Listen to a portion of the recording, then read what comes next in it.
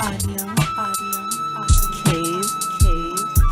36. Queen Elizabeth II was plus possession of a firearm after or another. Again, it is still.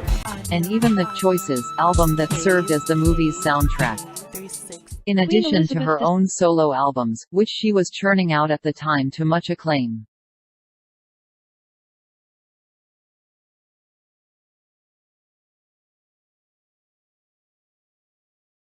Gangsta Boo, rest in peace.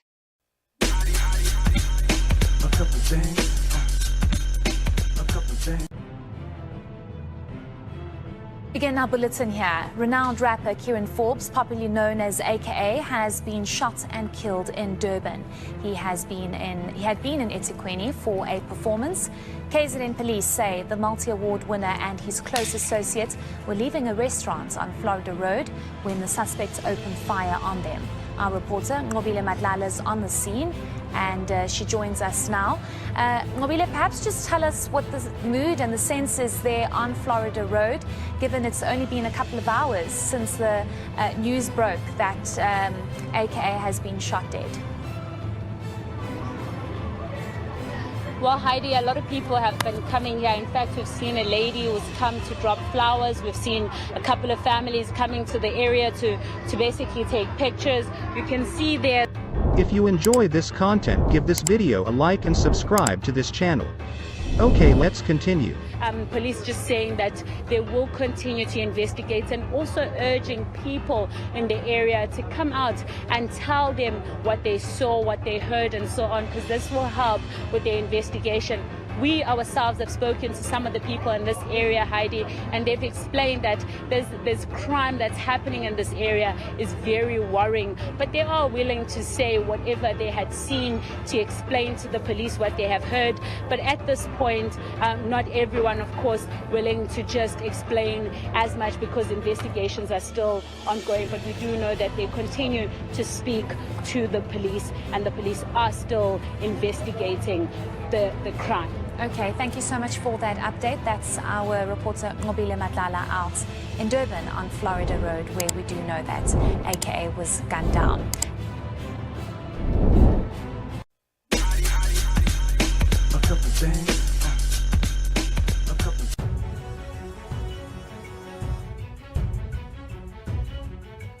Stomach bug worrying experts. The CDC says it's drug-resistant and hitting both adults and children. Fox 5's Teresa Briolo joins us now with more about Shigella. Teresa, how quickly is the stomach bug spreading? Yeah, Natasha and Steve, what I'm told by experts is that this is basically a potent stomach bug that comes with it a high fever. If you've ever lived with somebody who has gotten a stomach bug, you know it doesn't take much for it to spread. What is worrisome about Shigella is that there has been a slight uptick in the antibiotic-resistant strains, which can lead to other complications. Shigellosis is a disease that's typified by diarrhea, abdominal cramping, and fever. Sometimes that diarrhea can be bloody, sometimes it can be mucousy, and it makes people feel really, really lousy for about a week or two. It's the latest illness to sweep across the nation. The Shigella bacteria causing an illness called shigellosis, and it presents as a really nasty stomach bug. These bacteria, they live with us at all times, but they typically are found in feces or the stool. The CDC is urging all Americans to watch out for Shigella, in part because there are certain strains that appear resistant to antibiotics. The percentage of infections from the drug-resistant strains of the bacteria increased from 0 in 2015 to 5% in 2022, according to the CDC. Where we're seeing that antimicrobial resistant Shigella are more people amongst people who are experiencing homelessness and amongst people who, men who have sex with men, and people living with HIV. The experts say your kids are most likely to get Shigella because they're always putting their hands to their mouths. But once the bacteria is introduced to your home, it is easily spread and tough to kill.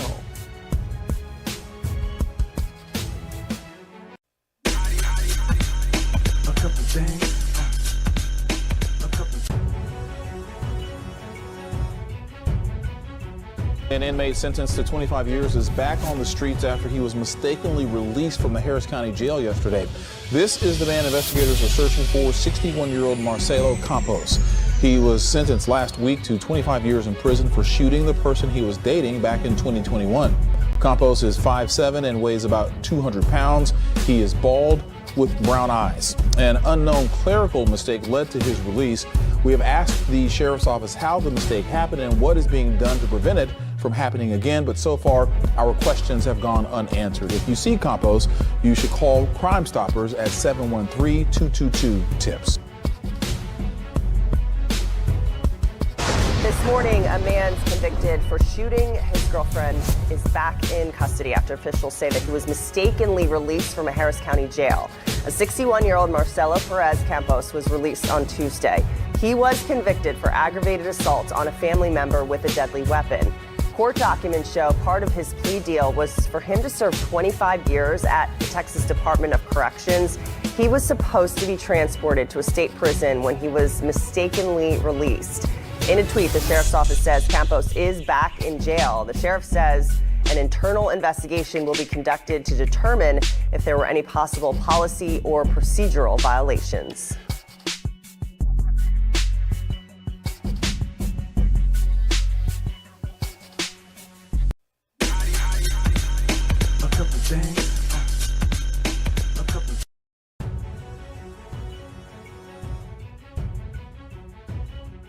Welcome back here on Live Now from Fox, and I want to get back to a story that we brought you as breaking news just yesterday. We checked in with our Fox 13 Seattle team to get the latest information. We now know that 3 people are dead after a suspected stalker broke into a Redmond, Washington home and killed a podcaster and her husband. That information from police. The woman's mother survived the attack, escaped, and called 911. The shooting happening at a home on 166th Street Northeast and Northeast 89th Street, if you are familiar with the area, on Friday morning, very early, about 2 a.m. According to Redmond police, officers responded after a woman called 911 at a neighbor's home to report a stalking situation. When officers arrived at the scene, they found a 35-year-old man who lived at the home in the front yard, and he had been fatally shot in the chest. When officers entered that home, they found the man's 33-year-old wife and that suspected stalker both dead after being shot. I do want to play for you our Fox 13 Seattle team's latest story that breaks down the information we have so far. In the first homicide in the city of Redmond since 2021, a crazed stalker obsessed with a woman killed her and her husband before turning the gun on himself. This is the absolute worst outcome, for a stalking case. Police Chief Darrell Lowe says this man, 38-year-old Ramin from Texas, is the suspect. He came to the neighborhood in this red truck Tuesday overnight. The suspect broke into the home via a bedroom window, that bedroom being the mother's.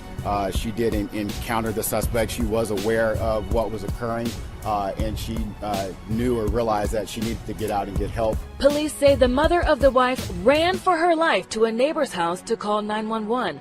When officers arrived, the mother and neighbor led them to the home. As officers approached the front of the home, a male later identified as the husband of the victim was seen in a doorway. As officers tried to communicate with him, he collapsed and became unresponsive. Officers evacuated him from the front of the house and realized that he had been shot. First responders performed CPR, trying to save his life, but he soon died. During the investigation, officers found the man's wife shot in the master bedroom, Ramin dead from shooting himself. The petition for a protection order, filed on March 3rd, says Ramin would leave the woman voicemails more than 10 times a week, sending gifts and flowers to her home, even saying he hired a jazz band to play outside her house for 2 hours, but then called it off. The documents say the suspect would also leave her husband 20 messages a day. He even found her friends' addresses and phone numbers without their permission. Chief Lowe says a restraining order was officially filed with the city's prosecuting attorney's office, with a hearing scheduled for March 17th. A restraining order is simply a piece of paper that allows officers to take enforcement action should a suspect violate the court order but a piece of paper does not protect a person when someone is intent on causing them harm. Chief Lowe says it was challenging serving the order to Ramin because he was a long-haul truck driver, always traveling the country for work. It was difficult to, I'll say, pin him down to a location. It wasn't as though he was local and we had a local address to where we could either do surveillance or find him, serve the protective order, etc. He was in a different state, traveled across the country as part of his employment, so that was the biggest challenge. Chief Lowe says the woman and her family worked very closely with detectives since becoming aware of the crazed stalking situation in December 2022, even adding extra surveillance cameras to the home. In this case, the victim did everything that they possibly could. Unfortunately, this person, broke into their home and killed her, and it is a tragic event. Frankie Thompson, Fox 13 News.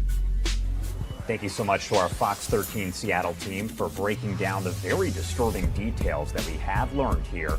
You heard that according to the protection order against that shooter, the woman met him in June of last year, and the constant and harassing messages and calls started shortly after that. The order does claim that he would leave several messages a day and a week and would contact friends of the woman. He also was able to obtain her address and the addresses of her friends, despite never being told about them. Several times he threatened to burn himself, they say, outside of her home if she didn't see him. So this brings up a very important topic here. What should you do if you're a victim of stalking? Our Fox 13 Seattle team takes a deep dive into why you should never just ignore it and hope it goes away. And that means if you feel that something is not right, ask for help. Ignoring it and hoping that it fades away will not work in stalking situations. Confronting a stalker early could potentially save your life. What's happening with that other person's behavior that's making you feel this way? Why is it inappropriate? Most of the time, we have fear when somebody has violated a social norm. These are the questions Cheryl Michaels wants you to ask yourself if you think you're dealing with a stalker. She's the director of safety and security at Seattle Pacific University. Michaels says if you find yourself trying to talk yourself out of believing in your gut feeling, consider that a red flag on its own. The trauma, the fear of what could happen really is a strong motivator to how we respond to it. And often it's try to ignore it and make it go away. Ignore our feelings, our intuition that is telling us something's wrong here and we need to act. That act should be reaching out to friends and family, or if it escalates, calling law enforcement. Stalking, by definition, is repeated unwanted attempts at communication, contact, or even harassment. And the worst thing we can do is ignore our gut feeling that says don't answer that call. And after 30 attempts, like, okay, if I just answer this phone call after 30 times, then maybe they'll stop. And all that's done is taught the person who's obsessed that all they have to do is be persistent for 30 times. And then eventually they'll get to make that connection. Michael says once you make a decision not to engage, you need to stick with it. Consistency is crucial with people who display obsessive behavior. If they continue to pursue contact, keep a record of what they're saying, because that often is what makes the contact a crime. With stalking and the law that's written for stalking, it has to be something that has more criminal intent involved, like threats to damage your property, threats to harm you or a friend. It can't just be the mere phone call or text message, because then we just have harassment. According to the National Intimate Partner and Sexual Violence Survey, 1 in every 3 women and 1 in every 6 men have been stalked at some point in their lives. Here in King County, we do not have information for 2022 yet, but the latest data available shows that there were 20 civil protection orders issued for stalking in 2021. That is up from just 10 issued in 2020. In the newsroom, Nikki Torres, Fox 13 News. A very disturbing story there. Thank you so much to our Fox 13 Seattle team, and we will make sure to stay in touch with them and bring you updates as we do get them.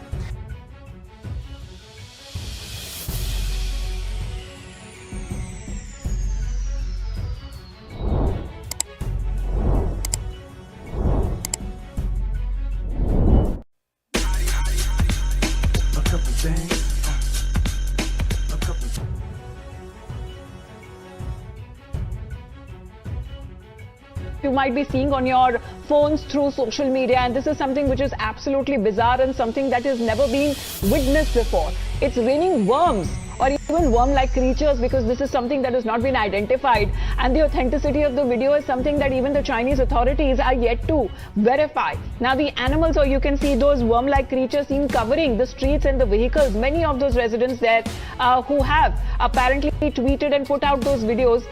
What is now being said that the province residents in the video who were securing themselves with umbrellas, they went about with their daily chores, and the Chinese authorities have not explained this bizarre phenomenon or what exactly is it and what those creatures exactly are. But usually such encounter with animals happens after a storm, when a wind or a whirlpool carries bugs for miles and miles. But the report could also be seen that the people are seen carrying umbrellas to save themselves from getting hit by the worms that seem to be falling from the sky. So this is a bizarre video that is now being doing the rounds there. Exactly what it is, what those creatures are, that is something that has not been identified, even nothing from the Chinese authorities. Meanwhile, some have been saying that this videos could be possibly fake also, but the veracity of the video is something that is not being talked about officially by the Chinese state authorities. What this creatures, worm-like creatures, is all about, this is something that is still yet to be verified. This is a bizarre video that is now being reported to have come from China.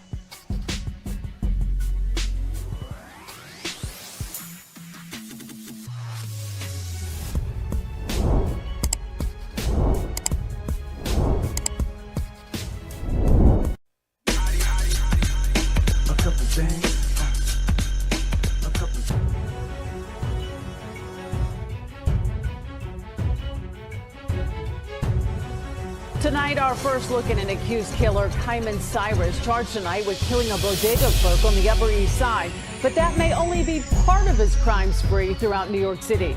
Eyewitness News reporter Morgan Norwood is live on the Upper East Side with more. Morgan?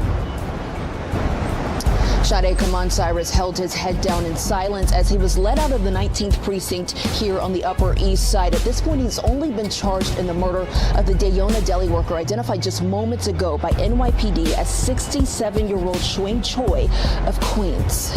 With officers at both arms, Kaiman Cyrus, the suspect who police say held up several city bodegas, held his head down as he was escorted out of the 19th precinct on the Upper East Side and into an awaiting police cruiser. Do you regret your actions? Police say the 39-year-old is seen here on surveillance video waving a gun around as he held up the Yaya bodega in the Bronx, just moments after he gunned down a 67-year-old worker at Dayona Deli, a bodega on the Upper East Side. This is another example of pointless, avoidable violence on the streets of our city. There were 4 robberies over the span of 9 days. In each case, police say the suspect donned that white hazmat suit and would demand money, cell phones, cigarettes, and then race off on a dark blue moped. With the suspect covered from head to toe, police had little to go on. On Sunday, a break in the case. Detectives received a Crime Stoppers tip stating that the suspect entered a bodega at 1665 Boston Road and was wearing military fatigues and riding that blue moped. Acting on this tip, detectives tracked that individual through video. Cyrus taken into custody in the Bronx Thursday morning. The gun police believe Cyrus allegedly used in the murder of the bodega worker on the Upper East Side also found, along with 2 Tyvek suits. It was a relief for the United Bodega Workers of America, who for days have rallied, even putting up thousands in reward money. We no longer have to worry about this gun-toting, scooter-driving murderer. Those on the Upper East Side who often shopped at Dayona, sharing that relief, but also still reeling. It's sad. I hope they put him away for at least 25 years. And so tonight we're learning more about the suspect's background. Kaiman Cyrus has 3 prior arrests, one ending in a conviction, also serving prison time at least a year, a conditional release to immigration. That was back in 2004.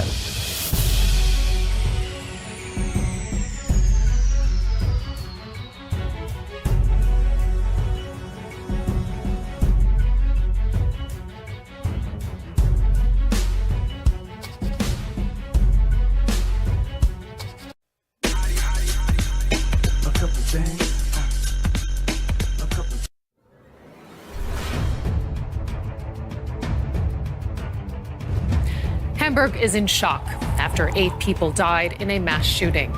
The incident took place at a building used by Jehovah's Witnesses in the northern German city. Authorities say that several others were injured in the incident. Police have yet to elaborate on a possible motive, and the shooter is thought to be among the dead. This is not a common sight in Germany. Police officials rushing through the streets, carrying wounded people to safety. These scenes after a shooter opened fire at a meeting of Jehovah's Witnesses in northern Hamburg. I'm a local resident. I heard loud gunshots. Went to the window to see what was going on. I saw a man with a firearm shooting at a window. I filmed it. This is what the witness saw.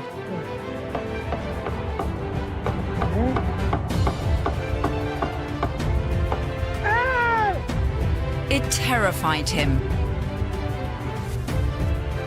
Police said several people had been killed or wounded without giving a definite number. The officers entered and found people who had been injured, some fatally, by gunshots.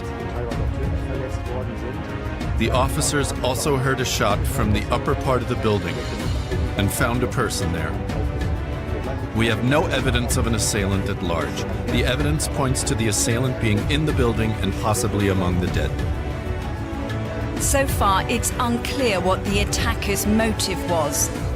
But they've left behind chaos and fear in a city that was about to fall asleep.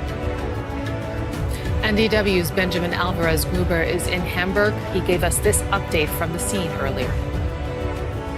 One of the neighbors, a woman who's living nearby, told German media that she heard several rounds of gunshots before 9 p.m. Police was nearby. They managed to come to this place of worship that you can see here behind me shortly after 9 p.m. When the first officers entered the building, they still heard a shot. That's the information that we have. They were pretty quickly also with the work with the different ambulances, and then they gave the information that they believe that the attacker is not on the run. That of course is something that people here were also hoping for. They believe that it was one person that it did have this shooting that went in there and started shooting. The area is cordoned off, so the whole area here, the streets for the neighbors that are here around. And of course, it's shocking news for everyone who is involved to see exactly what happened, how this unfolded. They're really helpful for the quick work that police did. One of them it was the mayor of Hamburg, who also expressed his condolences for the families of the victims that died here in the Thursday evening attack. And let's get more. We are joined now by DW security correspondent Thomas Sparrow. Thomas, what more do we know about the attacker, including motive? Well, the motivation is still unclear and authorities are still investigating. This is not something unusual. In fact, when you have these kinds of incidents, authorities normally take some time before discussing any possible motivation, before describing the incident with specific terms. What we've heard so far, for example, from Chancellor Olaf Scholz, describing it as a brutal act of violence.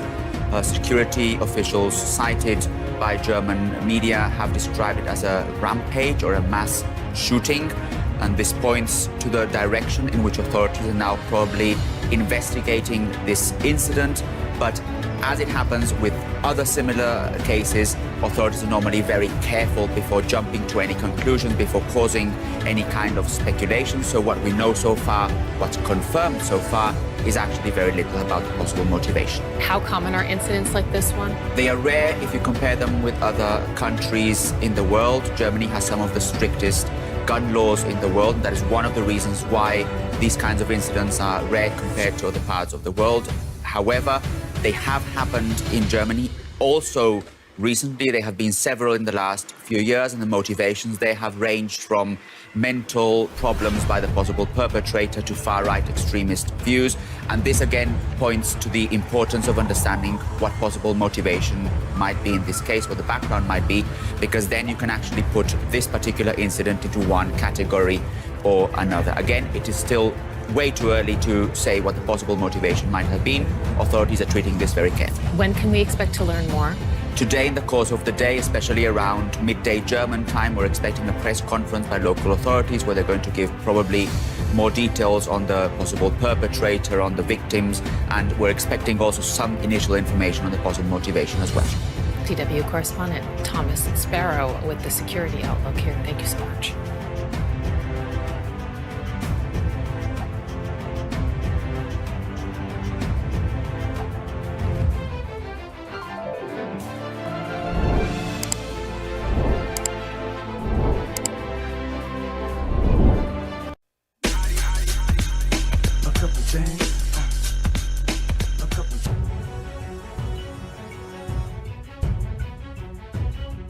A source close to the investigation says the abduction is likely a case of mistaken identity. Multiple agencies will now work to find those responsible, officials said.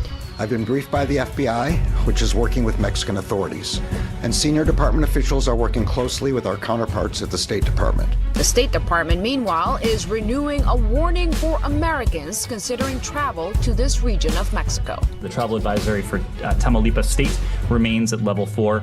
Do not travel. We encourage Americans to heed that advice. That breaking news. Mexico's president says 2 out of 4 Americans apparently kidnapped in Mexico have been found dead, but the other 2 have been found alive. Disturbing video appears to show the group being violently taken at gunpoint just across the Texas border in Matamoros, Mexico. One person is led to the back of a pickup truck by heavily armed men in body armor. Another person is then pulled onto the truck bed. ABC News has not independently verified this video. Matt Rivers joins me live now from Mexico City with the very latest. Now, Matt, what do we know right now about these kidnapped Americans that were found? Yeah, this is some tragic development that we heard just really within the last hour or so from the governor, from the Mexican president. It was during his morning press conference, which he gives every morning, that he actually took a phone call live, that he took the telephone, put it on speakerphone, put it near his own microphone. He took a phone call live from the governor of Tamaulipas State, which is where Matamoros is located. And the governor actually updated reporters live on that phone call, saying that 2 of the 4 Americans who were kidnapped have since been found dead. 2 others were found alive, one of whom we're told are injured at this point. In terms of the identities of who was killed, who was found alive, of the 4 people that we know were kidnapped in the first place, they didn't provide any updates on that. We know also from the Mexican president that 1 person so far has been detained by Mexican authorities in conjunction with this crime. That's basically the latest that we have right now. Just to remind our viewers, it was back on Sunday afternoon the FBI first put out this public alert saying that these 4 Americans had traveled to Mexico. They were shortly thereafter involved in a gunfight. They were not firing guns, they were fired upon, and then ultimately kidnapped. And this is the latest information that we have, a tragic development here in Mexico. A tragic development indeed, but can you tell us more about those 2 other Americans that were found alive? What does the process of bringing them home look like? Yeah, so what we were told by Mexican authorities this morning is that they are going to be given medical treatment. So the words that they used were medical transport and medical treatment. Presumably, as we know, the FBI, the State Department, has been heavily involved in this case, coordinating with their Mexican counterparts since this case really began on Friday afternoon. And so once they receive the medical attention that they need, once they are deemed healthy enough to travel back to the United States, U.S. authorities will certainly facilitate that as soon as possible. And then you have to wonder how U.S. authorities might be involved in an eventual criminal prosecution in all of this. Will they ask for any eventual detainees, any people arrested, to be extradited to the United States because this was a crime against Americans? Those are questions for further down the road. But for now, those 2 people being treated after what has been a horrific ordeal for them. Again, we don't know the identities of who was injured and who was killed. We assume that we're going to get that information in about a half an hour from now, when the governor of the state of Tamaulipas and various security agencies in northern Mexico are expected to brief the press with an update. A lot more questions still remain. Now, Keith, you can see behind me just how active this border crossing is. All day I've watched people go across. Thousands of people cross the border here every day. I spoke with the local spokesperson for the police department here in Brownsville, who told me that it is very common for this border community to travel into Mexico for things like medical procedures or even just to see friends and family. They don't believe this is going to decrease the crossings in any way, but they are asking people to take additional precaution if you're going to cross, to tell people where you're going to be, to make make sure you have a full tank of gas and to activate GPS on your cell phone and just to stay in touch with friends and family about your whereabouts. This is a border community that it's a part of life to cross the border, but certainly a community that has been shaken by the tragic events this week. Some helpful advice there. Gloria Pasmino there near Brownsville. Thank you so much.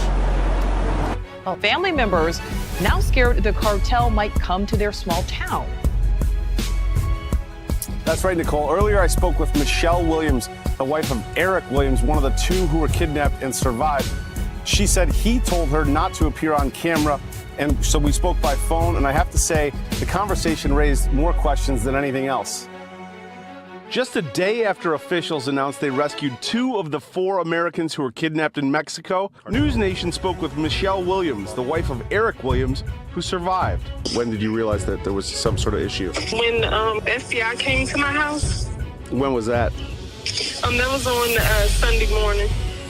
And what did they say? They wanted to confirm who he was, and that was he with them. And I did not know at the time that he was with them particular friends. I didn't even have any idea that they were even there. Williams again told us she didn't know her husband had gone to Mexico. Where did he say where he was going initially? He just said he was going with his friend and his cousin. Did he say he was going to Mexico? No, he did not. That's one thing he did not say. Michelle did say she has been speaking to her husband periodically. What does he say about the whole incident? He's heartbroken that the other 2 won't be coming home. Those are like his brothers. She is like his sister. And still not sharing with his wife what went down this past Friday in Mexico.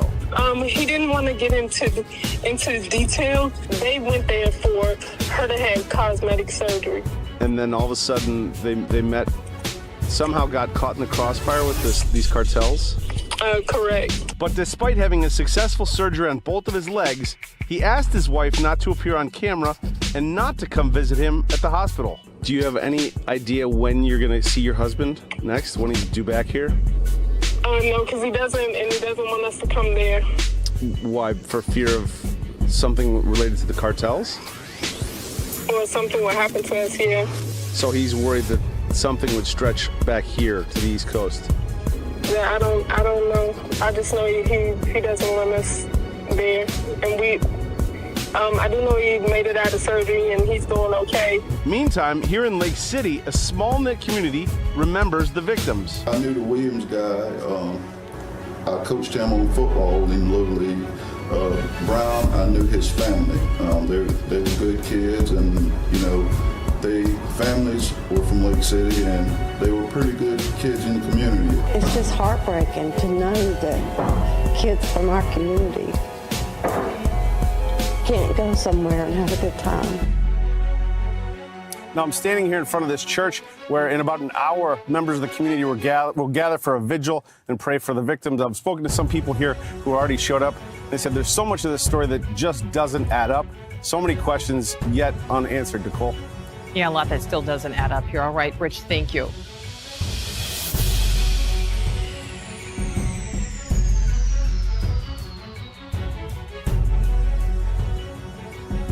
We turn now to the stunning image south of the border in Mexico today, and it comes, of course, after those 4 Americans were kidnapped, 2 of them shot and killed.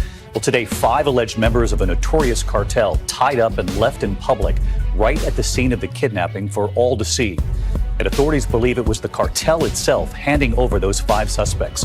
A note left on the windshield, the cartel apologizing for the deadly attack on Americans. And late today, the bodies of those 2 Americans who died in the attack arriving back in the United States. ABC's Matt Rivers in Mexico City again tonight. Tonight, nearly a week after that horrific kidnapping of 4 Americans that left 2 of them dead in a Mexican border city, a notorious drug cartel is allegedly taking responsibility. In these photos from a source close to the investigation, the Gulf Cartel appearing to hand over the 5 members they say did it. The 5 men found tied up near a truck with guns, ammunition, and body armor at the same spot in Matamoros where the kidnapping took place. Plus, a note on the windshield purportedly signed by the cartel references, quote, 4 kidnapped Americans, 2 of which died, adding, quote, "We have decided to deliver those involved and directly responsible." The 5 men now in state police custody. Authorities not confirming whether these 5 were involved, but multiple Mexican law enforcement sources close to the investigation tell ABC News the cartel note is believed to be legitimate. Neither ABC News nor U.S. officials have been able to verify the note's authenticity. I think they're doing it to take heat off of themselves. I do think this was their intent, was to sort of ease the pain as far as what pressure may be placed on the cartel as time goes on. That was really something to say, to witness that image today. Matt Rivers back with us tonight. And Matt, this notion that the cartel itself turning over these suspects, really a stark reminder of what we know from all of our reporting through the years of the power of these cartels. No question, and the Gulf Cartel is among the most powerful criminal organizations in the entire country. And if they did, in fact, turn over some of their own, knowing they would be detained by police, not worried about what those suspects would then say during interrogation, David, I think it says a lot about this group's power both in Matamoros and beyond. Well, you would know Matt Rivers, who has reported from Mexico for years. Matt, thank you.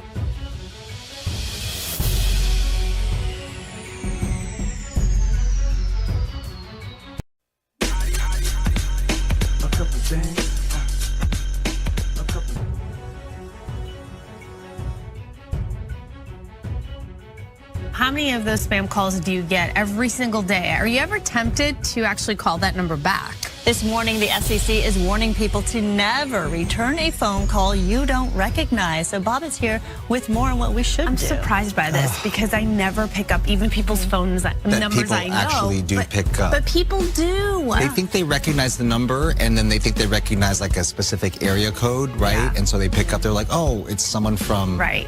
You know. I have noticed they do make these numbers very close to numbers you may call, and if you're not looking carefully, you could get tricked. So we have a list of some of the common area codes. I don't have that coming up, but yeah, they just don't pick up, really. Let it go to voicemail, right, if you don't recognize the number. Some 60 million Americans reported a phone scam in 2021. This is according to the FCC. Many of them did start with that spam call. So the FCC says victims are losing a lot of money, sometimes life savings from these scams. There's also the danger of personal identity theft. One of the most recent scams targets people who call back an unknown number. Victims get connected to a phone number outside of the U.S., and then they get charged for international fees for connecting, along with costly per-minute fees as long as you stay on the phone. So here is the list of the most common area codes to show you. They include Cleveland, Ohio, Dallas, Texas, La Palma here in California, New York City, northern Minnesota, and western Iowa. If you are billed for a call you made as a result of the scam, the FCC says try to resolve this issue with your phone company. They also urge victims to file a complaint with the FCC.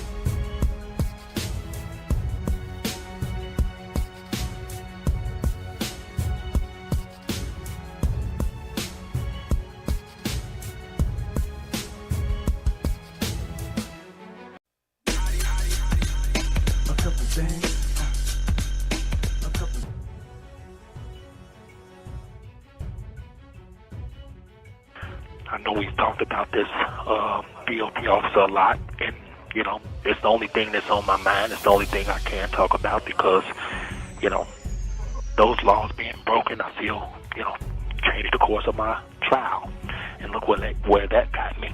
So there's nothing else to talk about when you're caged up and, you know, you're looking at the key on the outside of the door as to what you feel in your opinion got you in that cage. You know, no matter what nobody say, the laws were broken, and those laws that were broken by the law should be investigated. That is true. And any law, no matter who it is, any law that was broken should be investigated. That's the way the law works. So that's why I was urging them to write the U.S. Department of Justice, Office of the Inspector General. And I'm giving that address, which is 950 Pennsylvania Avenue, NW, Washington, D.C., 20530. And I'm also asking people to go to a link that a supporter set up for me.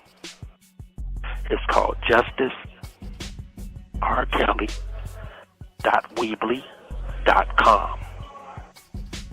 And if people go to that, the things they're going to see is already public. It's out there, you know. So, and people can see for themselves. And I wrote something that I was going to read here. Because I know people, you know, they try to make it like this is not a big deal. It's a very huge deal. It's not something that I'm making up. I don't have to lie on them like they did on me. I don't have to create a conspiracy about them like they did me, or continuously feed the public with false narratives about them like they did me. They did all these things just to secure a conviction in my case because they knew that there was no there actually there.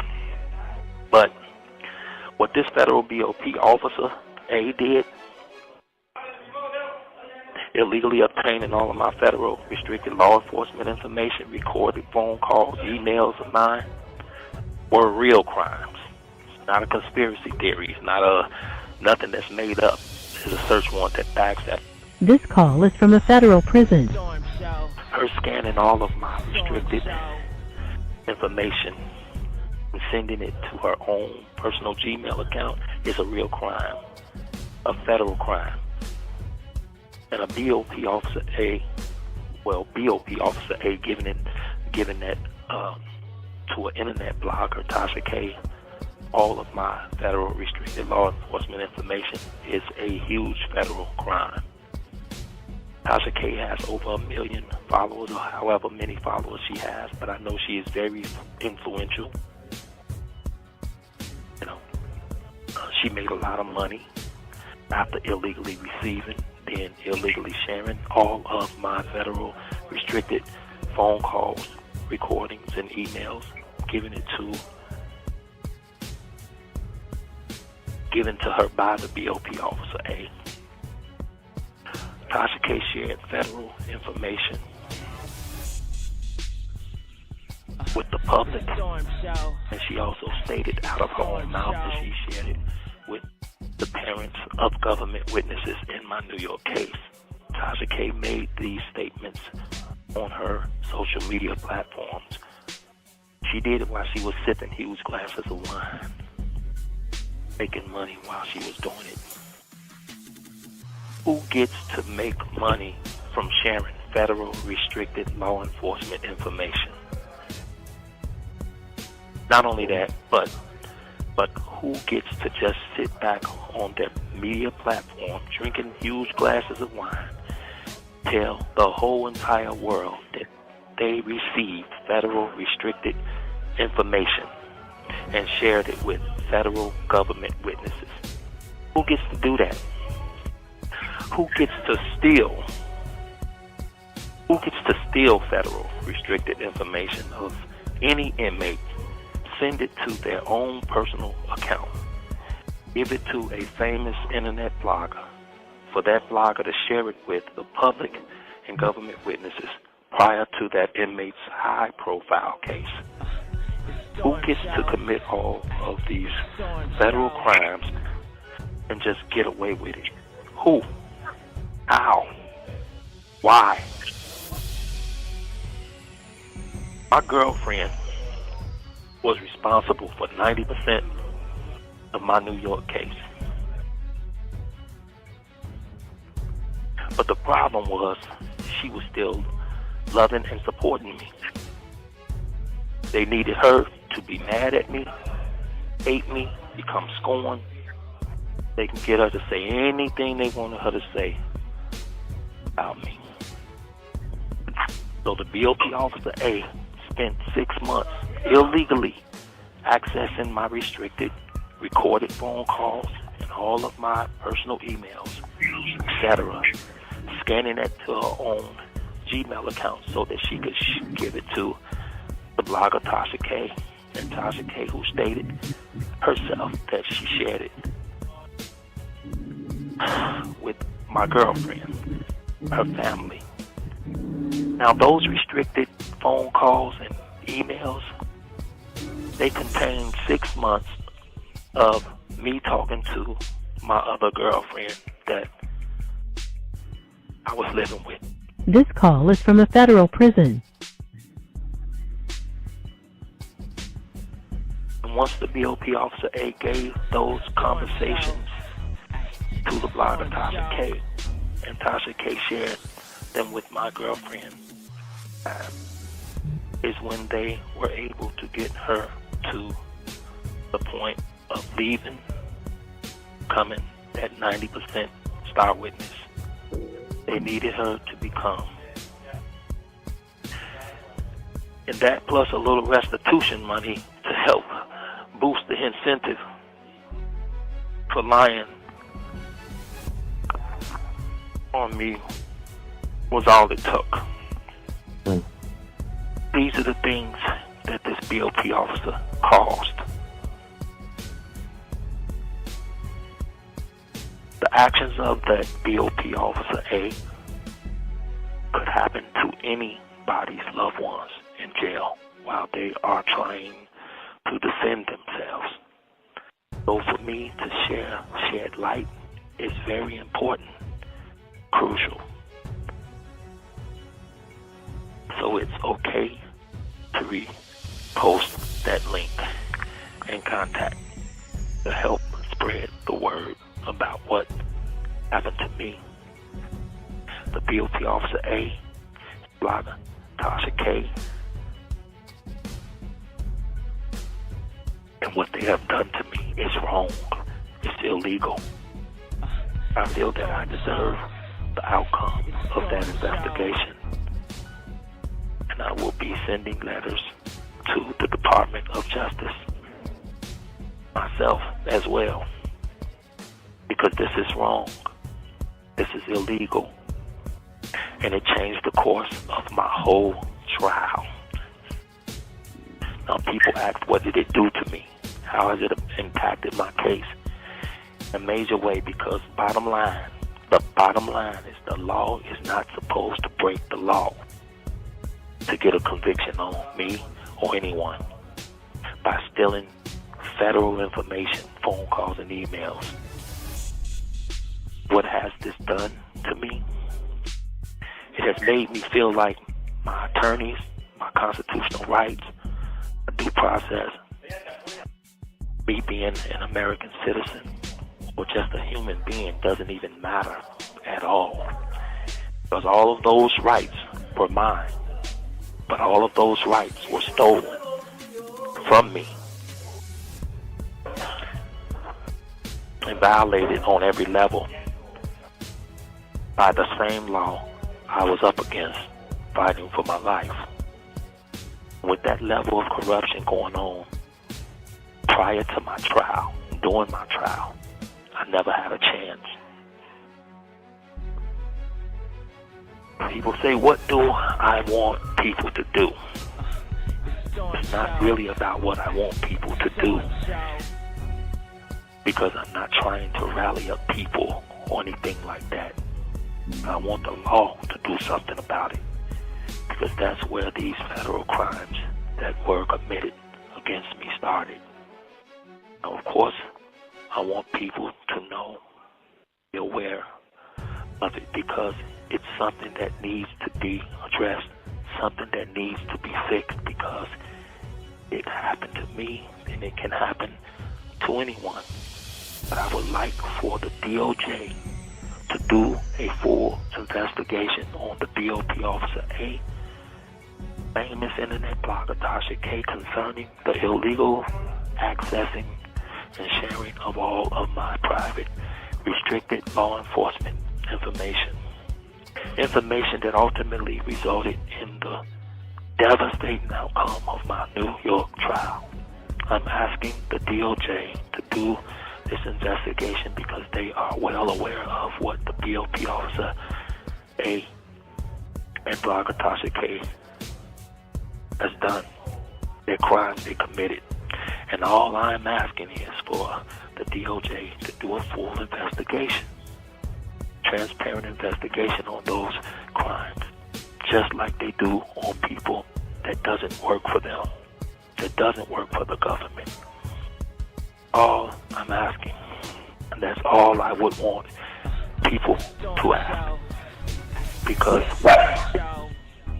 it's public knowledge that John Louch Jr., who is the head prosecutor of the Northern District, stated himself to the public in the Sun-Times paper that in fact BOP Officer A had illegally accessed restricted law enforcement information, and she did it 153 times, and there was no charges brought.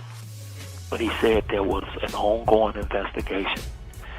Since John Louch stated that to the public, is why I feel the public, like myself and my attorneys, deserve the outcome of that investigation.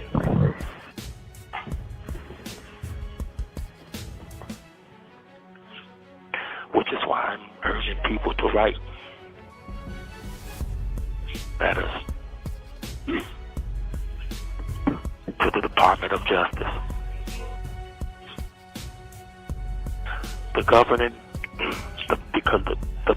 because the Department of Justice is the governing body of our laws, and if the Bureau of Prisons is not safe when it comes to our federal restricted law enforcement information, then no one can trust the outcome of their trials.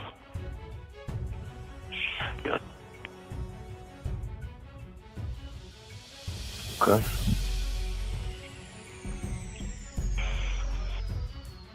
I apologize for the reading, but I'm the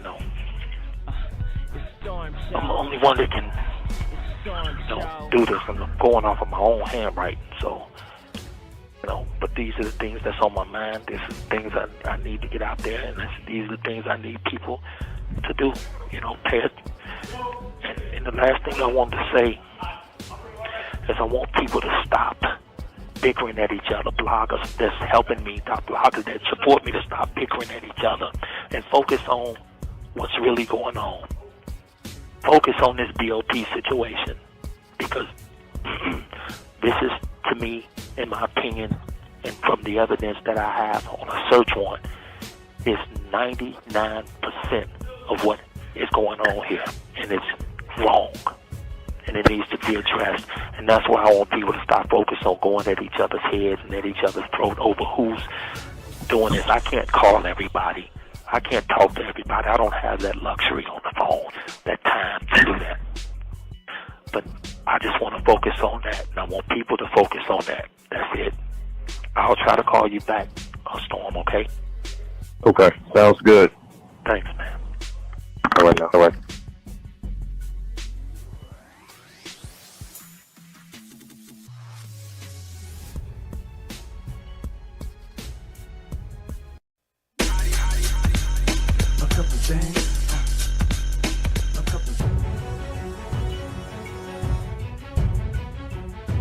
Concert in Rochester ending in tragedy after what concertgoers believed to be gunshots caused a deadly stampede. Fox 5's Sharon Crowley has the latest on the investigation into the venue where the crowd surged on Sunday night. This is a tragedy of epic proportions, and it's something that all of us who love concerts worry about. I am a big concert guy. Anyone that knows me well knows that I will go to concerts all around the country to see my favorite artists. And I will tell you that when you go to a concert, you do not expect to be trampled. Rochester's mayor reacting to a deadly stampede following performances by Memphis rap stars Glorilla and Finesse 2 times at the Main Street Armory in upstate New York. What happened at this concert breaks my heart, and it is totally unacceptable. Rochester police say 2 women died after being trampled trying to leave the concert venue. Another person is in critical condition. 7 other concert goers have non-life-threatening injuries. Investigators say fears of gunfire led the crowd to storm toward the exits at the end of the concert. But police say there is no evidence of a shooting. As people began to exit, the crowd began to surge and rush toward the exit. There are some reports that shots were heard, causing the crowd to panic, but that has not been confirmed. Well, the mayor of Rochester vowing to get to the bottom of what happened. He says he will hold the venue accountable if they are in violation. Police will also be looking at crowd size to see if it exceeded capacity of that venue. Sharon Crowley, Fox 5 News.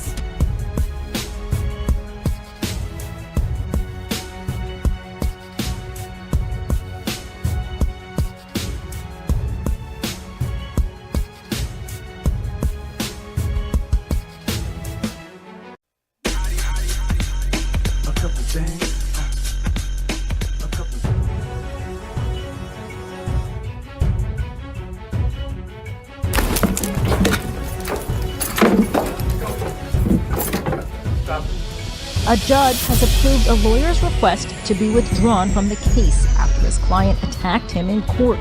Taylor Shabusiness was in court for a hearing when she attacked her defense attorney as he was sitting next to her.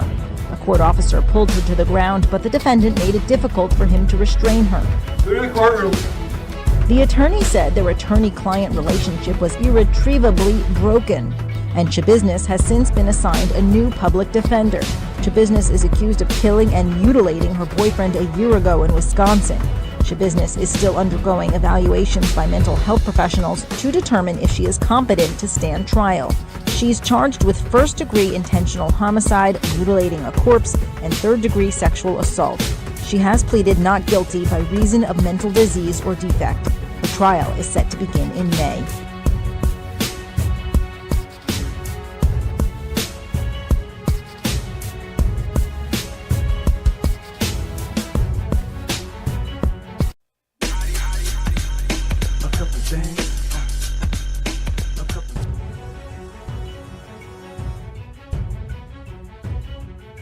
Two Fulton County families are begging authorities for answers after two fathers vanished without a trace. Jason Salter and his best friend and business partner, Kenny Guerra, haven't been seen in a week. Teresa Bowles met with their families who were planning to meet with East Point Police for an update on the case.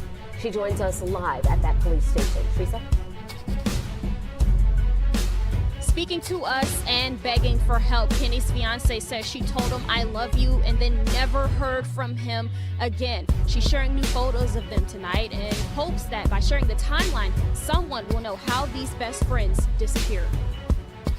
According to the missing persons report, Jason Salter was supposed to meet his friend Kenny on the night of February 25th in East Point. Jason's brother spoke to him at 4:30 that afternoon.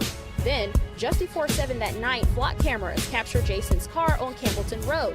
But Jason never came home and stopped answering his family's calls. The next afternoon, less than 24 hours later, Jason's brother reports him missing to Hapeville Police. As far as Kenny, his fiancée Ty Manning says she spoke to him on the evening of the 25th. Kenny planned to meet Jason, but he also stopped answering. East Point Police say they're working with South Fulton Police, Atlanta Police, and Hapeville Police on this case. Listen to Manning's plea. I want them to take it serious, and I want them to move quickly because we don't know where they are. And we don't have time to waste. Every second is crucial, and this is our families. It may just be another case to them, but it's our loved one and it's our family, so something needs to be done. The family says the best friends are the type to help others. They run a shop called Rockstar Printing on Old National that also helps support the community. And Salter's 40th birthday is next Friday. The family wants him home to celebrate. So if you know anything, you're urged to contact East Point Police. Live in East Point, Teresa Bowles.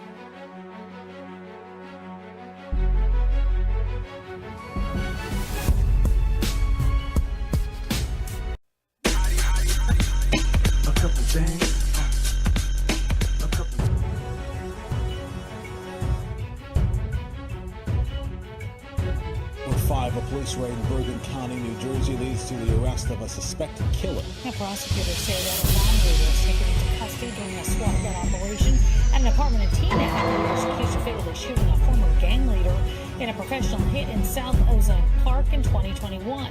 The victim was a reformed gang member who had recently been released from prison.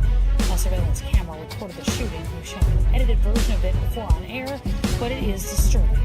The suspect can be seen wearing a Hasidic-style hat and long black robe as he approaches the victim's car and opens fire. 3 are charged with murder and illegal gun possession. 2 other people were arrested in the raid on charges tied to other cases.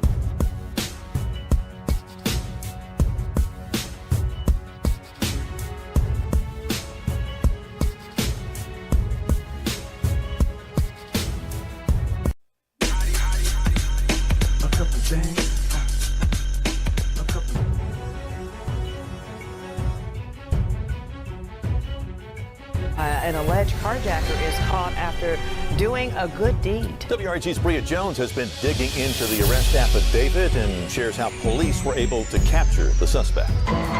According to the Memphis Police Department, the suspected 18-year carjacker stopped here on 3rd Street to pull a woman from a fiery crash when officers noticed a stolen car. Now, take a look at your screen.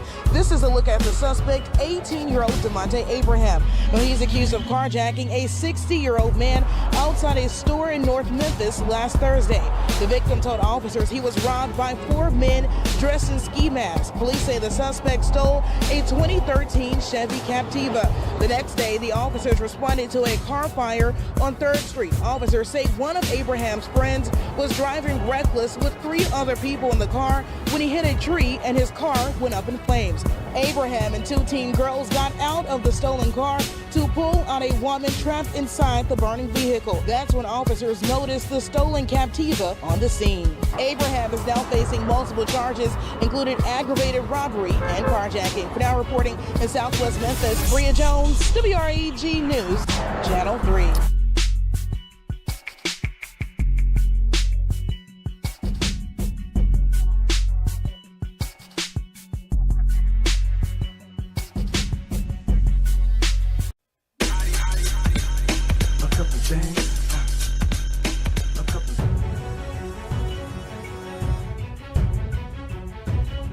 Interesting arrest in Luther after police say they tried to pull over 2 people. Well, that turned into a foot chase, and how they found those suspects was surprising. News 4's Taylor Mitchell joins us live in studio with video of that arrest. Taylor, what happened here?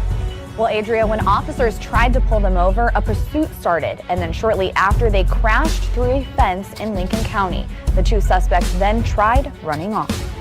The Luther Police Department says they found guns, ammunition, and body armor inside the vehicle. One of the men was found in a tree behind a home. He was taken into custody along with the other suspect found nearby. The driver, Shamian Brzezinski from Ardmore, was taken into custody and booked into the Oklahoma County Detention Center for several charges, including possession of drug paraphernalia and possession of a firearm after a former felony conviction. He also has warrants out of Carter County and out of Texas for firearms-related charges. The passenger, Colton Caldwell from Tulsa, was taken into custody as well and booked into the Oklahoma County Detention Center. He was arrested for several charges too, including obstruction, possessing of CDS and paraphernalia, plus possession of a firearm after former felony conviction. Caldwell also has warrants out of Carter County.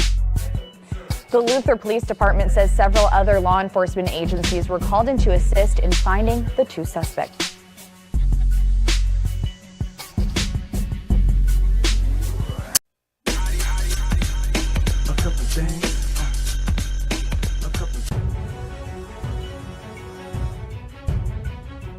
An inmate sentenced to 25 years is back on the streets after he was mistakenly released from the Harris County Jail yesterday. This is the man investigators are searching for, 61-year-old Marcelo Campos. He was sentenced last week to 25 years in prison for shooting the person he was dating back in 2021. Campos is 5'7" and weighs about 200 pounds. He is bald with brown eyes. An unknown clerical mistake led to his release. We have asked the sheriff's office how the mistake happened and what is being done to prevent it from happening again, but so far our questions have gone unanswered. If you see Campos, you should call Crime Stoppers at 713-222-TIPS. This morning, a man convicted for shooting his girlfriend is back in custody after officials say that he was mistakenly released from a Harris County jail. A 61-year-old Marcelo Perez Campos was released on Tuesday. He was convicted for aggravated assault on a family member with a deadly weapon. Court documents show part of his plea deal was for him to serve 25 years at the Texas Department of Corrections. He was supposed to be transported to a state prison when he was mistakenly released. In a tweet, the sheriff's office says Campos is back in jail. The sheriff says an internal investigation will be conducted to determine if there were any possible policy or procedural violations.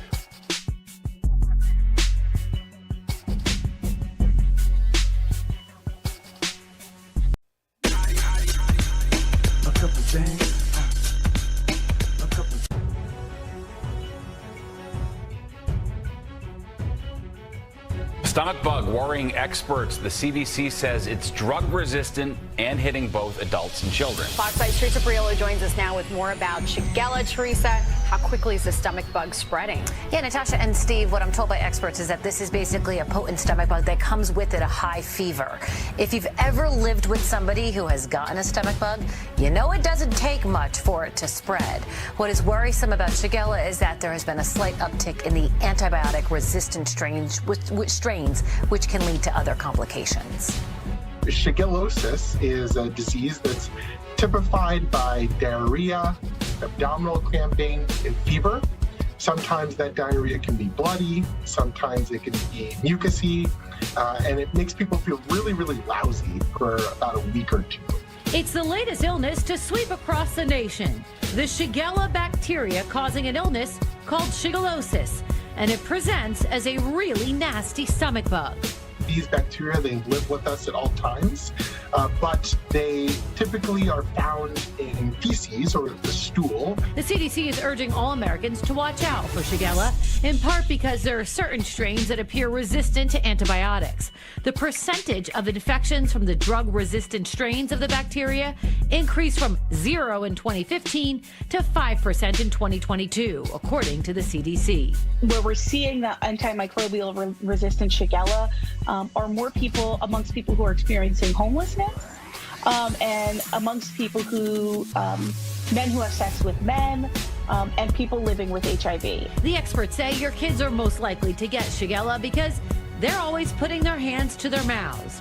But once the bacteria is introduced to your home, it is easily spread and tough to kill.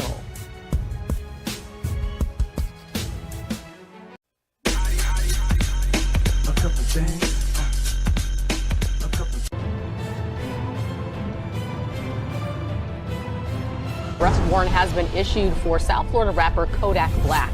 Officials say Bill Capri, better known as Kodak Black, violated the conditions of his pretrial release. This mugshot is from his initial arrest last year when troopers pulled him over for driving with an expired driver's license and tags and found drugs on him. And authorities say that Kodak failed to do a random drug and alcohol test on February 3rd. He completed the testing on February 8th, testing positive for fentanyl.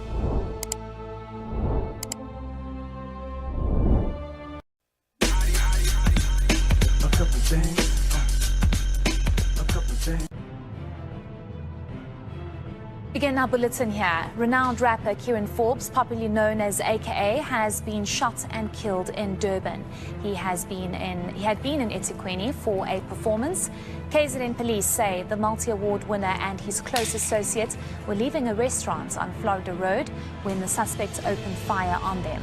Our reporter Ngobile Madlala is on the scene and she joins us now.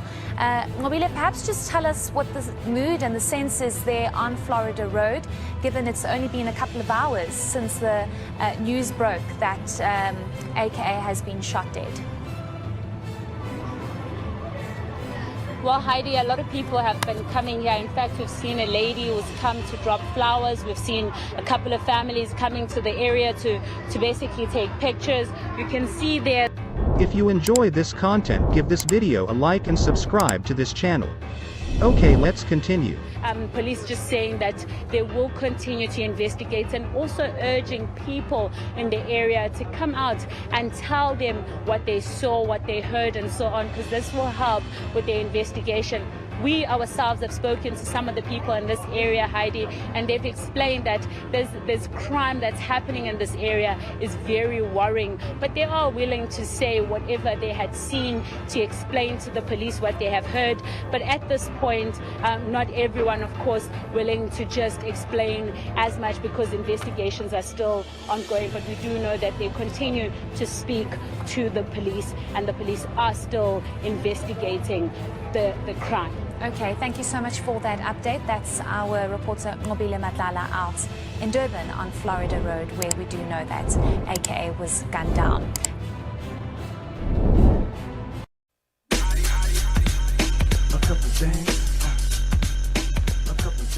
Quality Control sells to Scooter Braun's Hybe. The big deal is done and both founders of Quality Control, Kevin, Coach K, Lee and Pierre, P.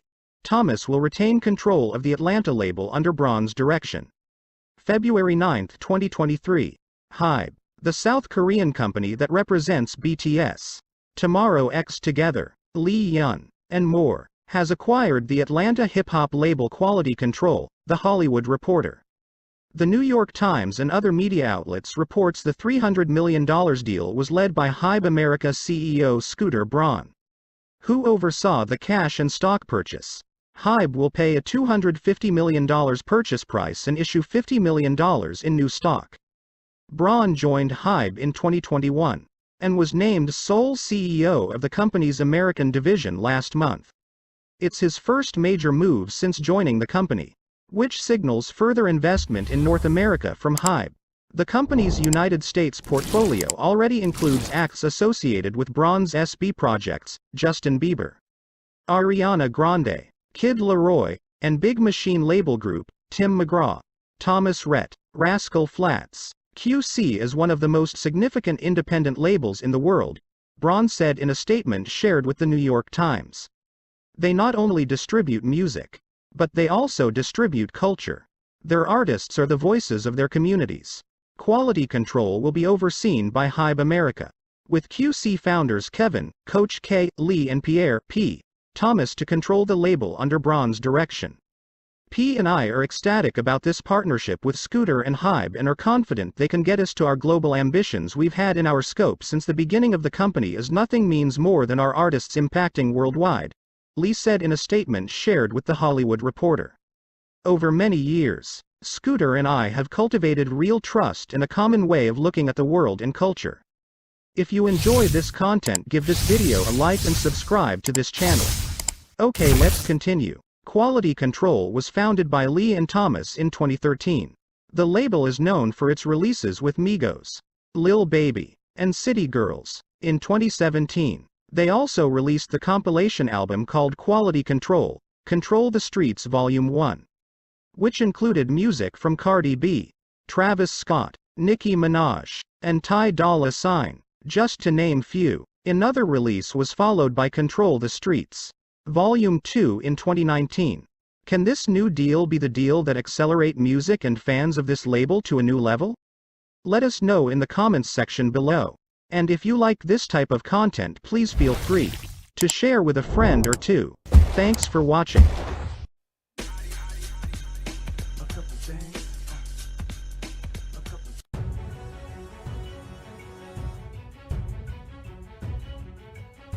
Well, the big story in Action News tonight is the botched and painful escape attempt by an alleged shoplifter. The incident was captured on video and has since gone viral in an attempt to elude capture. The man falls from the second floor at the Willow Grove Mall last week, but in obvious pain, he doesn't get too far. Action News reporter Chapadelli is live at the mall tonight with the full story and reaction. Chad. Yeah, Rick, this suspect did not get very far and in the process learned a very painful lesson. The saying goes, crime doesn't pay, and it also can be painful. Police say this is the man who tried to make his getaway after a robbery at the Apple Store in the Willow Grove Mall on April 13th. He tumbles to the ground, breaking his pelvis and tailbone. He tries to limp away, but the pain is too much, and he lays sprawled on the mall floor. The video has gone viral on the internet and is part of the police investigation. We showed some people the painful fall, and the reaction has been what you would expect. Was he high or something? I don't know. Just jumping. Wow. Things that people do, man. Broke his pelvis and broke his tailbone. That's crazy. And he still got up and kept on running? Abington police say the suspect, Abdi Wasuj, acted like a customer at the Apple Store and said he wanted to purchase 2 MacBook Pro laptops, an iPhone 14, and some accessories. Instead of buying the items, police say he snatched them and tried to run out of the store, but a Good Samaritan engaged Wasuj. A struggle ensued, and police say Wasuj threatened the Good Samaritan, saying, "Back off or I'll shoot you." He dropped the stolen goods, then made his getaway until that plunge onto the hard tile floor. Wasuj also faces charges of simple assault, terroristic threats, and harassment. He's down for the count. He's down for the count, man. That's crazy. Wow. Things that people do, man. And the suspect remains in the hospital recovering from his injuries. Police tell me his last known address is in Tempe, Arizona. It's unclear what he was doing here in Abington. Live in Willow Grove, Chad Perdelli, Channel 6 Action News.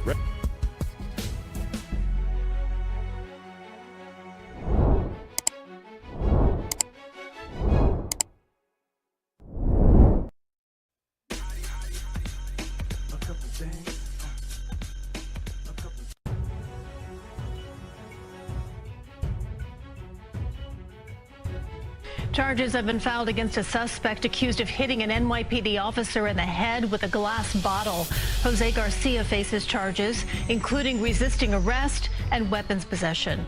Police say Garcia struck a female uniformed officer outside a smoke shop at East 231st Street and Broadway in the Bronx. The officer was there yesterday with the city sheriff conducting a smoke shop inspection. Police say the attack was unprovoked, and Garcia does not have a connection to the shop. Shocking video. An NYPD officer assaulted in the Bronx yesterday afternoon, hit in the head with a bottle in the Kingsbridge section. The officer was conducting a smoke shop inspection when the suspect, 45-year-old Jose Garcia, walked up behind her and hit her in the back of the head with the bottle. He was quickly arrested. Garcia is charged now with a series of crimes, including assault. New video this morning of the suspects wanted in connection with the brutal beating of a bodega owner in Coney Island. The assault happening Saturday. It's now being investigated as a hate crime. Authorities say the men were yelling racial slurs during the violence. Jamal Sawaid was working behind the counter at the store on Mermaid Avenue when he was attacked. One of the men repeatedly pounding his head and his face using a metal rod. I have to find out what's the problem. Why they come to my place and they destroy my head, and they hit me only in my head. In my head, they want to kill me. For what reason? Outside that store yesterday, activists rallied in support of Jamal, calling on the community to help identify those suspects.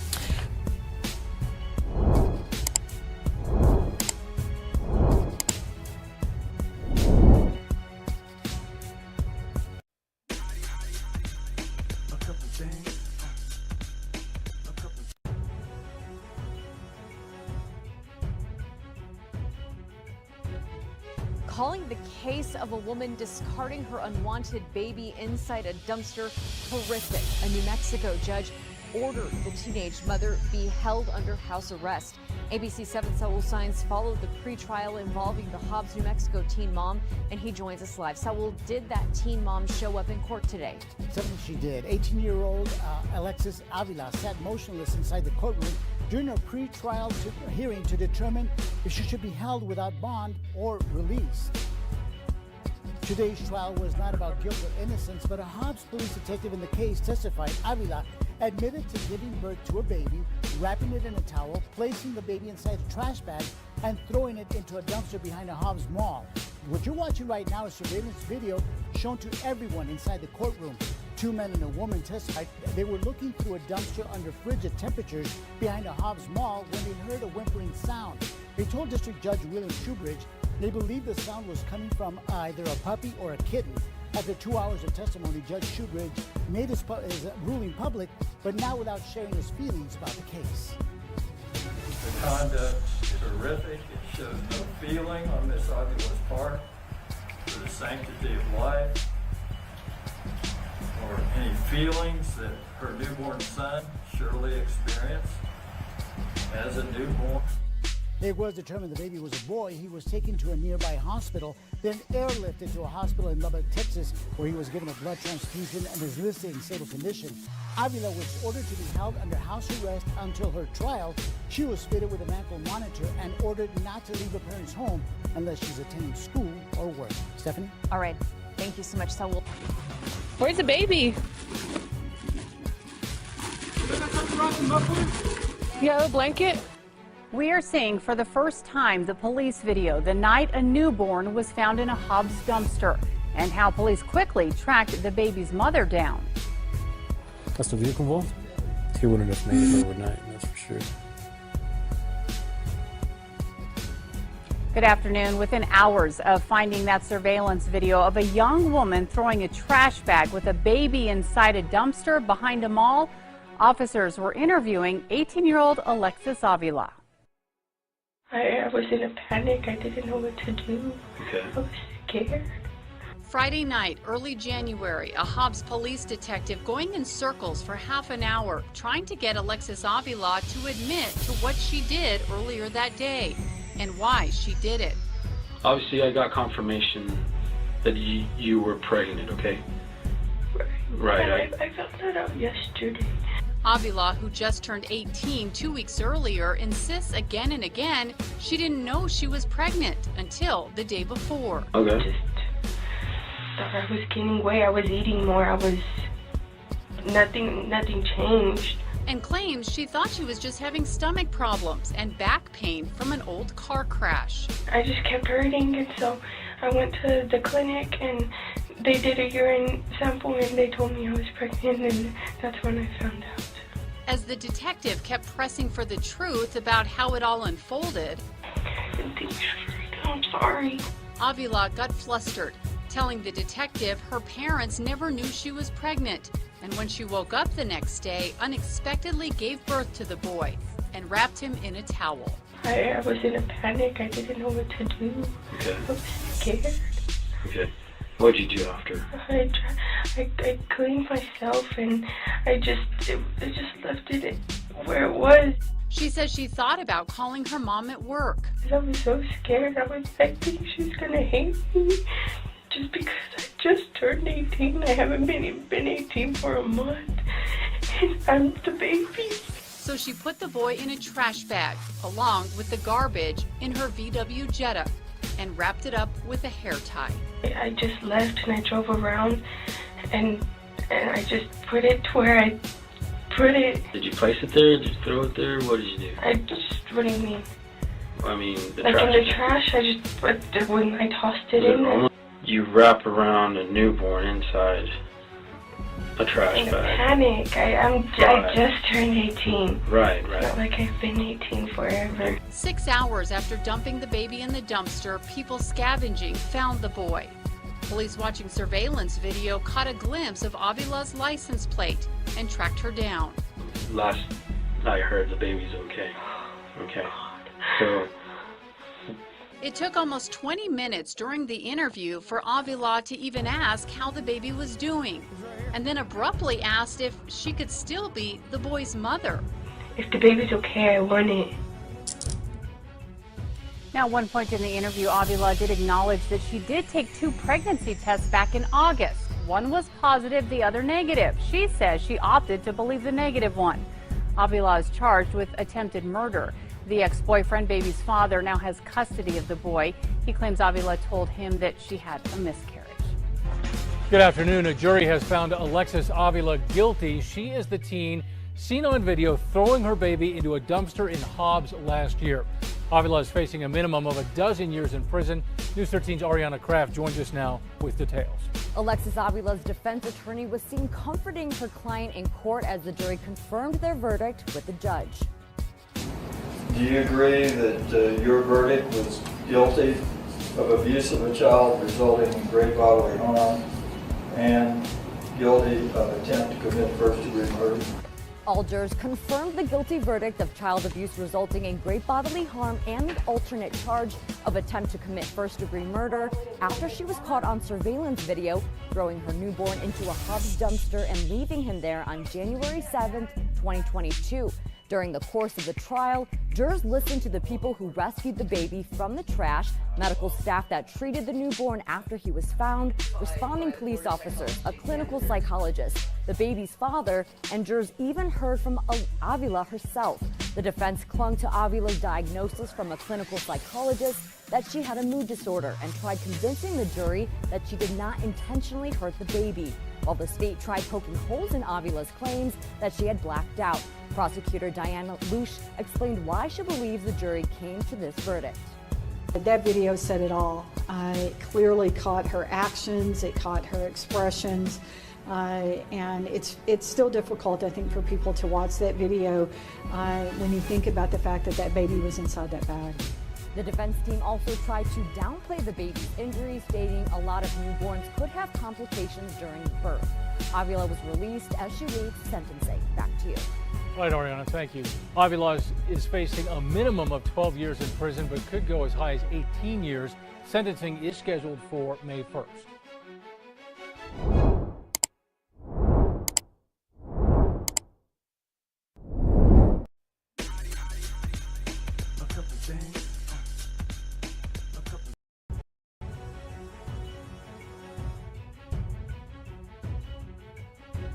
Tonight, a renewed push for answers following the disappearance of two best friends and business partners. Now we are hearing from family after Jason Salter was identified as one of two bodies found near the Chattahoochee River in March. Latasha Givens is live for us this evening with new details in this investigation. Well, Jennifer, the family met here at GBI headquarters a few hours ago to speak directly to the public about the update of the case. They wanted to thank everyone who had helped search for Jason, the officers working the case, and for everyone who has prayed for their family.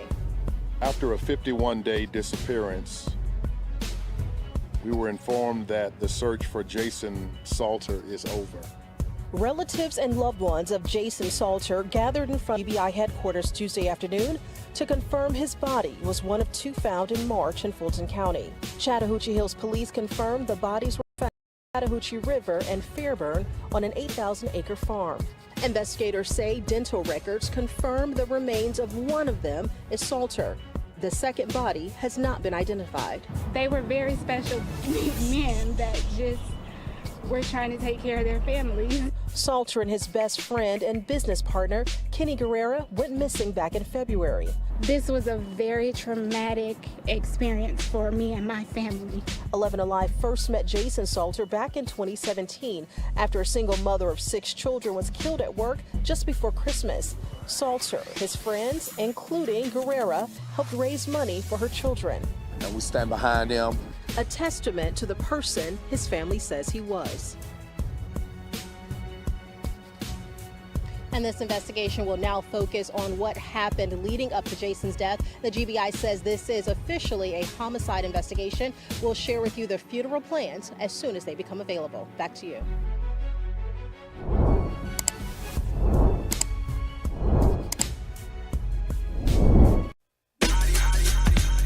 A couple things.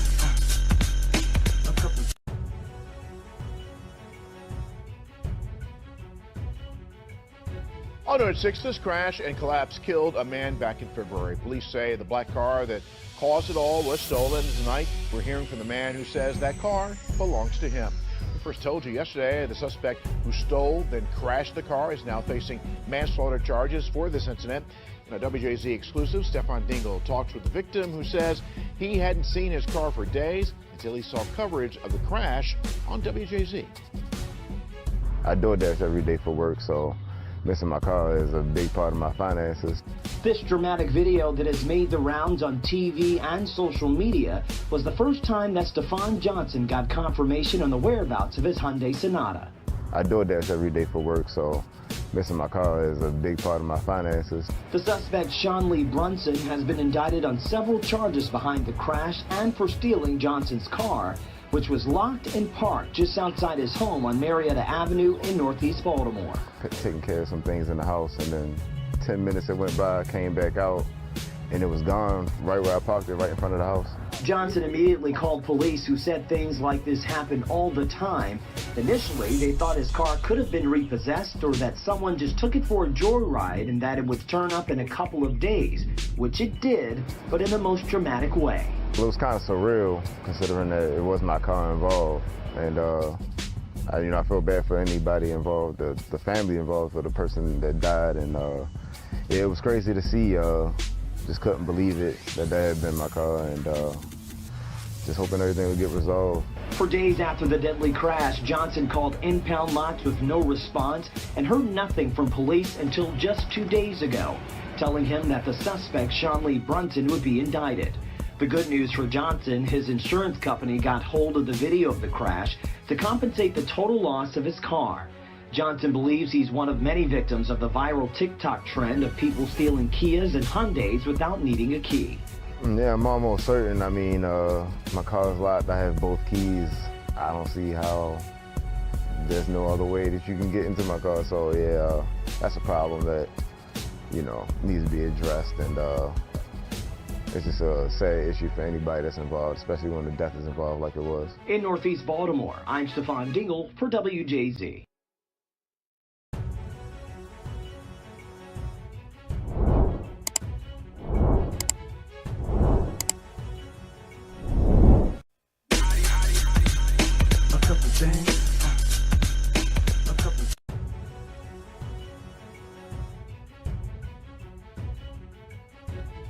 I was on the computer, and I thought there was an earthquake. It was so loud, you know. And I came in, I couldn't believe it. The doors were on the floor. Lenore Satterwhite couldn't believe her eyes. And I just saw the refrigerator doors on the floor here and the holes in the wall. These pictures show destruction throughout her home after she says her refrigerator exploded. The whole wall was all knocked in. And the other side of the wall, too. You can see the outside shell of the appliance still in its place with everything inside of it scattered all over her kitchen. The force so great it damaged her stove, walls, and furniture. Lenore called 911 right away, and firefighters responded. The Person County Fire Marshal tells me there's no evidence of an electrical fire or anything else in the house causing the event, saying whatever happened came from the refrigerator, but the exact cause could not be determined. Lenore says she just bought the refrigerator last fall. Just days before it exploded, she says Frigidaire sent a technician to her home after she requested a warranty repair since the refrigerator was making a loud noise. He said, "This is your problem." He had the freezer part all apart. And he said the fan isn't working properly to keep the temperature regulated. So he had to order a fan. But just days later, before the repair could happen, this is all that's left of Lenore's refrigerator. She called Frigidaire, and it was her homeowner's insurance that ended up covering all of the damage. When I reached out to Frigidaire, a representative said in part, consumer safety is our top priority. We have reached out to Ms. Satterwhite to understand more. We are actively reviewing her product and service information records. As for Lenore, I'd hate that for somebody to go through what I'm going through. Yeah. Or I could have got seriously hurt, huh? She's thankful no one was in the kitchen when it happened. There are a handful of other reports of this happening around the country, but with different manufacturers. Now, it's important that as soon as you notice an issue with your appliance, you report it for repair right away, and also report any incidents like this not only to the manufacturer, but also the Consumer Product Safety Commission, so it can be investigated. I'm troubleshooter Diane Wilson, ABC 11 Eyewitness News.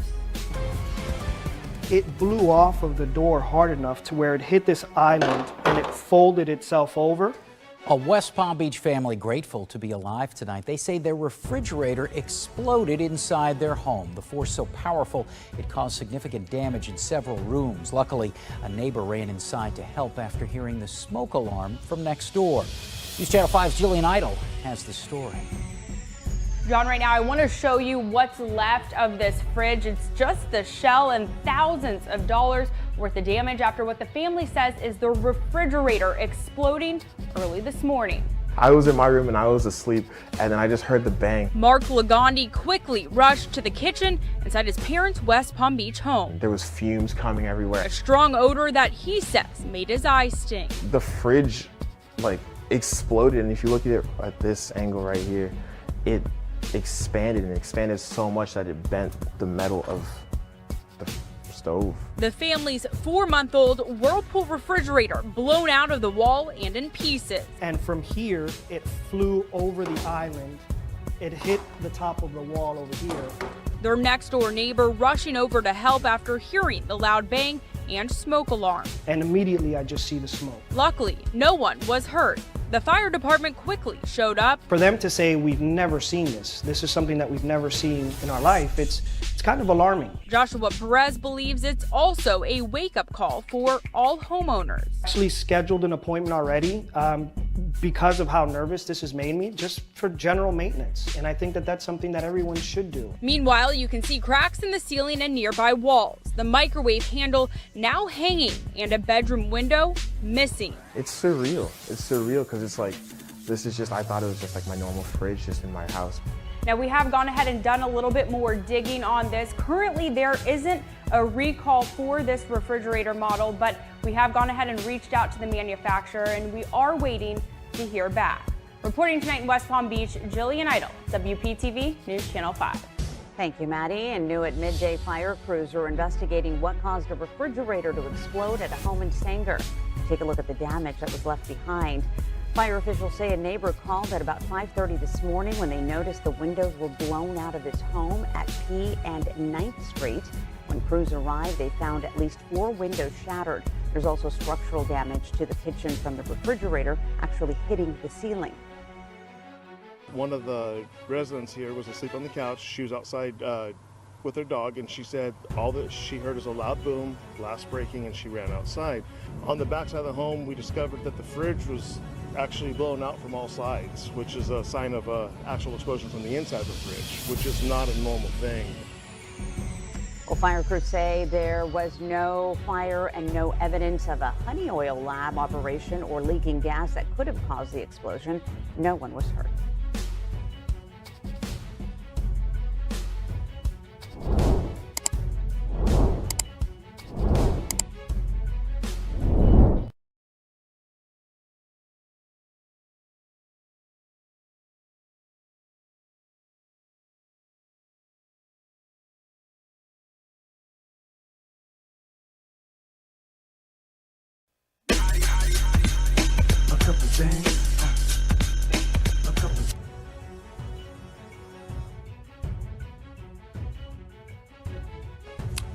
These days, as we've seen, evildoers will steal just about anything that isn't bolted down.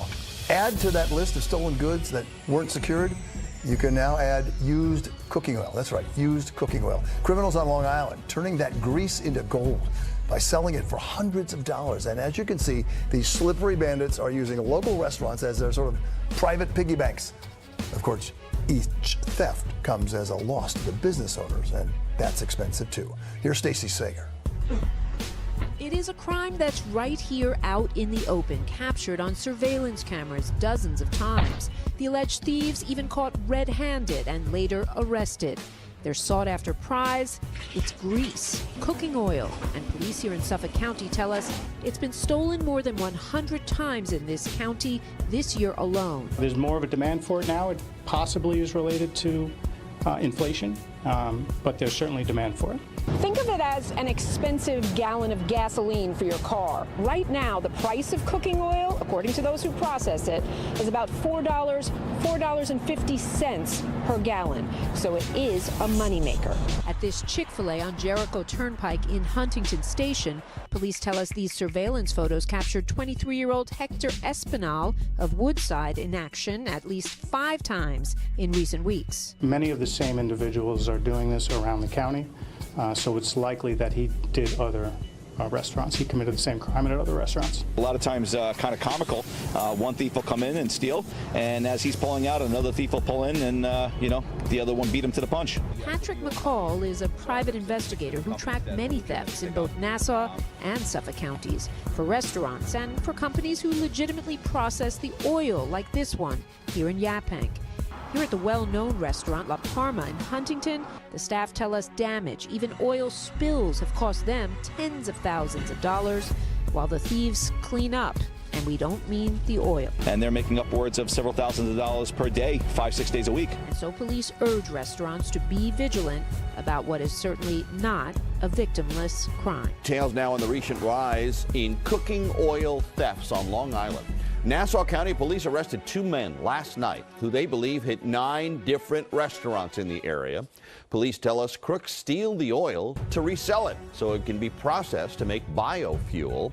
The rise in thefts is likely related to the rising cost of the cooking oil. It currently goes for $62 a gallon, which is up from $25 a gallon in 2019.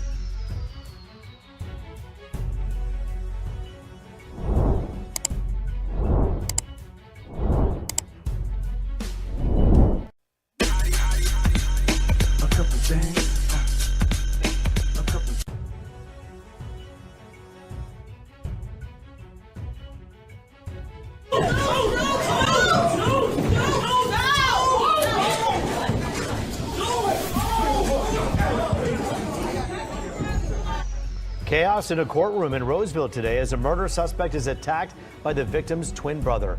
It happened right after a video was played in court showing the moment the suspect allegedly shot and killed the victim. Fox 2's Hillary Golston picks up the story. More than a scuffle, a near full-on brawl in court Wednesday as the family of Jere Robertson, who was shot to death execution style, went after the man accused of so brazenly and heinously killing Robertson.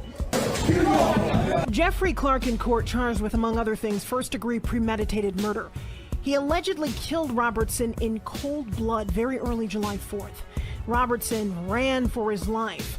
A woman who has romantic ties to both men spoke in court, saying Clark threatened her after the shooting. He proceeded to tell me that he would kill me if I told on him. He told me exactly what he did to Mr. Robertson. He told me that Mr. Robertson begged for his life, and that the only thing he was worried about was that he was on tether. Around 3:15 in the morning on the 4th of July, police say they got to the area of Joy and Franklin and Fraser. They found Robertson shot multiple times on the ground. Video of the shooting played in court, too graphic for us to show here, but it was shortly after the video was played that we witnessed this. It's an emotional case. I mean, obviously we have an individual who was shot repeatedly. We have members of the victim's family, the defendant's family were present, so it's no surprise that emotions are involved. It's unfortunate that they decided to let those emotions unleash in the courtroom. Another defendant charged in the case, Tamara Scott, waived her prelim and was bound over to circuit court. Hillary Golston, Fox 2 News. Making news around the state tonight, cameras were rolling when the man accused of shooting and killing a baby in Merced was attacked in court this afternoon. Take a look.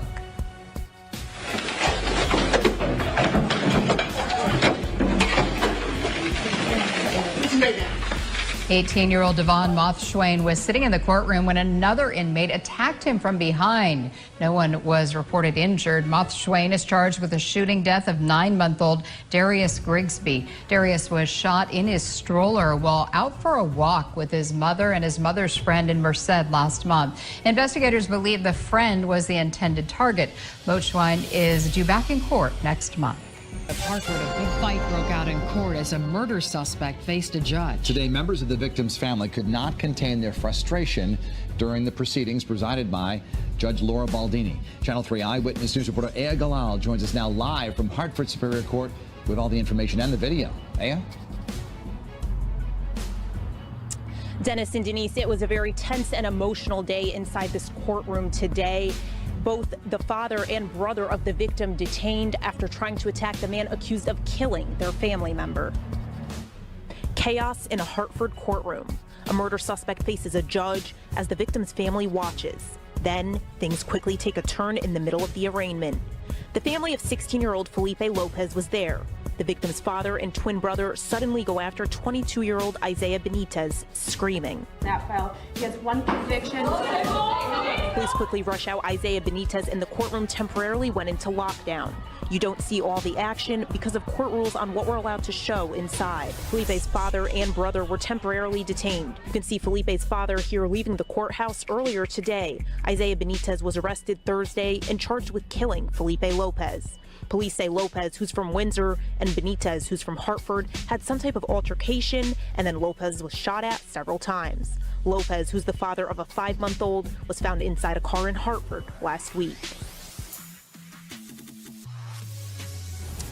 Though both Felipe's father and brother were detained, only the father is being charged. He will likely face a breach of peace charges. Of course, we'll keep you updated on any developments. Reporting live tonight in Hartford, Aya Galal, Channel 3 Eyewitness News.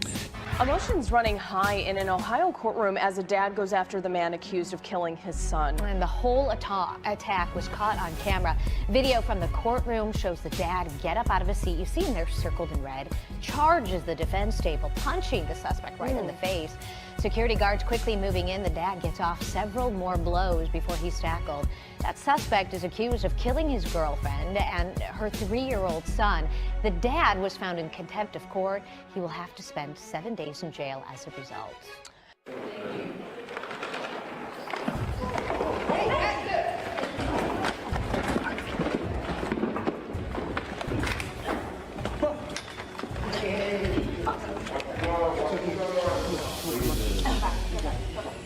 get back up in 560 now. Scott? Stay there.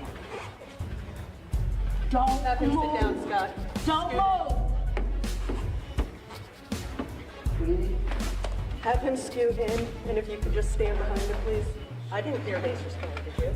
No, go cover me.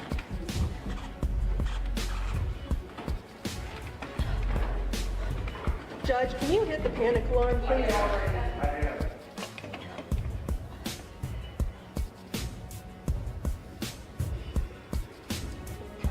My cousin's late. Okay.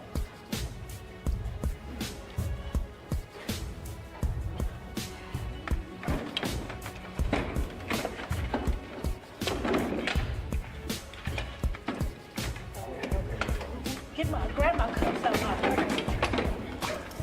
Nope, okay.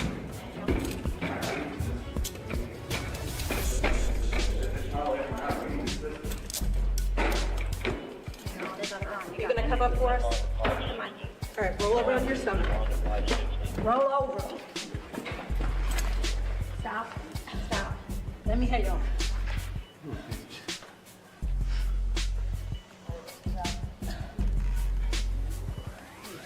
Yeah, I got it. I don't have them. They're on him.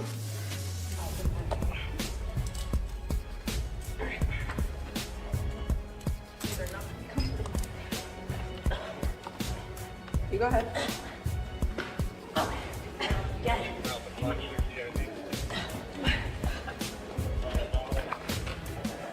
Calm down. Calm down.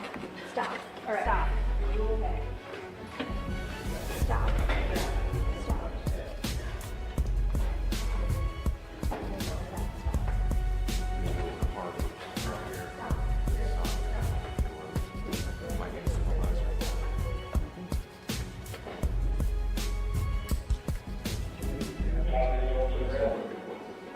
What happened? He jumped over?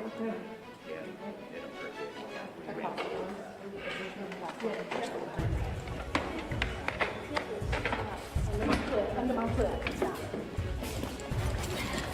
Okay. What's wrong? Chill out, dude. Take it. Take it. No. Over me. All right, don't. I got it.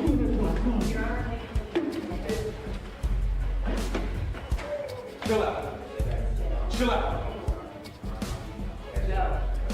Chill out. Sit down. Sit. Nope. Sit down now. Have a seat. Leave it. You good? Have a seat. Chill out. I'm good. No, not yet. Have a seat in the courtroom. You got hard cuts? No. He's fine. We give you stuff. You just acting cool. Sir, stop talking or we're taking you into custody. Sit down and Stop.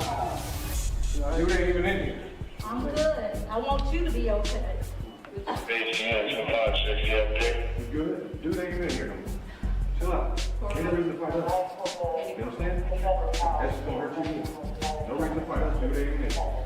You got it? Take a minute, breathe, chill out. No reason to fight.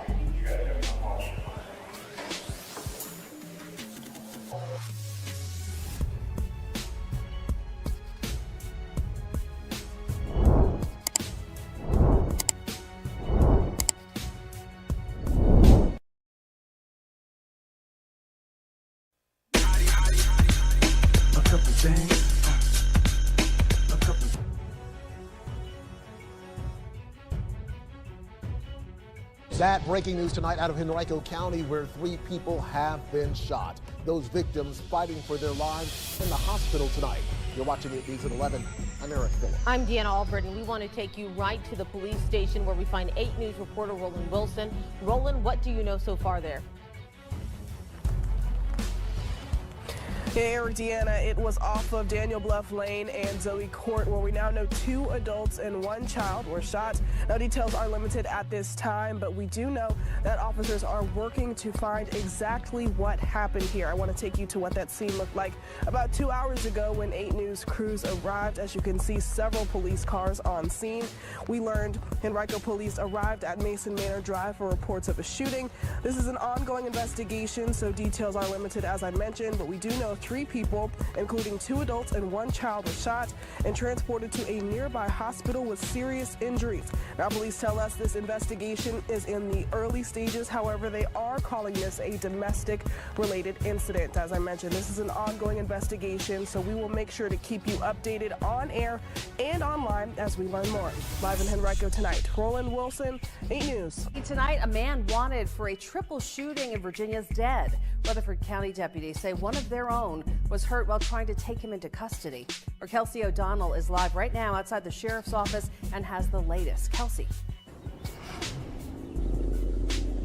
Well, Amy, the Rutherford County Sheriff's Office's 26-year-old Ty Washington II was shot and killed this morning after a search that crossed state lines. If you take a look at this video, this was a scene early this morning, and for much of this afternoon, you could see bullet casings and placards all throughout the yard and on the roadway as this multi-state investigation unfolded. The Rutherford County deputies were on the scene all day today at Old Harrietta and Providence Road, along with the North Carolina State Bureau of Investigation and several other local agencies. Deputies say Washington was on the run, accused of shooting and severely injuring 2 women and a minor in Henrico County, Virginia, just after 7:30 Tuesday evening. Investigators say they found the suspect's vehicle Tuesday evening, but he remained at large until early this morning when a search led them to a home in Forest City, North Carolina. Neighbors say they were woken out of their sleep when it all unfolded. We heard more bullets shooting, and then within about 10 minutes we heard a barrage of bullets. So we both got up and went to windows looking out to see what we could see. Now, in the process of arresting Washington, gunfire was exchanged. The Rutherford County Sheriff's Office says one of their deputies was shot and injured. He was later airlifted to the Spartanburg Medical Center and is expected to be okay. Live in Rutherford County, Kelsey O'Donnell, 7 News. The North Carolina State Bureau of Investigation has been requested to investigate the officer involved in the shooting. The Rutherford County Sheriff's Office will also do an internal investigation. The 3 victims Washington is accused of shooting in Virginia were told they are currently in critical condition. And now to some local breaking news. A manhunt for a triple shooting suspect in Henrico ends in North Carolina. Authorities say Ty Adam Washington II is dead, and a deputy is hurt after an exchange of gunfire in Rutherford County. On your side at 6, Desiree Montilla live in Henrico with the latest on this case. Jasmine, on Wednesday, North Carolina authorities sent out an alert that Washington may have been spotted in the area. His car was found, but he was not found. This search for Washington led to this morning's standoff in Rutherford County. I started to open the door and a cop come running up and told me, close your door, stay inside, stay inside. And they all went down that way. Early Thursday morning, Rutherford County resident Julie saw this unfold right outside her home in North Carolina. When all the police converged down there, he came out of the house shooting. Julie saw helicopters, an armored vehicle, and officers in tactical gear during a standoff between law enforcement and 26-year-old Ty Adam Washington II. Washington was wanted in Henrico for Tuesday's triple shooting on Mason Manor Drive. 2 women and a juvenile were shot and rushed to the hospital. At last check, they are still being treated for their injuries. On Wednesday, the Rutherford County Sheriff's Office got an alert that Washington may be in North Carolina. Deputies found his car, but not him. The search for Washington led authorities to this area of Rutherford County, about 75 miles west of Charlotte. The sheriff's office found the 26-year-old fugitive, and a shootout started. During the exchange of gunfire, authorities said Washington was killed and a deputy was shot. That deputy was airlifted to a hospital and is expected to recover. Our sister station, Fox Carolina, also reports people were inside the home at the time of the shootout, but it's unclear whether they're connected to the incident. The North Carolina State Bureau of Investigations has also been requested to investigate the events of this morning's gunfire, and we're also working to learn more about what unfolded inside that home on Tuesday evening here in Henrico, including the relationship between the suspect and those inside the home. Live and on your side in Henrico County this evening, Desiree Montilla, NBC 12 News.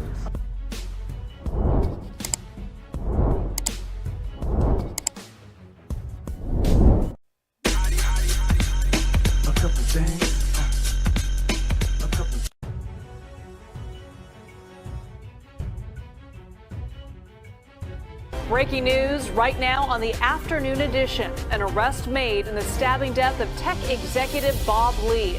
Police now telling us the suspect, another tech executive, and a friend of Bob Lee's. Good afternoon. I'm Elizabeth Cook. And I'm Ryan Yamamoto. A news conference is now set at San Francisco Police Headquarters that will start at 12:30. We will bring that to you live right here at KPIX, but already our team has been uncovering a lot of details about this case. Here's what we know right now. Earlier this morning, investigators in Alameda County served an arrest warrant in Emeryville for 38-year-old Nima Momeni. He was booked into the San Francisco County Jail on a murder charge. And according to his LinkedIn profile, Momeni is the owner of Expand IT. That is an information technology consulting company. Jocelyn Moran has been covering this story all morning long, and she is at SFPD headquarters. Jocelyn, the arrest came 9 days after the stabbing. What do we know about what happened here? Right. All right, Liz, Ryan. Well, right now we are inside the SFPD headquarters. As you can see, a lot of us are just getting ready to go into the room where this press conference is set to happen. But we have been getting a lot of details throughout the morning. One of the most shocking details that you have mentioned is that the suspect is a tech executive. And according to a source close to the investigation, that Bob Lee knew him. So before all of this, there was a lot of speculation whether this was a target attack or if it was a random attack. Now we are getting a glimpse into some of those answers here. Now, if you recall, Bob Lee was stabbed to death. This was in the Rincon Hill neighborhood. That happened 9 days ago, like we've been mentioning. We have been given details leading up to this stabbing, and like we've been mentioning, this is according to a source close to the investigation.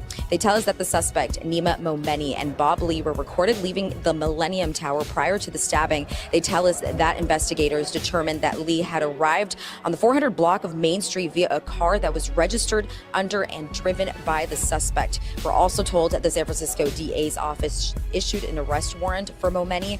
This morning, SFPD served search warrants. This video that we have here is from a neighbor when the arrest happened. And we did speak with someone who just became a neighbor of Momeni's about a month ago. Absolute shock. Very nice gentleman. Would not have expected that he would be alleged to have committed a murder or a stabbing of any sort. A thorough professional, very nice neighbor. The building's in shock. All right, so Liz, Ryan, like we mentioned, this press conference is set to happen in a little bit under than 30 minutes. Of course, we're going to keep you updated, but we still have a lot of questions, and we're hoping to get some more answers during that press conference. Liz, Ryan. Yeah, Jocelyn, this case has been so shocking, not just to the Bay Area, not just to San Francisco, but across the country. But we are getting a lot of reaction from people locally. What are they telling you? Yeah, Liz, I mean, if we remember, just this sent shockwaves really throughout the San Francisco community and really just around the country. But when it comes here to San Francisco, we talked a lot about safety concerns, especially in the Rincon Hill neighborhood. That was something that a lot of people brought up, just how safe is the neighborhood and just the city overall. Now the narrative is shifting a little bit when we talk about these new details that we have been given. We did speak with the supervisor over that area. We spoke with Supervisor Aaron Peskin. Hear what he had to say. San Francisco is actually safer today than it was in 2019. I am, delighted that the San Francisco Police Department have made an arrest. More will be known in the hours ahead, but it certainly appears at this point that this was not random. Yeah, all right. So you could hear him just speaking also just as we've been talking about the narrative shifting here. Liz, Ryan, another question that we have heard other people asking as well is what was the motive behind this stabbing? That is something that we are hoping to get answered really in the next 30 minutes or so.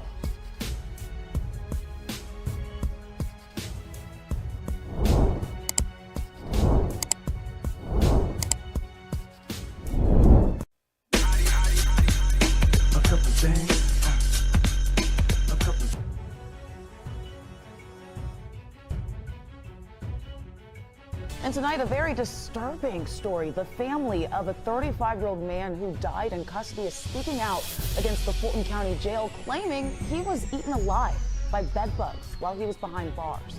Tracy A. McPierce spoke with the family and joins us live from the Fulton County Courthouse. Tracy, what is this family saying tonight? Well, I spoke with LaShawn Thompson's family just a few hours ago, and they tell me no one deserves to die in such a horrible way. He was like an everyday person that liked to laugh, play, watch TV. He loved music. Brad McRae says after not speaking with his brother LaShawn Thompson for a while, he found out last year he'd been arrested in Atlanta in June and in September died in the Fulton County Jail. I just got a phone call that your brother was found unresponsive. But what made matters even worse was when he found out he had died in the psychiatric wing, covered in sores and bites from bed bugs. The Fulton County ME lists his cause of death as undetermined, but his family claims an infection from the bites led to his death. The pictures of Thompson's dead body covered in bites are graphic, and the pictures of his cell show the filthy conditions. Getting a loss was unbearable, something nobody should see those type of pictures. They put that man in that cell, left him there to die. On Thursday afternoon, McRae and his family joined attorney Michael Harper to bring attention to Thompson's death and demand change. Asking for a criminal investigation and asking for the jail to be shut down. We reached out to the Fulton County Sheriff's Office about the family considering a lawsuit, and they responded with condolences for Thompson's family. They also shared that after Thompson's death, immediate action was taken, including, but not limited to, $500,000 to address an infestation of bedbugs, lice, and other vermin, and updating security rounds to include addressing sanitary conditions. The Sheriff's Office tells 11 Alive the investigation is ongoing and will determine whether any criminal charges are warranted. It could be your family members, so we just want people to stand up and talk about it and get it to the public. Now their attorney tells me they plan on filing a lawsuit against the Fulton County Sheriff and detention officers once they have proof that the bug bites led to the infection that caused his death. They tell me that could happen in the next 2 months. All right, Tracy, thank you.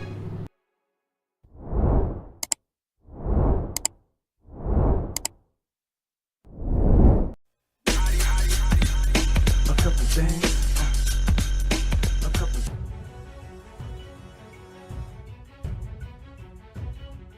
Tonight, bond is set at $1 million for the man accused of murdering up-and-coming rapper BTB Savage in the River Oaks area nearly 2 weeks ago.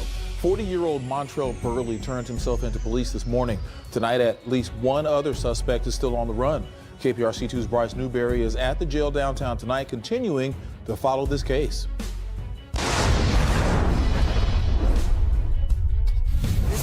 That took investigators across the state. A murder detectives call retaliation, months in the making. And tonight, police tell us it's still a very active investigation. But now, with one suspect behind bars, the path to justice is just beginning. 4 days after Montrell Burley became a wanted man, the 40-year-old walked into this building early Tuesday and surrendered. He's accused of murdering Darrell Gentry, known as rapper BTB Savage, in the middle of this River Oaks area street on March 30th. Rental car records, license plate readers, and cell phone data connected him to the shooting. This suspect committed the murder of this complainant in retaliation for that complainant's involvement in a shooting in the San Antonio area earlier in the year. The rapper discussed how he and his fiancée fatally shot an armed robber in their apartment in this Vlad TV YouTube interview. The robber, a close friend and fellow gang member of Burley. Investigators ruled it a justifiable homicide and closed the case. He posted photos in that bloody crime scene on Twitter just hours before being shot to death. It's just another statistic of 2 African-American men who are deceased from gun violence. And that's the sad part. His mother calling for it to stop and not giving up. Conviction will give me justice, and that's all I want. Prosecutors want bail denied in this case because Burley is accused of using a deadly weapon when he's already been convicted of a felony in the past. And tonight, Houston police are still looking for at least one other unidentified suspect connected to BTB Savage's murder. Reporting downtown, I'm Bryce Newberry, KPRC 2 News.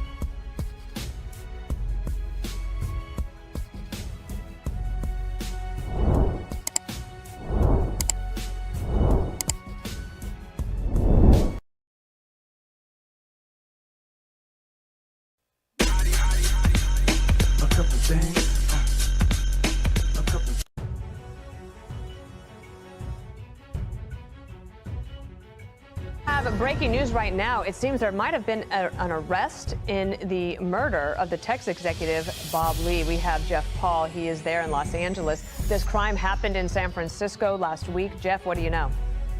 Yeah, Dana, we reached out to the San Francisco police to confirm this report that first appeared in the Mission Local. But apparently the killer, according to this report, works in tech and is a man familiar with Bob Lee. Apparently, they were in a car together, and that's when the stabbing happened, according to the Mission Local. Now, the report indicates that the man was arrested in the Bay Area. Now, just to remind you, Lee was killed last week. Investigators say they were called out to San Francisco's Embarcadero waterfront around 2:30 a.m. last Tuesday. That's when they found Lee, who had been stabbed. Medics tried to save him, but Lee later died at the hospital. Bob Lee's father, Rick Lee, had wrote on Facebook that he basically had lost his best friend. Dana? You know, it's interesting, Jeff, yesterday that Mayor London Breed, when she was doing an interview, she said that when more information came out about this case, that people would be surprised. That might have been what she was talking about? I think so. And I think for a lot of people who have been following what's going on in San Francisco, I think the first indication was maybe it was random, just given the amount of crime that happens there. But now it seems like, according to the Mission Local, and again, we're trying to confirm these reports, that it was someone he was familiar with, somebody he was, according to this report, in a car with at the time of this stabbing, Dana. Jeff Paul, thank you for that breaking news. Wow. We'll keep on top of it. This All right. just broke literally during, while Harris was doing her tease for her show, so she'll have more as well. It was reported at 2:30 in the morning. Yes. And apparently he's on the surveillance camera or video near the Bay Bridge, I do believe. And he's calling 911. He approached a car that had flashing lights on the side of the road. And according to the reports in the video, that he pulls up his shirt to show the stab wounds underneath his skin. And the car drove away. And then that forced him to search for more help. And in the end, it was just too late for that. But it put a fine point on some of the crime that we've been reporting on in cities like San Francisco. The mayor's comment from yesterday might have given us a little tease right now, but you've got that other story the other day, also in San Francisco, where you had the guy, homeless guy, beating a man with a chain and a crowbar. The guy being beaten was the former fire commissioner of San Francisco, and that was right outside his home. And this went on for some time. So, look, San Francisco's got problems. The mayor perhaps doesn't think it's as big as it's been characterized in the media and in social media. But there's a certain part of that town, it's called the Tenderloin District, and it's a mess. Yep. It's drugs and it's homelessness, and they do not have a handle on that aspect of it. And, you know, the other thing is that we all have loved San Francisco for so long, and that's why it's been sad to see what's happened. Listen to her, what she says in terms of how it's not all that we're saying it is. Watch. It is taken completely out of context in terms of highlighting the entire city as being unsafe. That's not entirely true. There's a perception problem. We know that the internet and social media is here to stay. It's not going anywhere, and people are going to jump to conclusions.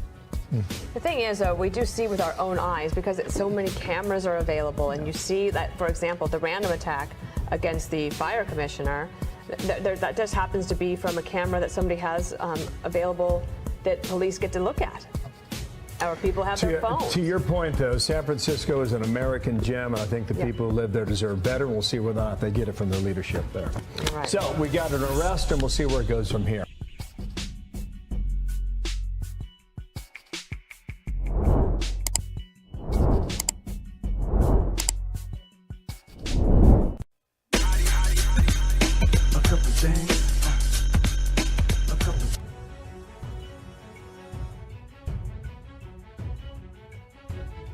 Tonight, 2 people are in custody after a beach shooting at Isle of Palms.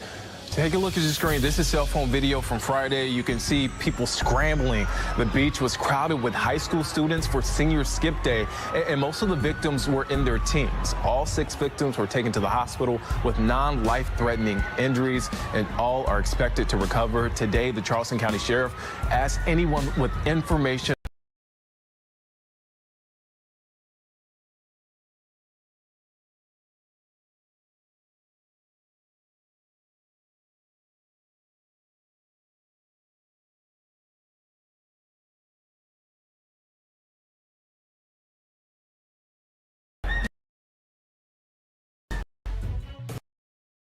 There are people that were yesterday that know the beach and know what happened.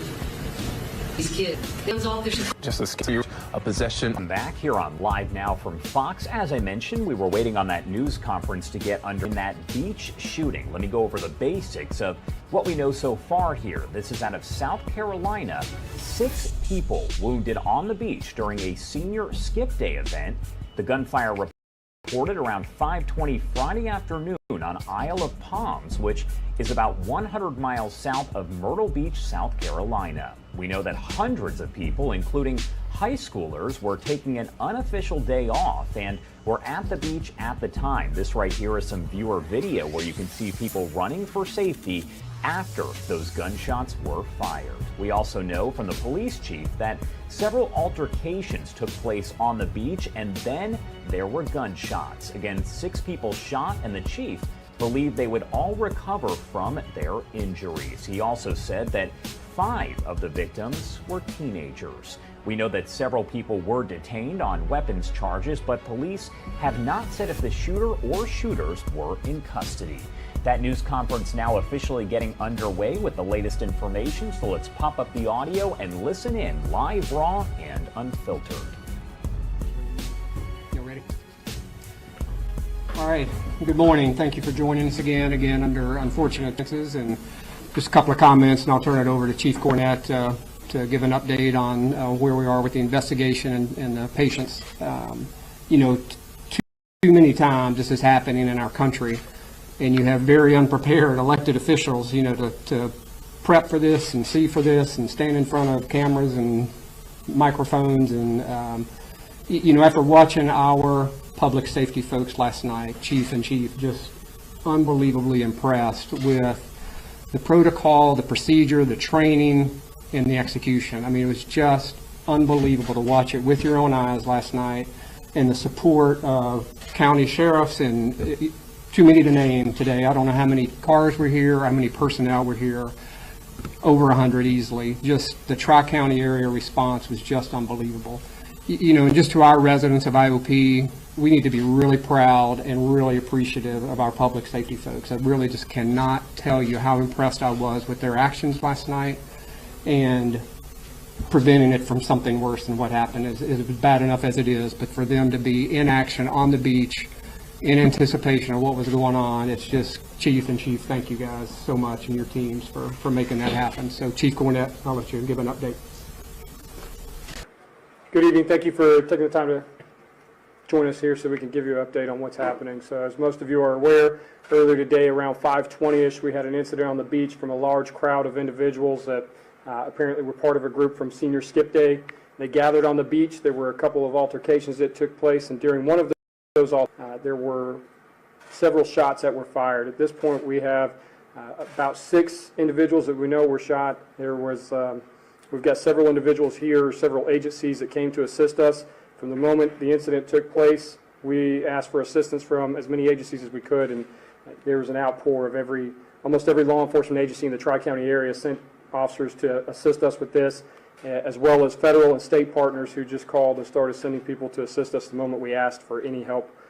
They came out to do so. And I do want to make sure I point out that this team behind us has been instrumental. They not only came out to help secure the area, they helped to come out to do evidence gathering and to do interviews and conduct the investigation with us. We have FBI, SLED, several local agencies, Charleston County, North Charleston, Somerville, Mount Pleasant. I don't want to forget anybody. There's so many agencies that came out. Berkeley County came to assist. Really, Sullivan's Island came out immediately to assist. They were our neighbors. They were here almost instant with us. And you know, North Charleston sent several folks as well. So I think that's all I've got. Chief, did you need to update anything, or did we want to turn it over to EMS and rest of them? Okay. You covered everything, Chief. Okay. Are there any questions that you have that we can maybe answer? I might not be able to answer everything, but I'll answer what I'm able to at this point. Chief, can you confirm the ages of the number of the people that were injured in today's shooting? We know that most of them were probably in their teens. We had a couple of adults that might have been in their 30s. but most of them would have been around the age of 18, not exactly 18, but somewhere around that area. We believe pretty much everybody were seniors, and then some adults that were a little bit older that were just on the beach. So you said 6, but we were hearing 4 earlier, so which one? So right now, 6 is the most current update. Some have self-transported to the hospital, some that we encountered out here and got EMS to transport for us, and then others that took themselves. Chief, is there anybody in custody right now? We have several individuals that are detained that while we're conducting this investigation, we don't know that any of them are necessarily the individual that fired, but we do have several individuals that are detained for weapons charges right now. And You said there were adults on the beach who were injured as well? Yes, ma'am. Do you believe they were with? No, ma'am. We believe they were just there on the beach and happened to be a victim when the incident took place. And how many of the victims were those people? As far as I know, only one off the top of my head. That could be inaccurate, but right now the information I have says one. And how old? She would have been in her mid-30s, I believe, mid-30s, early 40s. So all this started because of senior skip day, and there was a fight that broke out in one of the fights? Right now, that's what we've got. We know there was a fight that broke out, and then a second fight that broke out while officers were dealing with those two incidents. That's when the shooting started. It started around 5:20, and they were clearing the beach. We've shut the beach down from sea cabins through County Park. We locked down County Park so that it's a staging area for all of the law enforcement officers responding. And we closed the connector due to a collision on the other side. But we were getting people off the beach and out of the parking lots. Do we know how many people were on the beach during altercations and the shooting? I couldn't even come close to answering that. It was a lot. But you cannot confirm right now that the shooter is in custody? I cannot, no, sir. We're still working on that investigation. We have several people detained right now, and we're conducting the investigation to see if they were involved or if there's going to be charges for anything that they have with them right now. Would you say there were hundreds of people on the beach? I think that would be a fair statement. And did you evacuate the beach when shots were fired? We did. We cleared the beach so that we could protect the crime scene and try to get everybody into an area where we could control what was happening. Are there any factors besides, a bunch of kids going out, having senior skip day, enjoying senior skip day? Is there any other factors besides that may have led to this altercation? We don't know at this point. We're hoping to find that out during the investigation. Will there be extra security for this weekend because of this incident that happened today? So we were already planning to beef up our level of officers that were here on the island just because we knew spring break was starting, and that first weekend is typically a very busy weekend. So we had already planned to increase the number of officers that were here on the island. But are you going to increase the officers even more after this? We probably will look at how many we've got and adjust accordingly, yes. What are the ages of the people that have been detained? Can you tell us an approximate? I don't know right now.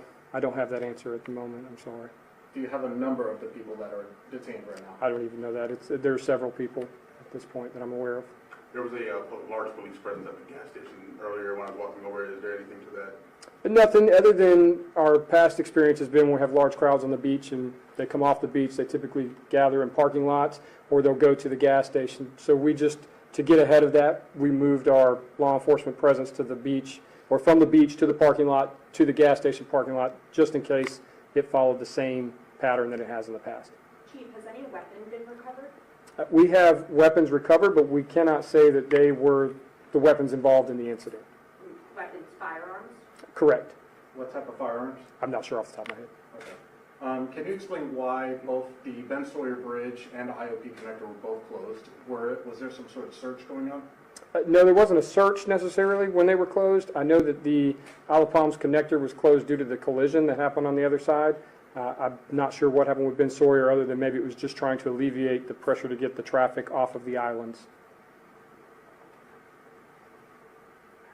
Can you tell us more about the collision that happened on the IOP connector? No, I don't have the information on that. It was on the Mount Pleasant side, and I believe it was an ambulance that was leaving, but I don't have any information with it. Are investigators still looking for a shooter, or do you believe that the shooter is in custody? We have several investigators out here that are looking at every possible avenue to figure out if we can identify somebody that may have been involved, if maybe the people we have were involved. If they were not, then we want to figure out who might have been the individual involved in the shooting. And have shell casings been recovered from the beach? We've recovered evidence from the beach of different magnitudes. Do you know any schools that have been tied to this specific senior skip day? I'm not sure off the top of my head that I could confirm 100%. Do you believe everybody that was involved was from the local area and not a tourist visiting from out of state? I couldn't say 100%. We'll probably figure that out during our investigation, but I couldn't say. There was a major concert going on tonight. Is that still going on? Are you still expecting the crowd? Is it sold out concert? It was a sold-out concert at the Windjammer. We have not talked with them. I do know that their staff was instrumental in helping us to get people out of the area, so I'm not sure whether they're going to continue with that or not. How much longer is the beach going to be closed? How much longer are you guys expecting to be out here? So I believe they're just now finishing up the beach evidence collection, and so I would imagine that it will be opening up soon. When would you all be able to provide an update, say that, and see if the shooter's in custody? When would you all be available for that? We wouldn't make that update until we knew that we had the individual in custody, so I couldn't give you a timeline on that right now. I'll take one more question. Nobody else? Do you remember in recent memory a shooting on Isle of Palms Beach? I've only been here for 4 years. We haven't had one in the 4 years that I've been here. So thank you very much. We'll get any other information that we get, we'll feed out through our social media channels and through our public information officers. Thank you. These kids were on the beach and know what happened. These parents need to have a serious conversation with these kids. And if they have information that will help us get more guns off the street, they need to call that tip line and let us know. Just a scary situation. Well, tonight, a 16-year-old and 18-year-old are both in custody. Each is facing a charge of possession of a firearm.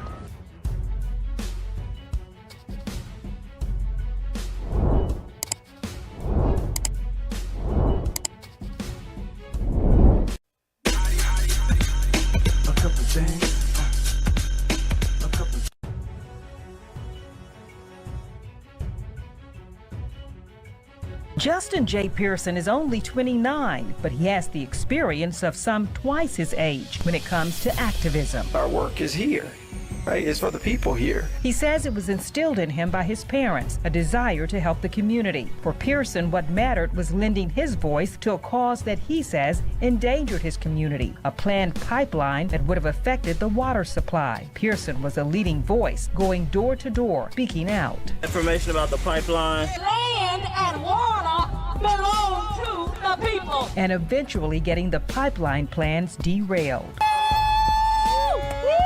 They wanted us to take on all the risk to our water, take on all the risk to the loss of land for their benefit. Well, I'm sure you have heard Justin J. Pearson speak. Sarah Houston is executive director of Protect Our Aquifer and worked alongside Pearson to keep the pipeline out of Memphis. She says his passion and effective communications made all the difference. Without him, I don't think it would have gotten the national attention that it really deserved, because he was able to tie so many different parts of the issue together and bring it to a place where people could really care about it.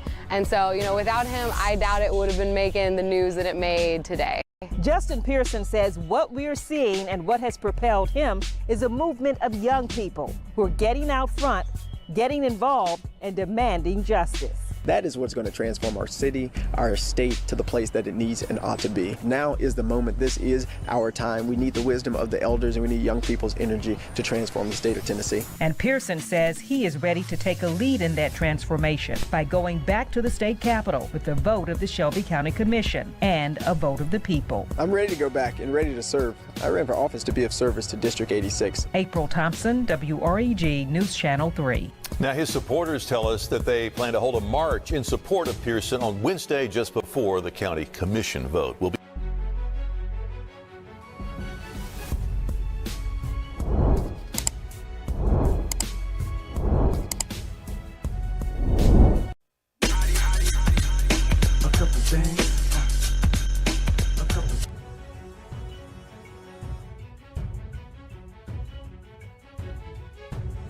This surveillance video obtained by DailyMail.com is exactly what investigators are looking for. CCTV capturing tech titan Bob Lee moments after he was stabbed early Tuesday in San Francisco. At 2:35 in the morning, the injured 43-year-old appeared to be trying to wave down a passing car, which drove away, before Lee comes clearly into view outside the doors of a condominium complex. 365 Main, crossing of Folsom and Harrison. For a stabbing. Lee, according to the San Francisco Standard, dialed 911 and screamed, "Help, someone stabbed me." That cell phone is a critical piece of evidence in a case like this. San Francisco's DA, Brooke Jenkins, says detectives are looking at every angle. When we are dealing with a case where the suspect is unknown, you are trying to interview anyone and everyone who may have had contact with the victim leading up to the time of the crime. Lee, perhaps best known for creating the mobile payment service Cash App, was a tech icon who lived in San Francisco for years before recently moving to Miami. Police scouring the neighborhood Lee knew well for any potential clues. We are not commenting on evidence, nor will we speculate on the circumstances surrounding this horrific crime. As San Francisco comes under scrutiny for a recent rash of crime, including a homicide rate that's risen in past years, Lee leaves behind 2 children, including a heartbroken daughter who writes, "I'm devastated that somebody would be so cruel to take away my father's life." A life cut short in a murder that remains a mystery.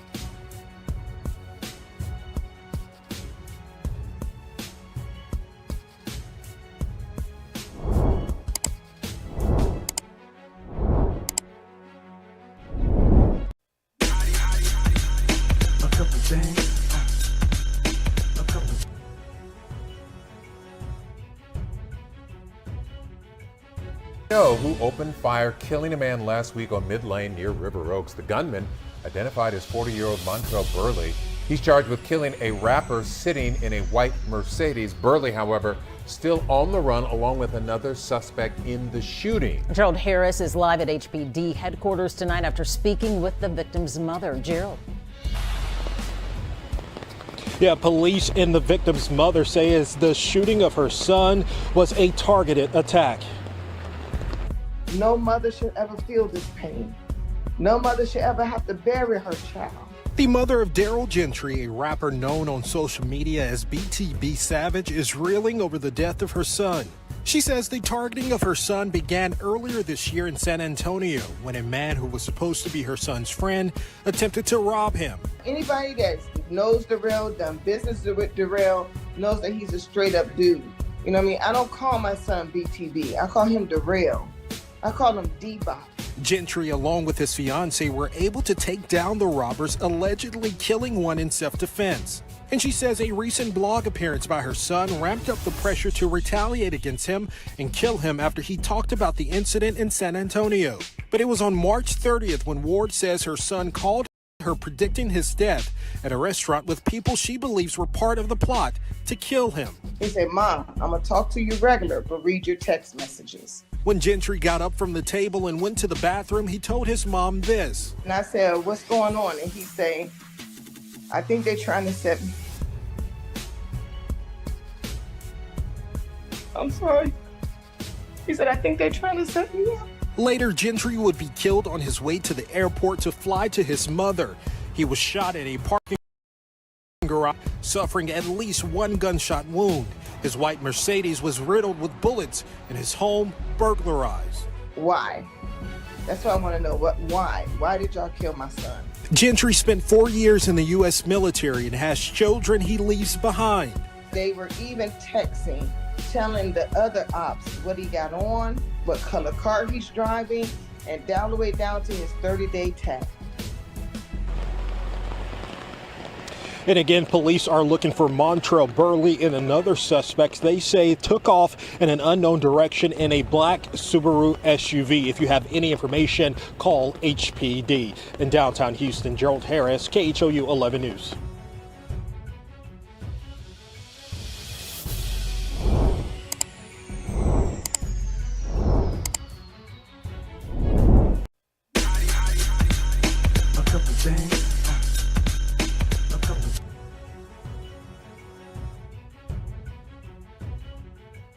Jury selection for the young Slime Life gang gets the case drags on into a 4th month And today there was some drama in the courtroom. Good evening and thank you for joining us tonight. I'm Russ Spencer. I'm Courtney Bryant. A potential juror in the YSL trial was arrested, accused of recording video during courtroom proceedings. Fox 5's Christopher King joins us now from the Fulton County Courthouse tonight. And Christopher, you talked to a legal expert about how serious this violation is.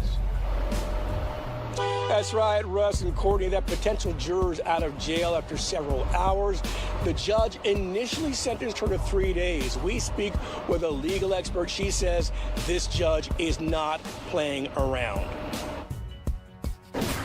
Sir, would it be fair to say that if you were selected for jury service... Jury selection in the Young Thug trial heads for month 4 and more setbacks. The judge slaps a potential juror with jail time. Her offense, shooting video of courtroom proceedings. Which is absolutely against the instructions that the judge has given. Mo Ivory is a professor at Georgia State University's College of Law and director of the Entertainment, Sports, and Media Law program. Folks are coming in this particular trial in the law, and they're not respecting the judge's courtroom, and they're not. Juror 1004 arrested Monday morning. She's accused of recording proceedings on March 17th. The judge ordered deputies to take her phone. He can decide whether to just dismiss a juror with a reprimand or, scold them in front of everybody or have them arrested and put in jail. Ivory calls the potential juror's behavior improper and unlawful. It's just not allowed and it's completely inappropriate. And the judge told you it was completely inappropriate to do things like this, and you did it anyway. Judge Earl Glanville reportedly complained the potential juror's actions could jeopardize the trial. At any time, the defense is going to be trying to find a way to create a mistrial. The rapper Young Thug, whose real name is Jeffrey Williams, is accused of leading a violent gang called YSL. His lawyers say he's innocent. The juror's arrest is the latest disruption in a lengthy case that's seen people trying to sneak contraband into the courtroom and a drawn-out selection process that hasn't seated one juror. I think we all want to make sure that the justice system is carried out fairly. If we just take it slow and do it the right way, then a fair trial will happen.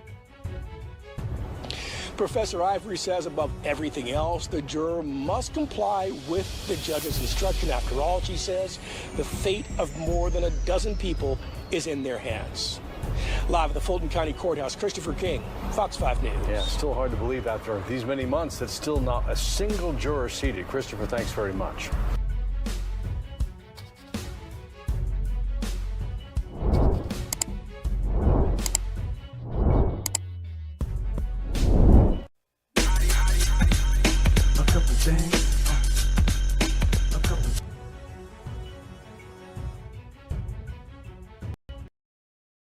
Police officers who stopped a school shooter at Nashville's Covenant School are speaking out for the first time. Last week's attack at the private Christian school left 6 people dead. Isabel Rosales shares the first responders' perspectives just over a week after the tragic mass shooting. March 27th is a day that I will never forget. 14 minutes of terror inside the Covenant School coming to an end. Let's go! At the hands of Metropolitan Nashville police officers. I really had no business being where I was. Officer Rex Engelbert says it was by chance. He was near the school, outside his precinct, when the first 911 call came in. You can call it fate or God or whatever you want, but I can't count on both my hands the irregularities that put me in that position. Metro Police! Blaring alarms and chaos. Engelbert's body camera capturing the moments a group of 5 officers raced down hallways decorated with children's artwork. We began to receive gunfire from a second floor window as officers were inside searching for that individual. Door to door.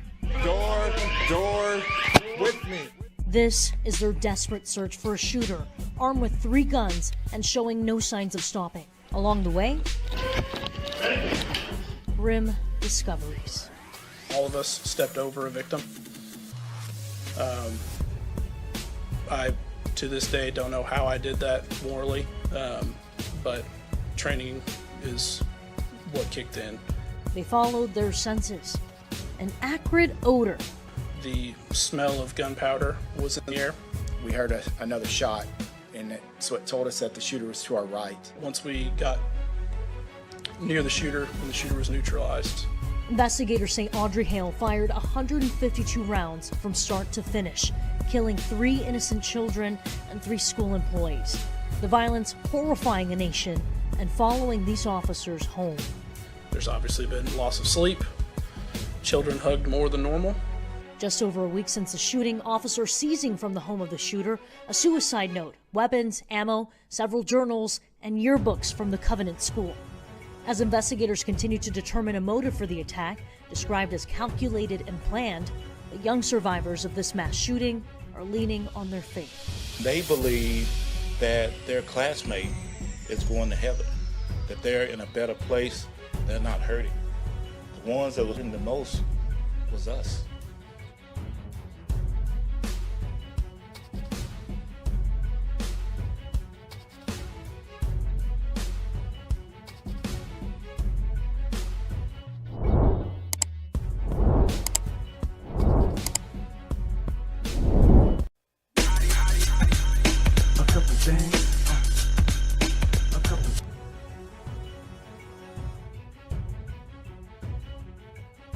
In Delaware County, that has left a 14-year-old boy dead, and police say the shooter is also a teenager. Investigators say the root of the violence was some type of dispute.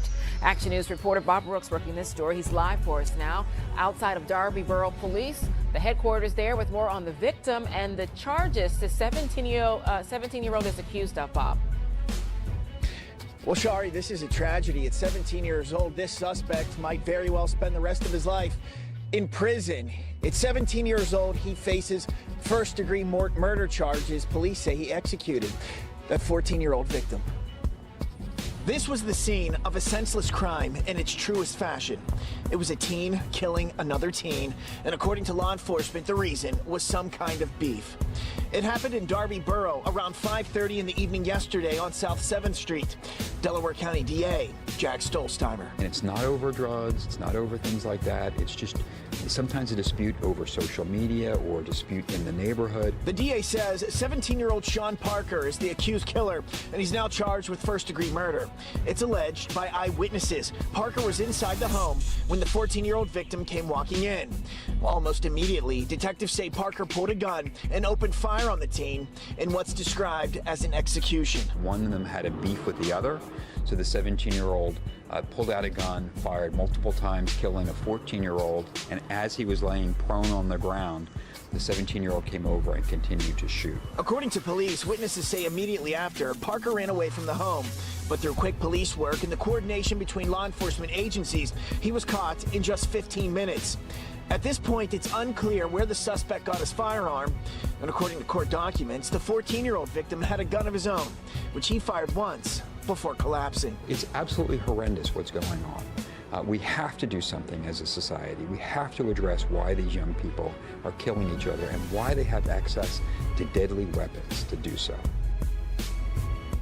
Shari, obviously a big problem. Now, Parker is set to be back in court for a preliminary hearing on April 19th. At this point, no word from police on who this victim is. Tonight, we're live in Darby Borough. Bob Brooks for Action News at 10 on PHL 17, Shari. Yeah, well, he surely has a name. We'll learn more about him. Okay, Bob, thank you.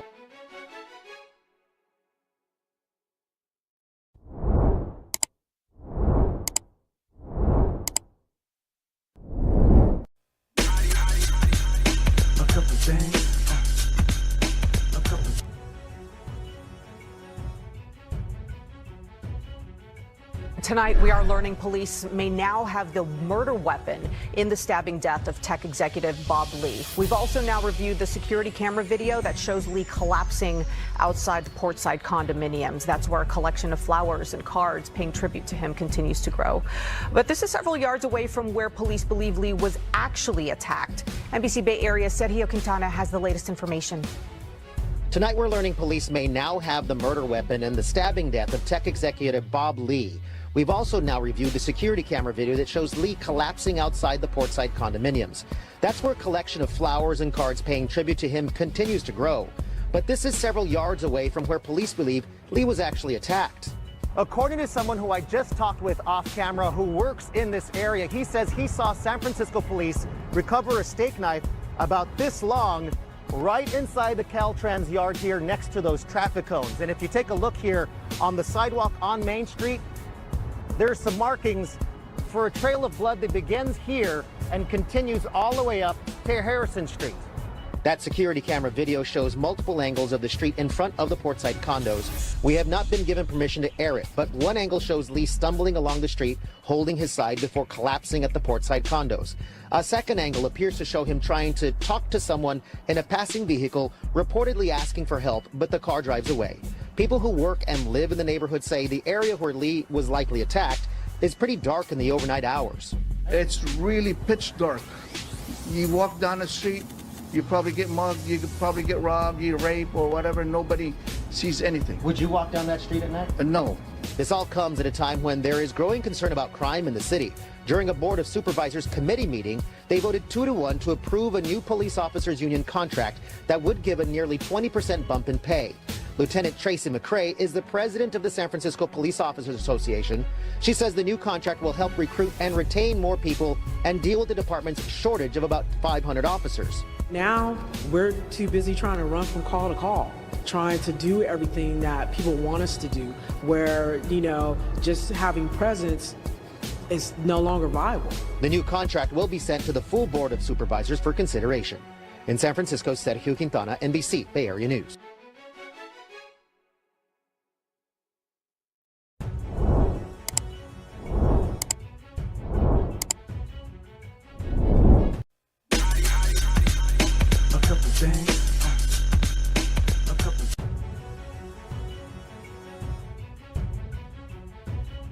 Major developments today in a horrific crime in Detroit. Police have arrested this man saying they believe he sexually assaulted an 80-year-old woman last week. Fox News' Dave Kinchin has been working this story all day and he's live for us tonight. Dave, what led investigators to the suspect? Well, this arrest is really the confluence of both the community out searching for this suspect, but really police announcing the suspect at 4 o'clock, and just 3 hours later, they had their person in custody.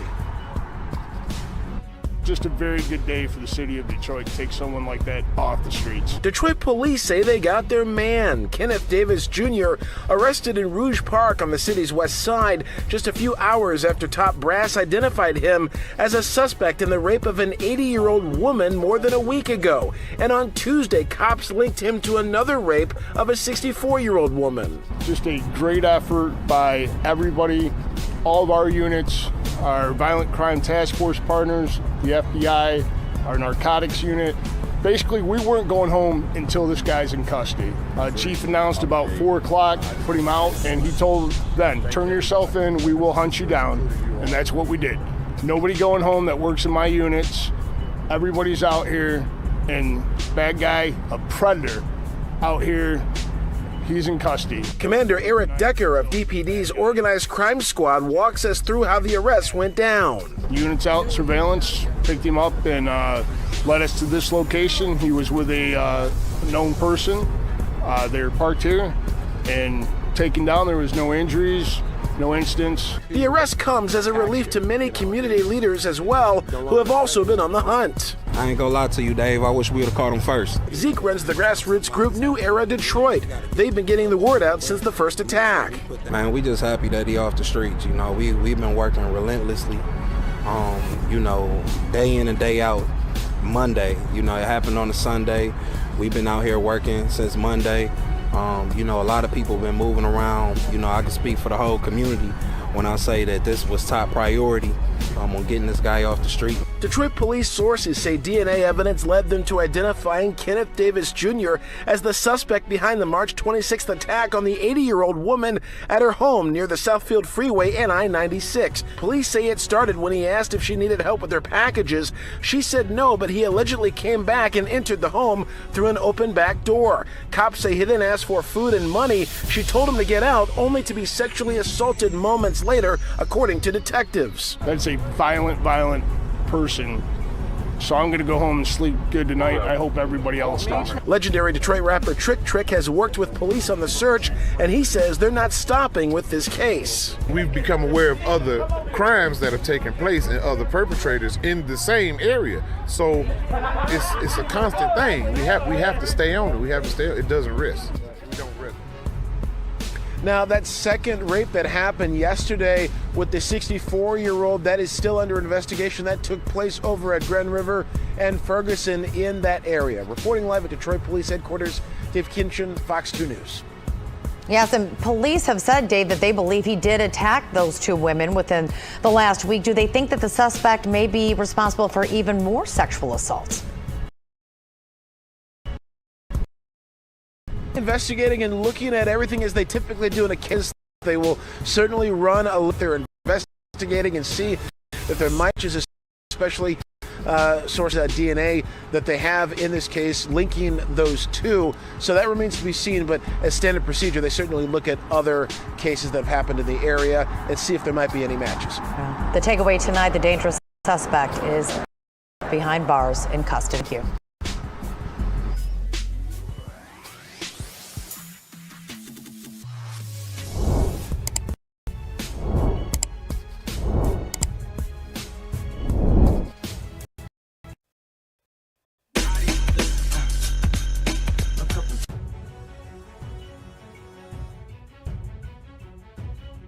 Bob Lee, the founder of Cash App, has died.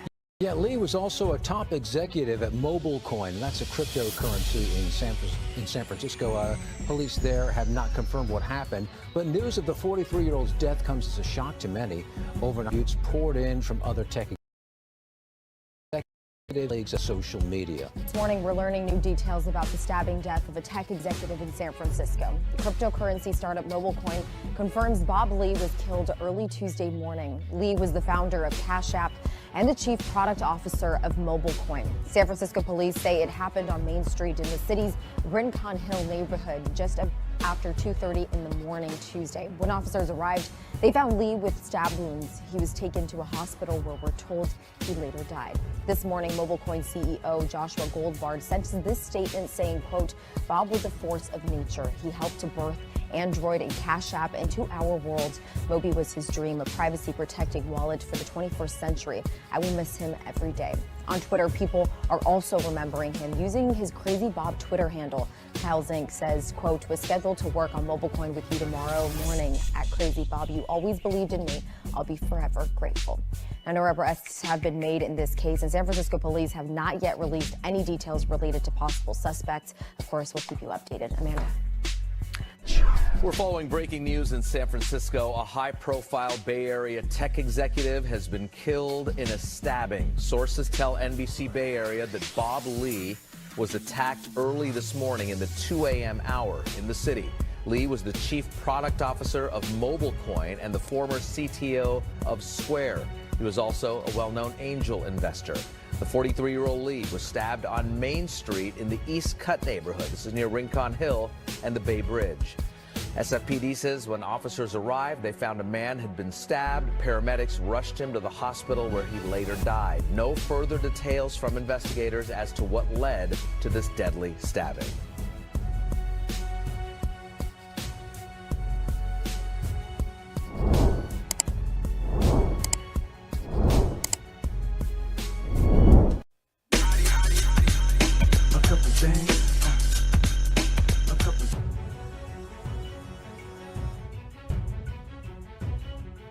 Well, only on 13, we're hearing from the mother of an aspiring rapper who was gunned down in the exclusive River Oaks area last week. The 26-year-old went by the name BTB Savage, and just days before he was killed, he did an interview claiming he was involved in killing someone else who tried to rob him. Now his mother thinks that may have led to her son's death. ABC 13's Brooke Taylor is joining us live from downtown with the story. Brooke? Mel, that rapper who's known as BTB Savage was posting on his social media. He was doing interviews about that deadly robbery just a few months ago. His mother tells me, well, he was just defending himself and didn't deserve to die. She says she tried to beg her son stop posting and stop doing interviews talking about this. Gunned down near River Oaks behind the wheel of a car riddled with bullets. The mom of a 26-year-old rapper known as BTB Savage tells ABC 13 that was her son. Renita Ward says her son's online persona isn't how she knew him. I'm not one of those parents who try to cover up, whatever their children's lifestyle is. To her, he was just Darrell Gentry, his legal name. He served in the military for 4 years and was a father to a 4-year-old son. That's who she says she's most proud of. In February, Ward says her son thought he was going to be featured in a song, his rapping career starting to kick off. Instead, she says a group showed up to his apartment in San Antonio and tried to rob him. Earlier this week, the rapper did an interview with Vlad TV describing how he fought off the would-be robber, instructed his girlfriend to shoot him, and then left him to die. When the interviewer asked if he was concerned about retaliation, he said, quote, "They might do what they do, but I'm going to get active. That's all that is." On Thursday, he posted on social media standing in the middle of a bloody crime scene. Hours later, Houston police say he was shot in a drive-by shooting. I said, take that off of social media. I said, let this family mourn in peace. But they were was taunting my son. Telling him that they were going to kill the family, that they were going to make his mama cry, like my son made his mother cry. And I told my son, don't respond. But their family member came to rob my son. Now she's forced to mourn the loss of her son, who she tried desperately to keep out of danger. So the moral of this story to me is that 2 mothers lost 2 amazing sons, and that their children will be raised without fathers. And that's a sad thing. And it was also important for her to spread the message to stop gun violence on the streets, especially to the youth, she tells me. I also did reach out to San Antonio police to get more information about that alleged robbery incident back in February. We are still waiting to hear back, but of course, we'll keep you updated as soon as we find that out. For now, though, we are reporting live outside of Houston Police. I'm Brooke Taylor, ABC 13 Eyewitness News.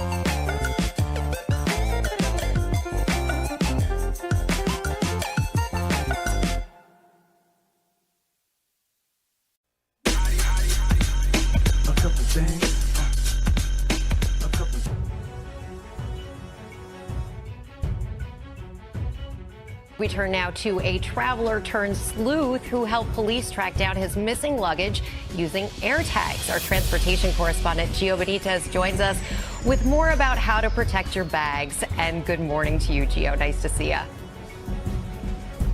Hey, Rebecca, good morning to you. Yeah, this traveler's luggage was stolen right from baggage claim, but that is not where this story ends. You see, he had slipped a small tracking device right into the bag. Take a look. This morning, a traveler and his stolen luggage reunited.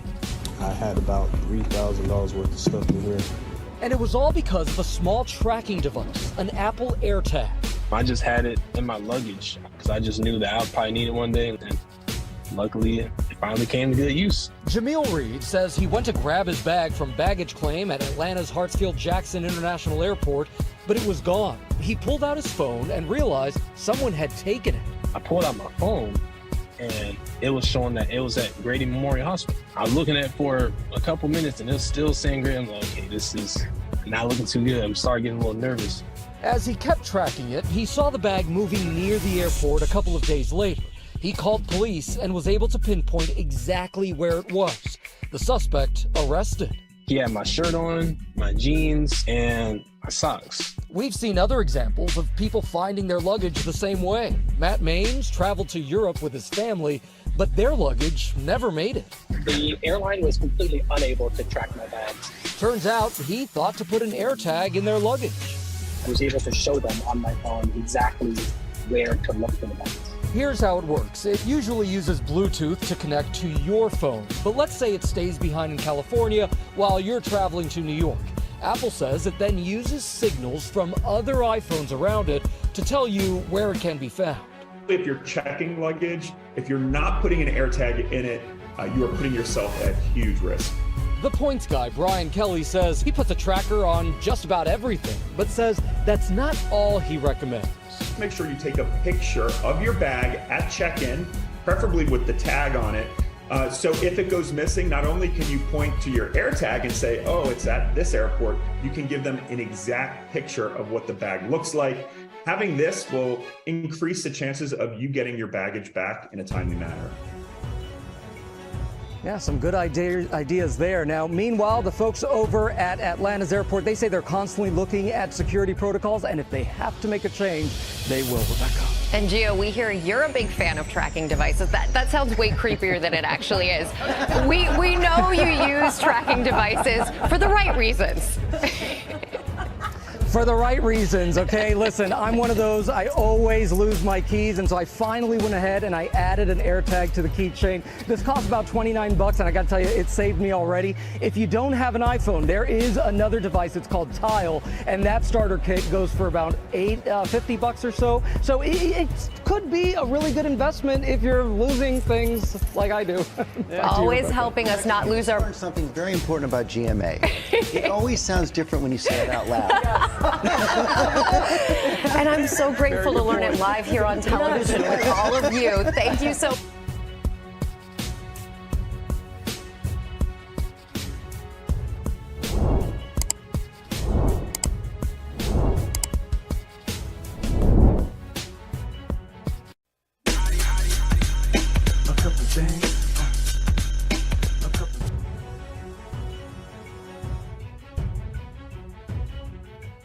From Fox 13, this is breaking news. All right, thank you so much for joining us. Again, we've just learned that a suspect is in custody connected to the killings of 4 University of students in Moscow, Idaho. This could be a really big break in this case. This is coming from a law enforcement source there. According to that source this morning, a man in his mid-20s taken into custody about 3 o'clock this morning, found in Scranton, Pennsylvania. Yeah, we understand the suspect is a college student but does not attend the University of Idaho.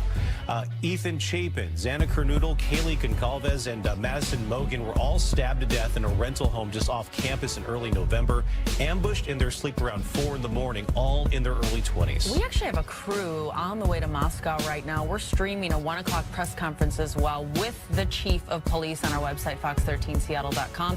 You can also catch it on our Facebook and YouTube page. And we begin with breaking news, a stunning turn of events in the murder of 4 University of Idaho college students. Multiple law enforcement sources tell News 4 police have taken a man into custody in Pennsylvania. Adam Harding is live in East Stroudsburg. Adam? And Gus, good morning to you. We just got to the courthouse within the last 10 minutes. According to law enforcement sources, they tell News 4 that a 25-year-old man in the Scranton area here in Pennsylvania has been taken into custody in connection to the murder of those 4 University of Idaho students. This all breaking late this morning. The murders in the small town of Moscow certainly stunning that region, and this becoming a story of national interest for weeks now. 4 University of Idaho students, 3 women and 1 man, were found stabbed to death in their beds in a rental home, which was near the campus back on November 13th. The local medical examiner revealing that the victims were likely asleep and had some defensive wounds. Again, this morning, the big breaking news here that a man is in custody, according to multiple law enforcement sources, in the murder of those 4 University of Idaho students in the Scranton area here in Pennsylvania. Police in the here in Pennsylvania planning a 4 p.m. News conference that is expected to happen in Moscow, Idaho, which is where this has been developing now for several weeks. Again, that is at 4 o'clock this afternoon, that news conference to discuss the arrest. Not much to work off of, but again, the sources telling us that a 25-year-old man is in custody. Of course, we are working to learn much more about the details of that arrest. Watch for our live continuing coverage both on air and online throughout the day here on Channel 4. Gus, we'll send things back to you. So I'm going to give you a warning right off the bat on this segment. If you are squeamish and if you are uncomfortable with talk about violent death and violent death methods, I'm going to give you a break, give you a chance to turn it down. But I'm about to talk about something that's quite disturbing. Some people would find upsetting, offensive, wrong, inhumane. Other people would find exactly what this country needs. And it is the firing squad. And I'm going to tell you exactly how it works because now it is real and it is coming to a death chamber potentially near you if you're in Idaho and a couple of other states as well. So it has happened before. It was a choice by an inmate named Ronnie Lee Gardner. And here's how it worked. When he decided he would choose the firing squad, he was hooded and he was strapped to a metal chair. And then there was a target that was taped to his heart. He faced a wall 25 feet away, and behind the wall were 5 anonymous marksmen. Each of the marksmen took a shot at Ronnie Lee Gardner. 4 of them had bullets. 1 of them had blanks. Last night I said it was the opposite, 4 blanks and 1 shooter, but it is actually 4 shooters, 1 blank. And within 2 minutes, Ronnie Lee Gardner was pronounced dead by the Utah Department of Corrections. This is the backup method for Idaho now. And this is the way Idaho condemned could end up meeting their fate, like Bryan Kohberger, maybe Chad Daybell, if they're convicted. An Idaho defense attorney says this is inhumane and it is barbaric. Some others say it traumatizes the witnesses or even those who actually are the marksmen and have to carry it out. A certified death investigator we've spoken to says it is the most humane method, actually, because it is number 1, fast, and number 2, effective. No chance for botching it. And that's not always the case with the drugs. I want to bring in Richard Dieter. He is the executive director of the Death Penalty Information Center, and he's also a civil and human rights attorney. Richard, thanks for being with me. I'm always mixed about this because I have heard horror stories about what we thought was humane, and that's lethal injection. And I hear the opposite about the firing squad. Where do you weigh in? Well, lethal injections have become very problematic in the U.S. They used to be very routine, and people went to sleep and were executed fairly quickly with little controversy. But the drug companies have refused to sell their drugs for these executions, and the doctors and nurses don't want to participate in executions as well. So you have a procedure with experimental drugs, unproven drugs, administered by people with not the experience you might find in a hospital, but people who work in the correctional facility. So things are not going well with lethal injection. It has its own problems. Of course, being shot is also a rather horrible experience to go through as well, I'm sure. Can I ask you, the method by which you die, if you're shot and the target is over your heart, does it stop your heart or do you bleed out? Because I have heard it both ways, that it took 2 minutes to pronounce Ronnie Lee Gardner dead. And I've heard that it's a bleeding process. It doesn't seem like it would be. Well, I am no doctor to know that precisely, but I can say that there have been problems with firing squads. They're used occasionally in the military and on battlefields, and sometimes the heart is missed, and of course then it's bleeding out. Or sometimes a person goes on breathing and is not quite dead, despite being shot, and we know that happens in society outside of the firing squad. So things can go wrong, but I think that the biggest problem is the shock, what we're asking victims' families to go through, to watch someone else be shot by 5 people while their family of the person being shot is also standing by, and you blow them away with 5 rifles. That is not going to sit well with anyone, regardless of what happens to the individual, the defendant, who's the person here. Right. I suspect we're still, fluid in the death penalty in this country, and it will more than likely end up as a Supreme Court, debate. But we'll have to have you back, and certainly as this moves its way through Idaho as well. Richard Dieter, thanks so much. Thank you.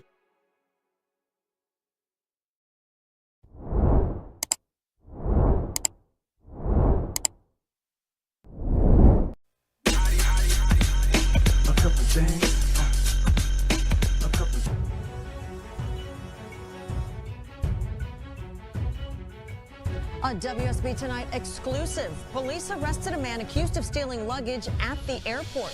Police found him by using technology left in one of the bags. And this cell phone video here shows police arresting the suspect.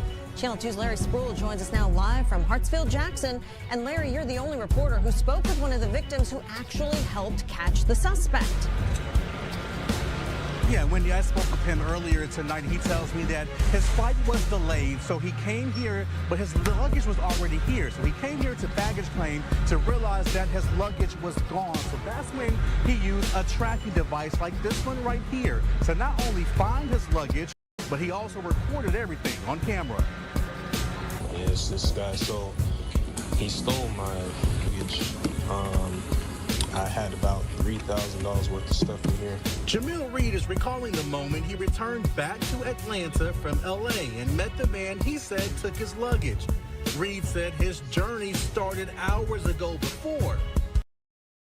When he first going to baggage claim and all that, trying to look for my luggage, standing there for like 30-something minutes or so, not seeing it. That's when Reed realized his luggage was gone. So that's when he decided to check his tracking device. Eventually I pulled my phone out, and then, cause I have an AirTag in my luggage. So, my luggage, after I seen that, it was not in the airport, it was actually in Grady. Reed said he then saw the AirTag heading back to Hartsfield-Jackson. He then contacted airport security, pulled out his phone, and followed the tracking device. So this silver one right here, I have a tracking device in here, and I tracked it here to you. And you have my shirt on. That's insane. My shirt and my jeans. Hey, get up. Atlanta police arrested Craig Nelson and charged him with theft by taking, unlawful removal of baggage, and criminal trespass. Reed says he's glad he got his things back, but he has security concerns. You can literally just walk in the baggage claim, like walk straight in and possibly take somebody's luggage and walk out and nobody even know. Channel 2's Larry Spruill back out live from the world's busiest airport. All right, Larry, so we all get those baggage claim tickets. Was anything said about those and perhaps enforcing checking that whoever takes luggage actually matches the ticket to the tag? Yeah, and Wendy, I did speak with airport leaders about that issue. They tell me they are cooperating and working with Atlanta police. They have officers right here as well. But I do want to show you something. I want to show you how close the exit is to baggage claim. The exit is right here. Baggage claim is just right here, Wendy. I was just noticing that in your shot right there too, Larry, just how easy it can be. Thank you for that.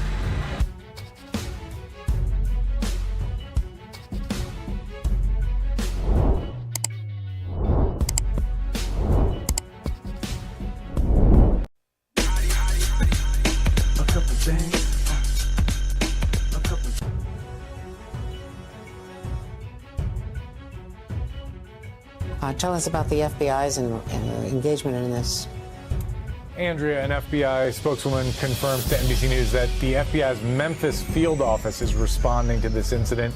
Agents from that office, that's about 3 hours away from Nashville, but there is no FBI field office in Nashville. So they're responding in an assistance role to support the local police. And they have this victims assistance unit that goes out after a mass shooting to help the victims and their families and respond in any way that they need help. That unit, I'm told, is on standby. They have not yet been called in to this awful situation, but the investigation as of now is being run by the local police, Andrea. And the FBI would normally come into this in any case, so it's just a matter of them being remote and not being on scene. The chief of police there is John Drake in Nashville. But this looks like, as Jim Kavanaugh was describing it, and he lives right nearby, a small suburban-style community, not used to this kind of violence. It would be very unlikely that this kind of school, a private Christian grade school, would have a whole lot of magnetometers or other kinds of weapons checks. Ken, we don't know the situation itself, but that's not standard. That's exactly right, Andrea, and it just underscores that this can happen anywhere and is happening anywhere. And, all the questions that we always ask after these incidents are going to be asked. In particular, what was their previous law enforcement contact with this shooter? What is the shooter's history? There's a kind of a there's a science behind the study of these school shootings and what leads up to them. And there's a lot of academics who say that there needs to be more intervention. There is a set of behaviors that has been identified as not a predictor, but as things to watch. And when you look back at many of these situations, you tend to find that somebody knew something, that there were some warnings along the way, and that often people have had previous contact with law enforcement. We'll have to see whether that's the case here, but just an awful tragedy that keeps repeating itself in the United States.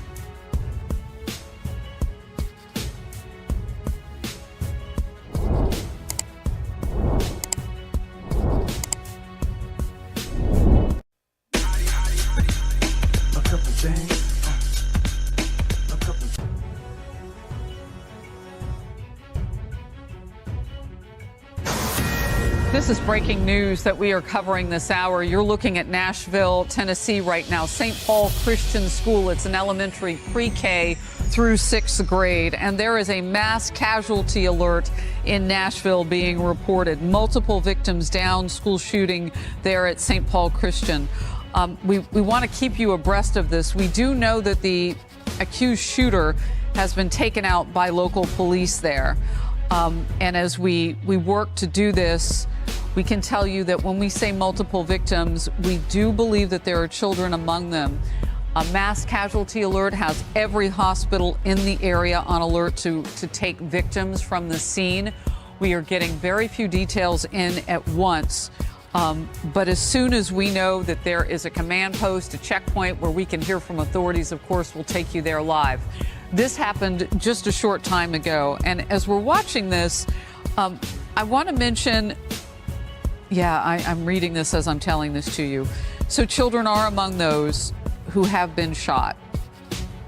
No word on the state yet of their injuries. You will see places, and I always acknowledge this, where things are said to be confirmed and they have not been yet. So we are very careful in our reporting about this.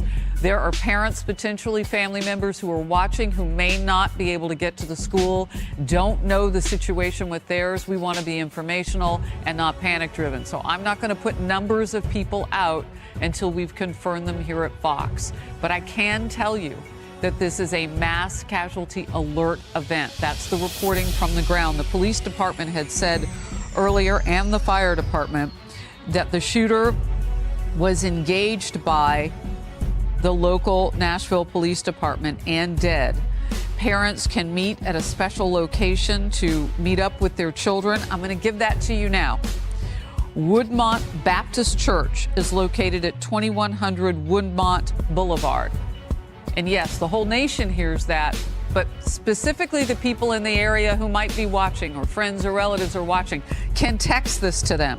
Go to Woodmont Baptist Church, 2100 Woodmont Boulevard. Metro Nashville Police, we are following them on Twitter. If you are personally touched by this, I encourage you to follow them on Twitter. They are the most urgent with these types of messages. You won't find the investigation details or what's happening in the interim there. We'll have that for you here. We see at the center of the screen a school bus, and it speaks to the ages of the people who were inside that school. This is pre-K, pre-kindergarten through 6th grade. This is a Christian school. You see all who have responded here in our law enforcement. We'll stay on the story and bring you the very latest as we get it.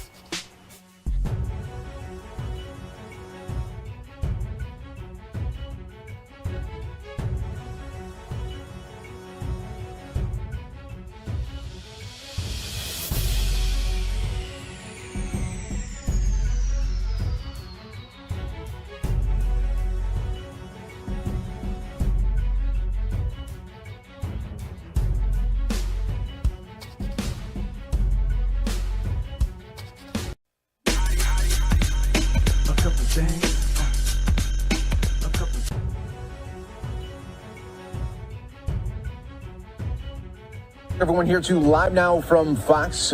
We continue to bring you top stories and headlines from across the country right now. We are monitoring some breaking news coming out of Nashville right now. We want to show you this tweet just being put out by Nashville Fire Department saying that we are responding to an active aggressor at a school. We can confirm we have multiple patients. Parents coming to the school. It should go to 20 Burton Hills at this time. This is an active scene. So once again, they are responding to an active aggressor at 33 Burton Hills Boulevard, Covenant School. We can confirm we have multiple patients. Parents coming to the school should go to the 20 Burton Hills at this time. This is an active scene there. So obviously a very fluid situation here at this time. And what we will do is continue to keep an eye on all the developments there in Nashville. And as soon as we get some more live pictures. And welcome back, everyone, here to Live Now from Fox. We continue to monitor the breaking news that is happening out of Nashville. This coming from Nashville Fire Department saying that we are responding to an active aggressor at 33 Burton Hills Boulevard, a Covenant School. We can confirm we have multiple patients. Parents coming to the school should go to 20 Burton Hills at this time. This is an active scene, and just being posted just moments ago as well, a reunification area has been established at 2100 Woodmont Boulevard. That is the Woodmont Baptist Church for parents to meet their children who attend the Covenant School at 33 Burton Hills Boulevard there. So that is the latest updates coming from Nashville Fire. We are continuing to work right here on Live Now from Fox on this developing story. And as soon as we get more updates, we will be providing them to you right here on Live Now from Fox, everyone. So we'll continue to follow it here for you as always and give you these updates all in real time on the situation that is unfolding there in Nashville. To that here in just moments, but want to continue to update you on the situation coming out of Nashville. This coming from now Metro Nashville Police, where they can confirm that an active shooter event took place at Covenant School on Burton Hills Drive. The shooter was engaged by the police department and is now dead. Student reunification with parents is now at the Woodmont Baptist Church, 2100 Woodmont Boulevard there. So that is the situation right now. The suspect is dead. We don't know of any casualties at this time as far as students or faculty members or others in the area at this moment here, but still a very active situation, very fluid there on the ground there in Nashville as we continue to wait for more updates on this developing story here. But again, to reiterate, the shooter in this active shooting scene is now dead, and student reunification with parents is now at Woodmont Baptist Church, 2100 Woodmont Boulevard. We are going to bring you the latest right here on Live Now from Fox. Stay right here with us. More to come.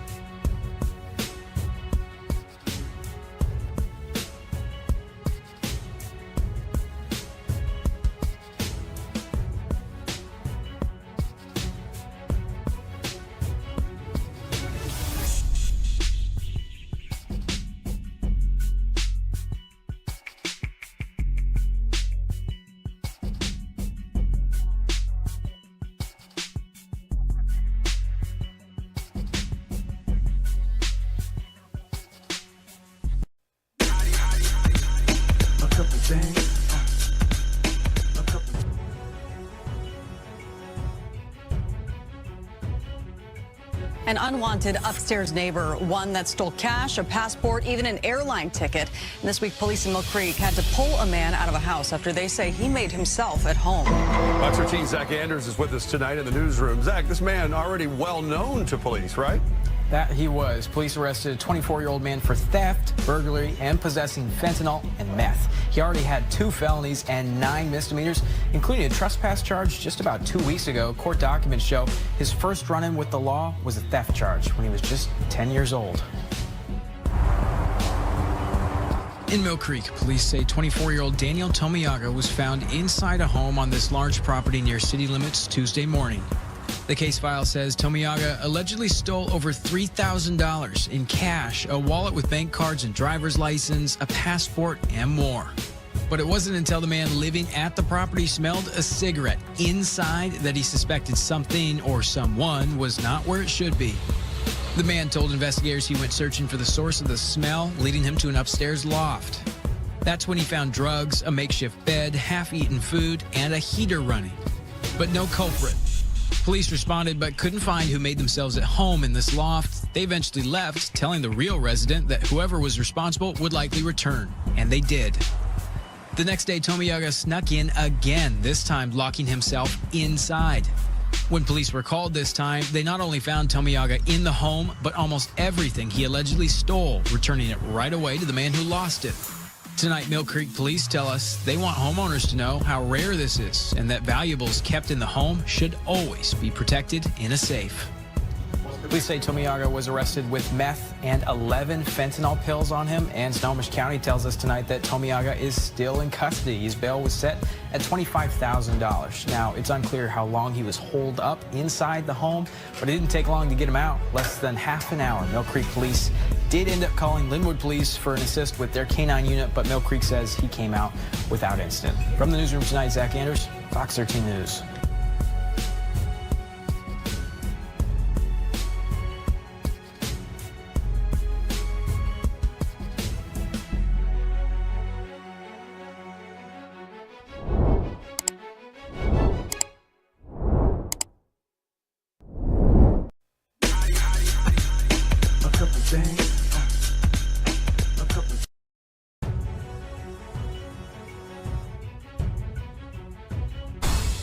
I'm from Memphis. Hello. Memphis, you know, I'm my own lead. I'm the blueprint. Showing off her Memphis pride as always. We continue to follow the breaking news this morning. Beloved Memphis rapper Gangsta Boo, formerly of 3 6 Mafia, has passed away. She was found dead at a house in Whitehaven yesterday evening. Now she is being remembered across the area and, in fact, all across the country. Fans of hip hop and of Gangsta Boo. Marcus Hunter joining us now live with the latest with how fans are reacting. Marcus, we saw that video, and I believe we're going to show our viewers here in a moment. People quickly gathered at that home where we learned that she likely took her last breath. Yeah, they did, Zanetta. Folks all over the city mourning this morning. Gangsta Boo, whose real name is Lola Mitchell. She was found dead yesterday afternoon, like we said, in Whitehaven. The icon was only 43 years old. Early indications from loved ones are that no foul play was suspected in her death, which comes as a surprise to them. After the news broke, fans all across the area gathered outside the Whitehaven home where she was found. A longtime friend tells WREG the rapper recently became depressed after her father's death. One fan tells us that she will always remember the joy the rapper brought, not only on stage, but in any interaction with fans. She was always happy. She was a free spirit, and that's what I want people to remember her as. It's a legacy of hard work, of dedication, of making it out of Memphis. And we are told in her final days that she spent time with family and friends. And this morning, the investigation continues into her death. And we are told by loved ones that spending time with family is something that embodied exactly who she was. Now, as soon as we learn more about this investigation into her death, we will be bringing that to you on air and on our website, WREG.com. In Memphis, Marcus Hunter, WREG News Channel 3.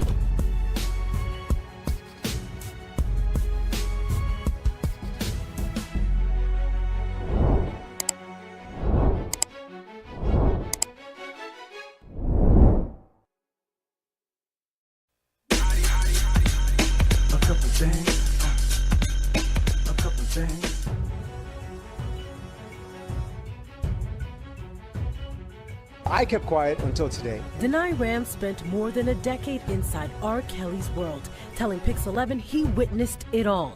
International tours, recording studio sessions, and Kelly's interactions with his live-in girlfriends. I was there. Nobody's chained up. Nobody's locked behind locked doors. Ram was the opening witness for R. Kelly's defense team, testifying he never saw R. Kelly control his girlfriend. I observed him taking, them to the movies, out to eat. He would never sit down. He would always stand up when they walked in. Ram met R. Kelly when he was an aspiring rapper. R. Kelly became his mentor. Speaking exclusively with Pix 11 after his testimony, Ram said he never witnessed R. Kelly be physically or emotionally abusive. 100%, not even close. But for the last month, the men and women of the jury heard graphic, detailed testimony describing R. Kelly's alleged abuse over decades. From a radio station intern who recalled being locked in a room for days before R. Kelly had sex with her as she was passed out, to former girlfriends who said R. Kelly forced them to have unwanted and at times degrading sex with him and other people. The point that the prosecutor is trying to bring to the jury is that R. Kelly is a sexual predator, that he used his power, he used his fame in order to engage in sexual intercourse, illegal sexual intercourse with women that are under 18. R. Kelly pleaded not guilty to the federal racketeering and sex trafficking charges in this case. The defense is expected to call more witnesses Tuesday morning. Legal analyst Bernardo Villalona believes it is unlikely the defense will ask R. Kelly to testify. Remember, he also has open cases in other jurisdictions. So prior bad acts can come in if he were to testify because it goes to his credibility, his believability.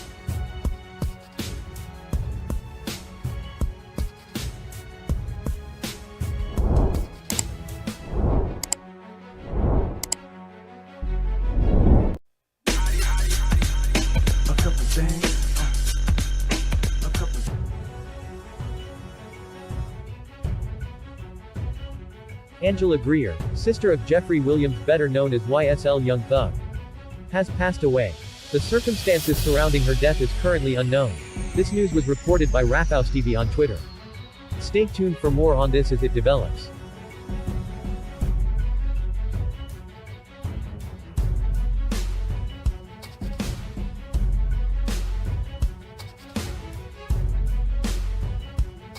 Angela Greer, sister of Jeffrey Williams better known as YSL Young Thug, has passed away. The circumstances surrounding her death is currently unknown. This news was reported by Rap House TV on Twitter. Stay tuned for more on this as it develops.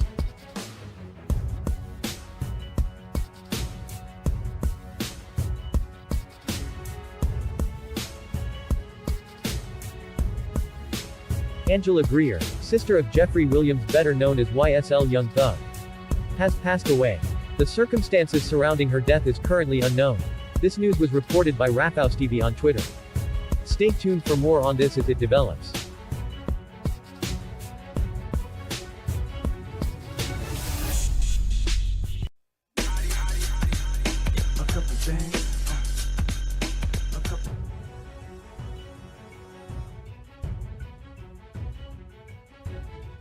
Around 8:20, we had the tornado sirens going off, warning the people to, take cover. It happened so fast. Right now, we got multiple homes damaged in the Silver City area, also in other parts of the area of the county. We're gonna have makeshift shelters at the multi-purpose building in Belzoni, the Brotherhood building in Belzoni, Baptist Hood Association building, and at the school. Right now, we're gonna have the school buses here to bus people out that vehicles were damaged in the tornado that need a ride back to Belzoni. We had multi-agents that came by from Greenville, Pike County, all over the Delta, EMA, all the EMAs in the area, they here right now, and we appreciate their assistance from everybody. We're getting all the multi-agents around the Delta that are here to help. Also, Washington County Sheriff Milton Gasson, he was here. Congressman Bennett Thompson was here, and he said he's gonna give us all the help that we need. We got multiple homes damaged. We got people not accounted for at the time. Probably tomorrow we'll have a full count on the damage and the people that's not in place. It's the first storm that ever hit Silver City since I've been living. And it's bad. It's really bad. Well, I wasn't here when it came through. I came down after. Yeah. But they said it stayed on the ground for 40-something miles. Rolling all the way through here. Excuse me. Yeah. But they said they didn't hear too much. When they heard it, it was hitting and gone. From what I was told. Sad. It really is. Yeah.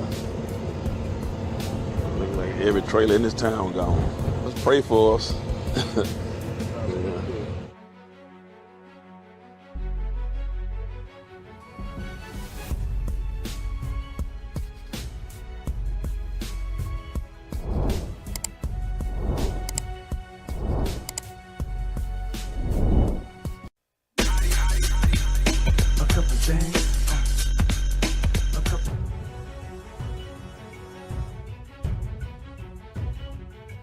All right, thank you, Emily. We have incredible video tonight of the moment a chocolate factory was blown to bits by an explosion. Watch this.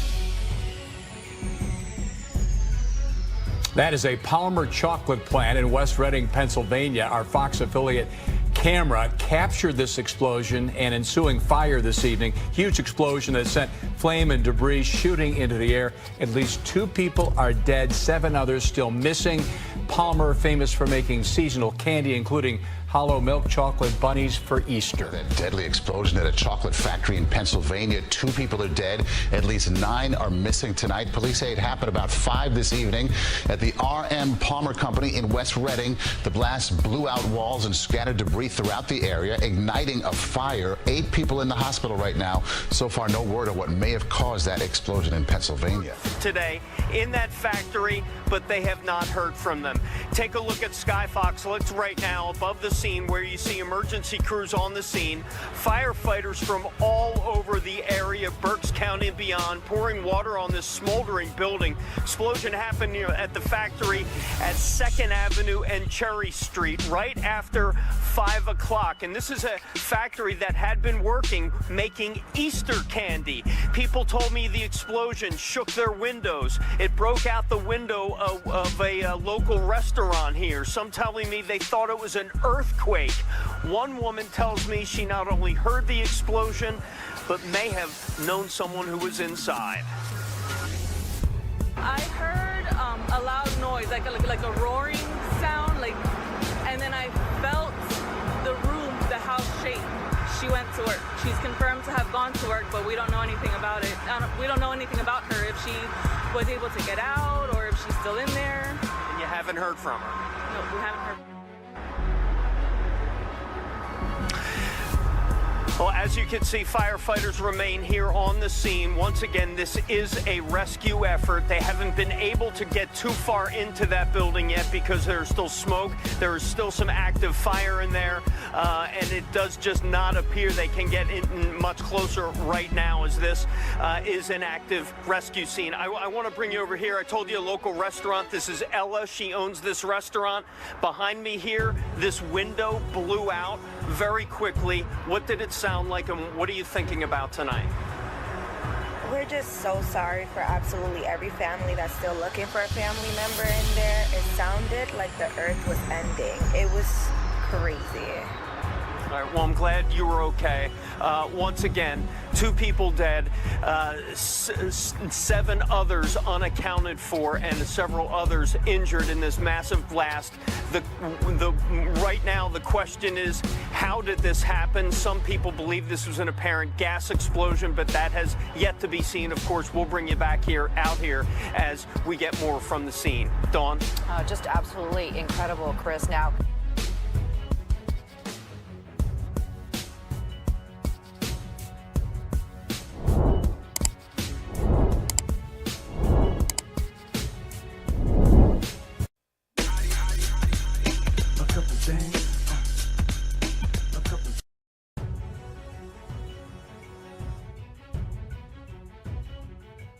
And let me get your name. My name is Gregory Preston. Gregory Preston, and you're Robert Kelly's uncle? Yes, I am.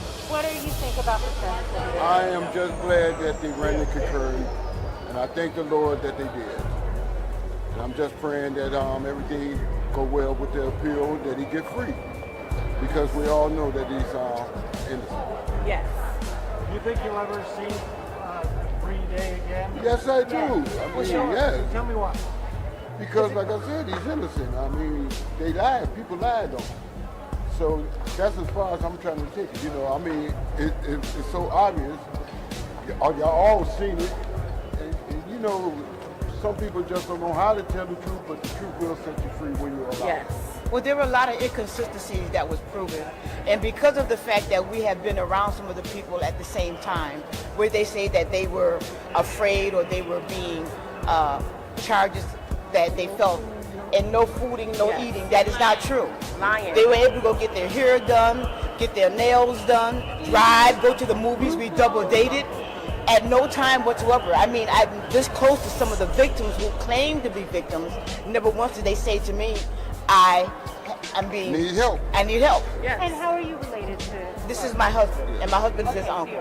And no, are you on the mom's side or the dad's side of her? We're not going to even talk. I don't want to go into all that. I'm just his uncle, and well, but they talked about his childhood, and that should have been considered. Yes, they should have been. Do you think that was considered? Yes.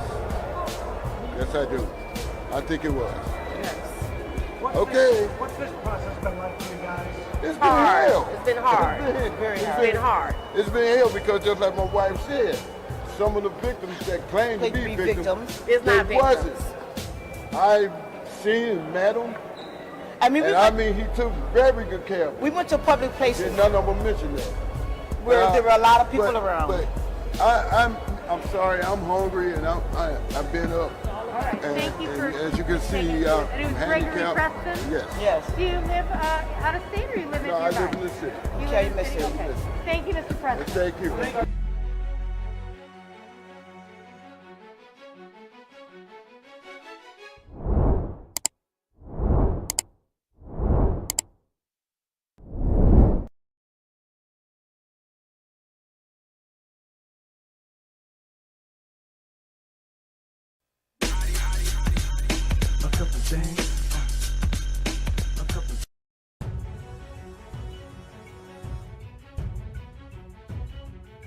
And let me get your name. My name is Gregory Preston. Gregory Preston, and you're Robert Kelly's uncle? Yes, I am. What do you think about this incident? I am just glad that they ran the concurrent, and I thank the Lord that they did. And I'm just praying that everything go well with the appeal, that he get free, because we all know that he's innocent. Yes. Do you think you'll ever see Free Day again? Yes, I do. I mean, yes. Tell me why. Because, like I said, he's innocent. I mean, they lied. People lied on him. So that's as far as I'm trying to take it. You know, I mean, it's so obvious. Y'all all seen it. And, you know, some people just don't know how to tell the truth, but the truth will set you free when you're alive. Yes. Well, there were a lot of inconsistencies that was proven. And because of the fact that we have been around some of the people at the same time, where they say that they were afraid or they were being charges that they felt, and no fooding, no eating, that is not true. Lying. They were able to go get their hair done, get their nails done, drive, go to the movies, be double dated. At no time whatsoever. I mean, I'm this close to some of the victims who claim to be victims. Never once did they say to me, I'm being... Need help. I need help. Yes. And how are you related to? This is my husband, and my husband is his uncle. And no, are you on the mom's side or the dad's side of her? We're not going to even talk. I don't want to go into all that. I'm just his uncle, and well, because they talked about his childhood, and that should have been considered. Yes, they should have been. Do you think that was considered? Yes. Yes, I do. I think it was. Yes. What's this process been like for you guys? It's been hell. It's been hard. It's been hard. It's been hell because just like my wife said, some of the victims that claim to be victims, it's not they victims. wasn't. I've seen and met them. I mean, he took very good care of them. We went to public places. And none of them mentioned that. Where there were a lot of people around. But I'm sorry, I'm hungry and I've been up. All right, thank you for. As you can see, and I'm it was Gregory handicapped. Preston? Yes. Do you live out of state or you live in No, I nearby? live in the city. You Okay, live in the city? Mr. Okay. Thank you, Mr. Preston. Thank you.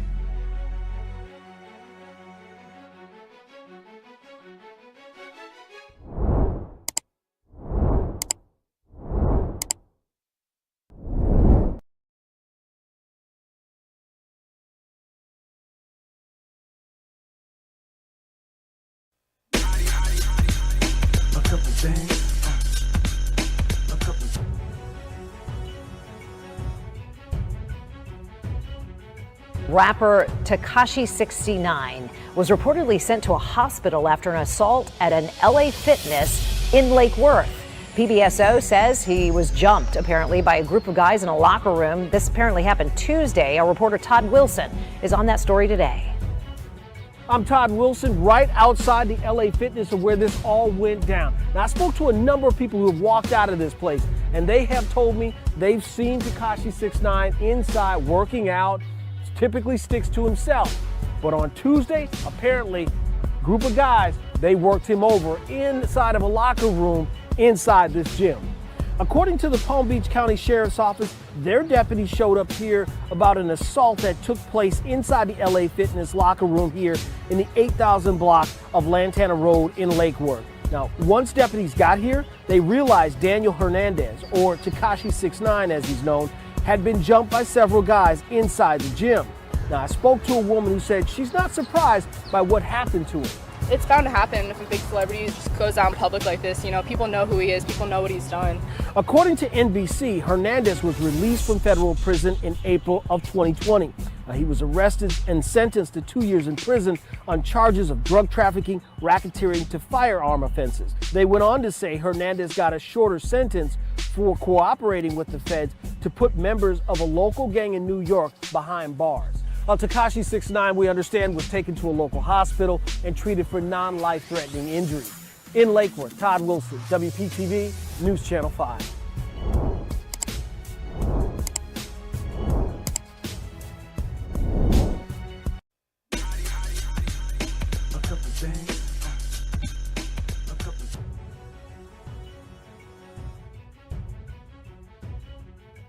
Just sent this out as a breaking news push alert through your WPTV News app. Will be on your social media feeds a lot as well. A South Florida gym attack has landed a controversial rapper in a South Florida hospital right now. NBC News obtained a statement for the attorney for Tekashi 69, saying in part he was attacked in the sauna part of a gym by 4 people who beat him up. Police in South Florida called. He was transported via ambulance to a local hospital. Now, he has sold more than 2 million records, but big news when he was granted early release from federal prison after cooperating with authorities to land several of his fellow gang members behind bars. We are working to confirm reports right now, not confirmed yet, if this attack in fact happened in Palm Beach County or what part of South Florida. More on that hopefully later on WPTV.com.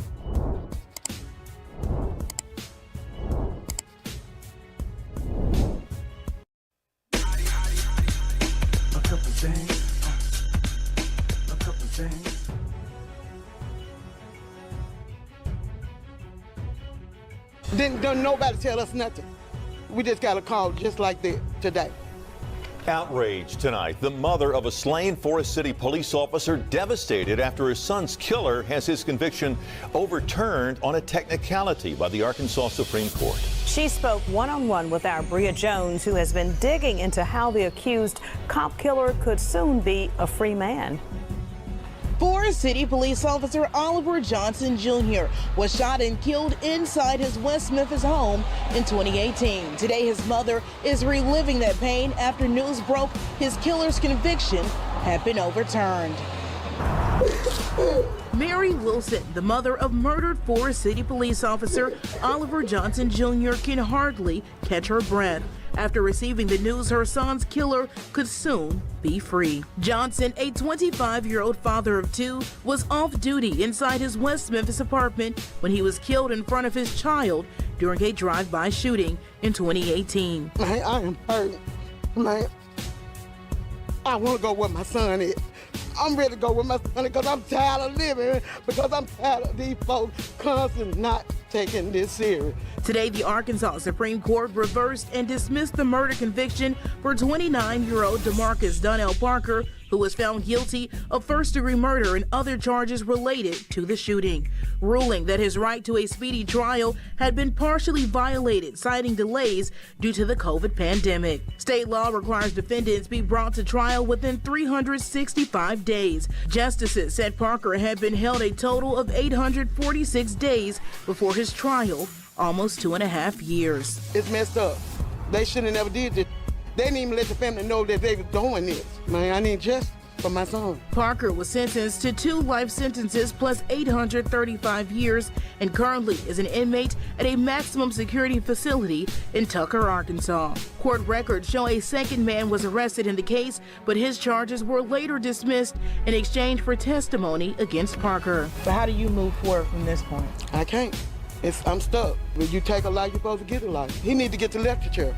In a statement to WREG, former West Memphis police officer Joe Baker, who led the detective division at the time, called this ruling, quote, troubling. He went on to say that there's no way this should have been missed on this case. For now, reporting in West Memphis, Bria Jones, WREG News, Channel 3.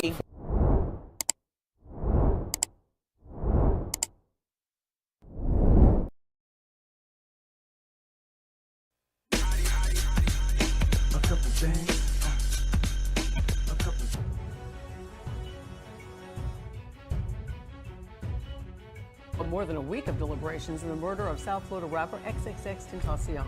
The verdict is about to be read in a Fort Lauderdale courtroom. Let's listen in live now.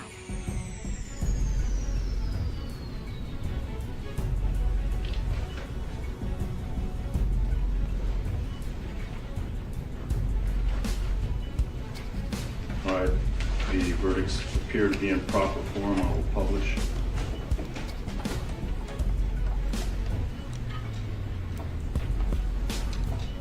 In the Circuit Court of the 17th Judicial Circuit in Fort Broward County, Florida, the state of Florida versus Dedrick Williams, verdict count 1. We, the jury, find as follows: as to the defendant Dedrick Williams in this case, the defendant is guilty of murder in the first degree as charged in the indictment. Count 2.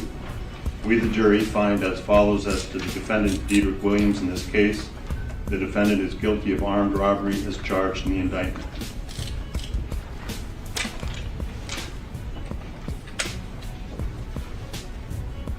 Count 1. We, the jury, find as follows: as to the defendant Michael Boatwright in this case, the defendant is guilty of murder in the first degree as charged in the indictment. During the course of the crime committed, did the defendant Michael Boatwright actually possess a firearm? Yes. During the course of the crime committed, did the defendant Michael Boatwright actually discharge a firearm? Yes. During the course of the crime committed, did the defendant Michael Boatwright actually inflict death to Jahseh Onfroy as a result of discharging a firearm in his possession? Yes. Count 2. We, the jury, find as follows: as to the defendant Michael Boatwright in this case, the defendant is guilty of armed robbery as charged in the indictment. During the course of the crime committed, did the defendant Michael Boatwright actually possess a firearm? Yes. During the course of the crime committed, did the defendant Michael Boatwright actually discharge a firearm? Yes. During the course of the crime committed, did the defendant Michael Boatwright actually inflict death to Jahseh Onfroy as a result of discharging a firearm in his possession? Yes. Verdict, count one. We, the jury, find as follows as to the defendant Trayvon Newsome in this case. The defendant is guilty of murder in the first degree as charged in the indictment. During the course of the crime committed, did the defendant Trayvon Newsome actually possess a firearm? Yes. Count two. We, the jury, find as follows as to the defendant Trayvon Newsome in this case. The defendant is guilty of armed robbery as charged in the indictment. During the course of the crime committed, did the defendant Trayvon Newsome actually possess a firearm? Yes. So say we all, this 20th day of March 2023 at Fort Lauderdale, Broward County, Florida, signed by the foreperson. You decide which wish the jurors hold. Yes, Judge. Yes, Your Honor. Yes, Madam Clerk, you'll poll the jury. Yes. Juror 1, are these your verdicts? Yes. Juror 5, are these your verdicts? Yes. Juror 8, are these your verdicts? Yes. Juror 10, are these your verdicts? Yes. Juror 12, are these your verdicts? Yes. Juror 3, are these your verdicts? Yes. Juror 4, are these your verdicts? Yes. Juror 7, are these your verdicts? Yes. Juror 6, are these your verdicts? Yes. Juror 9, are these your verdicts? Yes. Juror 2, are these your verdicts? Yes. And Juror 11, are these your verdicts? Yes. Thank you. Ladies and gentlemen, I want to thank you for your time and consideration of this case. I also wish to advise you of some very special privileges. And you just heard right there, all three suspects have been found guilty in the murder of XXXTentacion, a South Florida rapper. All three of those men pretty stone-faced as those verdicts were read after more than 1 week of deliberations, lots of questions from the jury. Many times they've gone back asking for testimony to be reread and looked over. So we will have Andrew Perez, he's our reporter in the courtroom. We will have reaction from inside a little later in this newscast.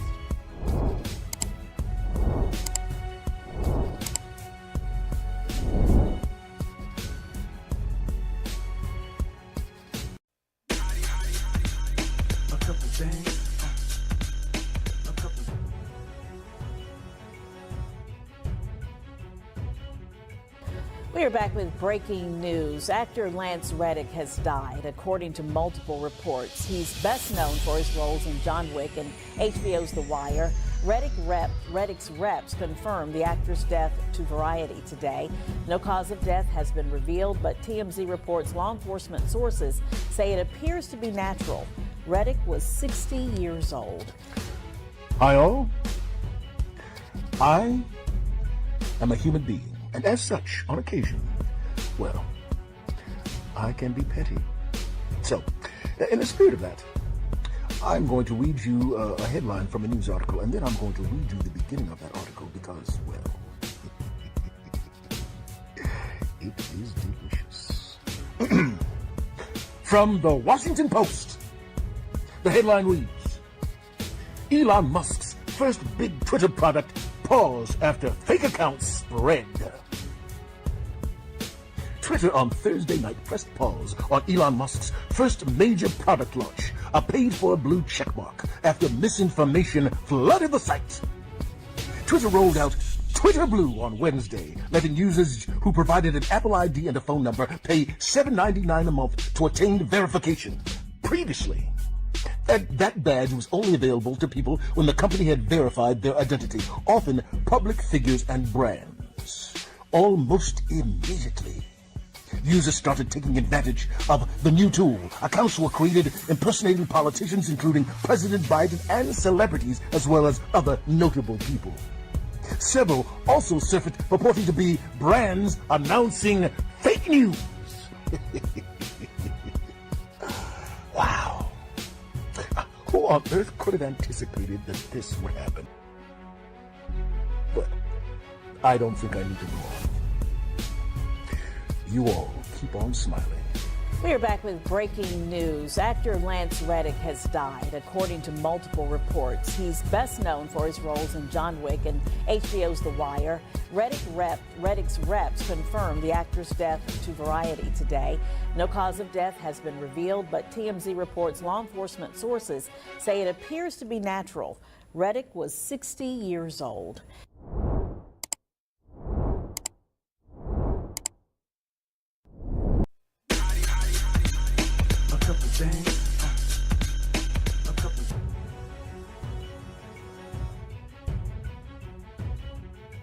Former President Trump is claiming in a post on his social media platform that he will be arrested on Tuesday.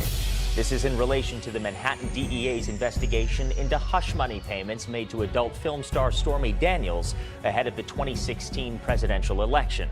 As part of the post, Trump is also calling on his supporters to protest. ABC News has not verified the claims, and the Manhattan District Attorney's Office has no comment. Tonight, law enforcement officials say they are preparing for the possibility that former President Trump could be indicted on criminal charges next week. A grand jury is wrapping up testimony in Manhattan criminal court after hearing from witnesses, including former Trump lawyer Michael Cohen.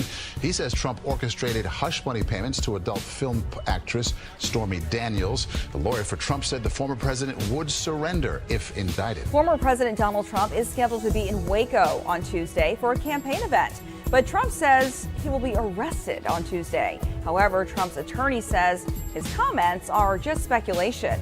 A New York grand jury is weighing whether to indict the former president in a case looking at hush money paid to women who say they had sexual encounters with him. Trump has denied all wrongdoing. On social media, Trump called for protests. Former Vice President Mike Pence said he is concerned about the case. The idea of indicting a former president of the United States is deeply troubling to me, as it is to tens of millions of Americans, and particularly happening in what appears to be a politically charged environment. In a statement, former Democratic House Speaker Nancy Pelosi said the grand jury's consideration of this case makes clear no one is above the law, not even a former president of the United States.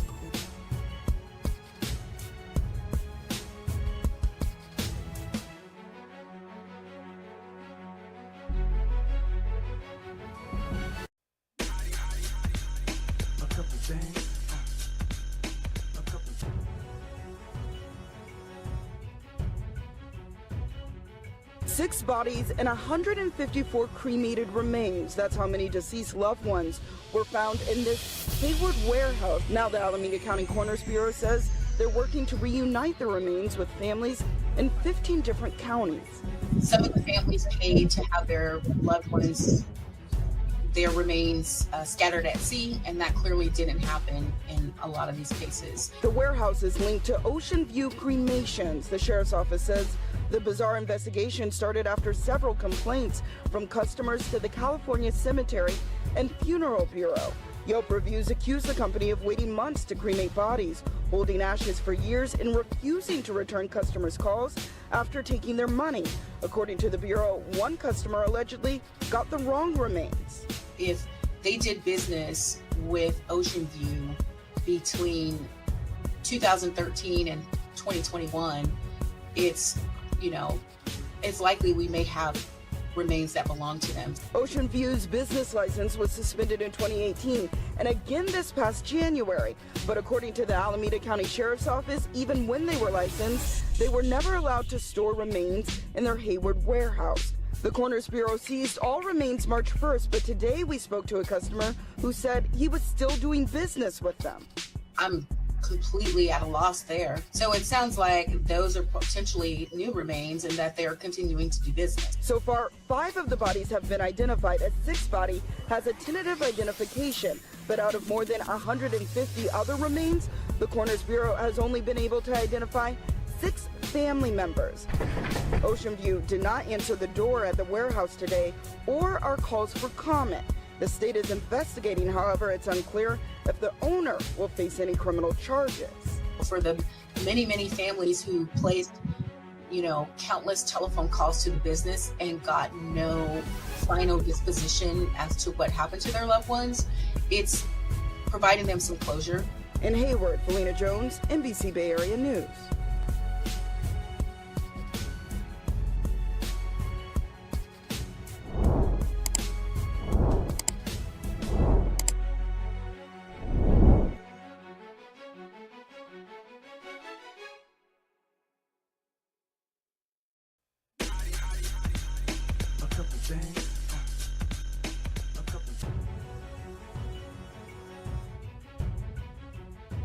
So I think the point you're making is, and correct me if I'm wrong, that you have never held anybody against their will. I don't need to. Why would I? Well, How stupid would never it be held for R. anybody. Kelly, with all I've been through in my way, way past, to hold somebody, let alone 4, 5, 6, 50, you said. How stupid would I be to do that? I didn't say you were That's holding. stupid, guys. I didn't. Is this camera on me? Yes, it's on. That's stupid. Use your common sense. Don't forget the blogs. Forget how you feel about me. Hate me if you want to, love me if you want, but just use your common sense. How stupid would it be for me to, with my crazy past and what I've been through, right now I just think I need to be a monster and hold girls against their will, chain them up in my basement, and don't let them eat and don't let them out unless they need some shoes down the street from their uncle. Robert, Stop it. Y'all quit playing. Quit playing. Robert. I didn't do this stuff. This is not me. I'm fighting for my life. Y'all killing me with this. I gave y'all 30 years of my career. Robert. 30 years of my career. Y'all trying to kill me. You killing me, man. This is not about music. I'm trying to have a relationship with my kids, and I can't do it. Y'all just don't want to believe the truth. You don't want to believe it. But Kelly's emotions remained raw. It's real girls out there missing. It's real young girls out there being abducted, being raped, okay? They really are on chains. They really do have chains on their wrists, and they can't get out. Robert, and they're ending up buried in deep. Robert, we have to have a conversation. This is Really, not me. I don't want you just ranting at the camera. I came here for them to hear me talk. But I need help. What kind of help? This is the kind of help I need. Yes, what kind of help? I need somebody to help me not have a big heart, because my heart is so big. People betray me, and I keep forgiving them.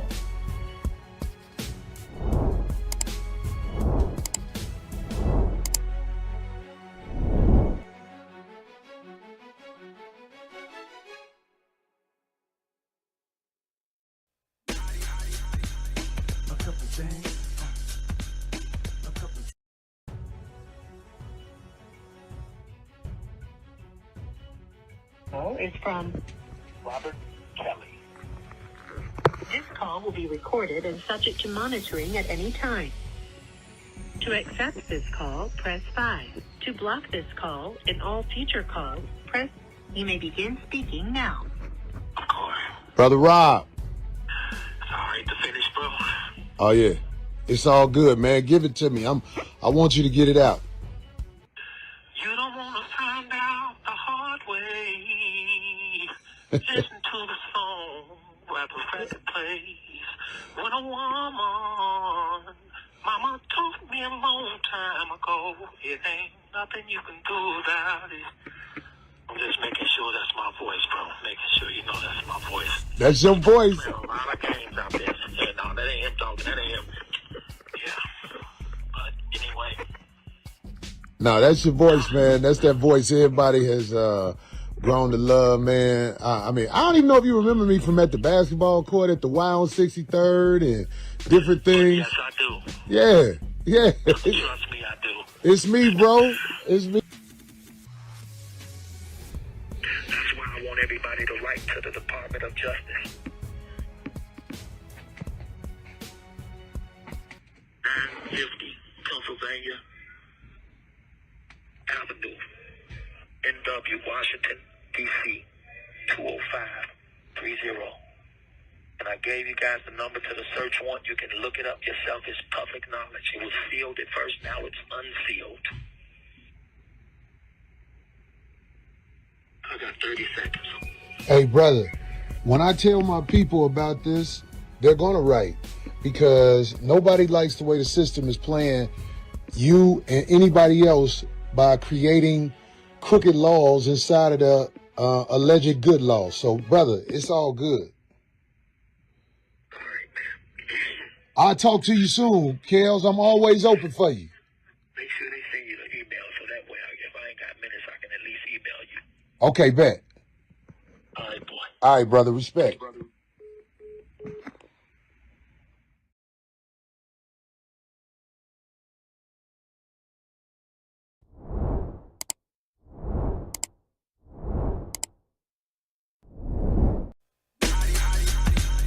A couple things.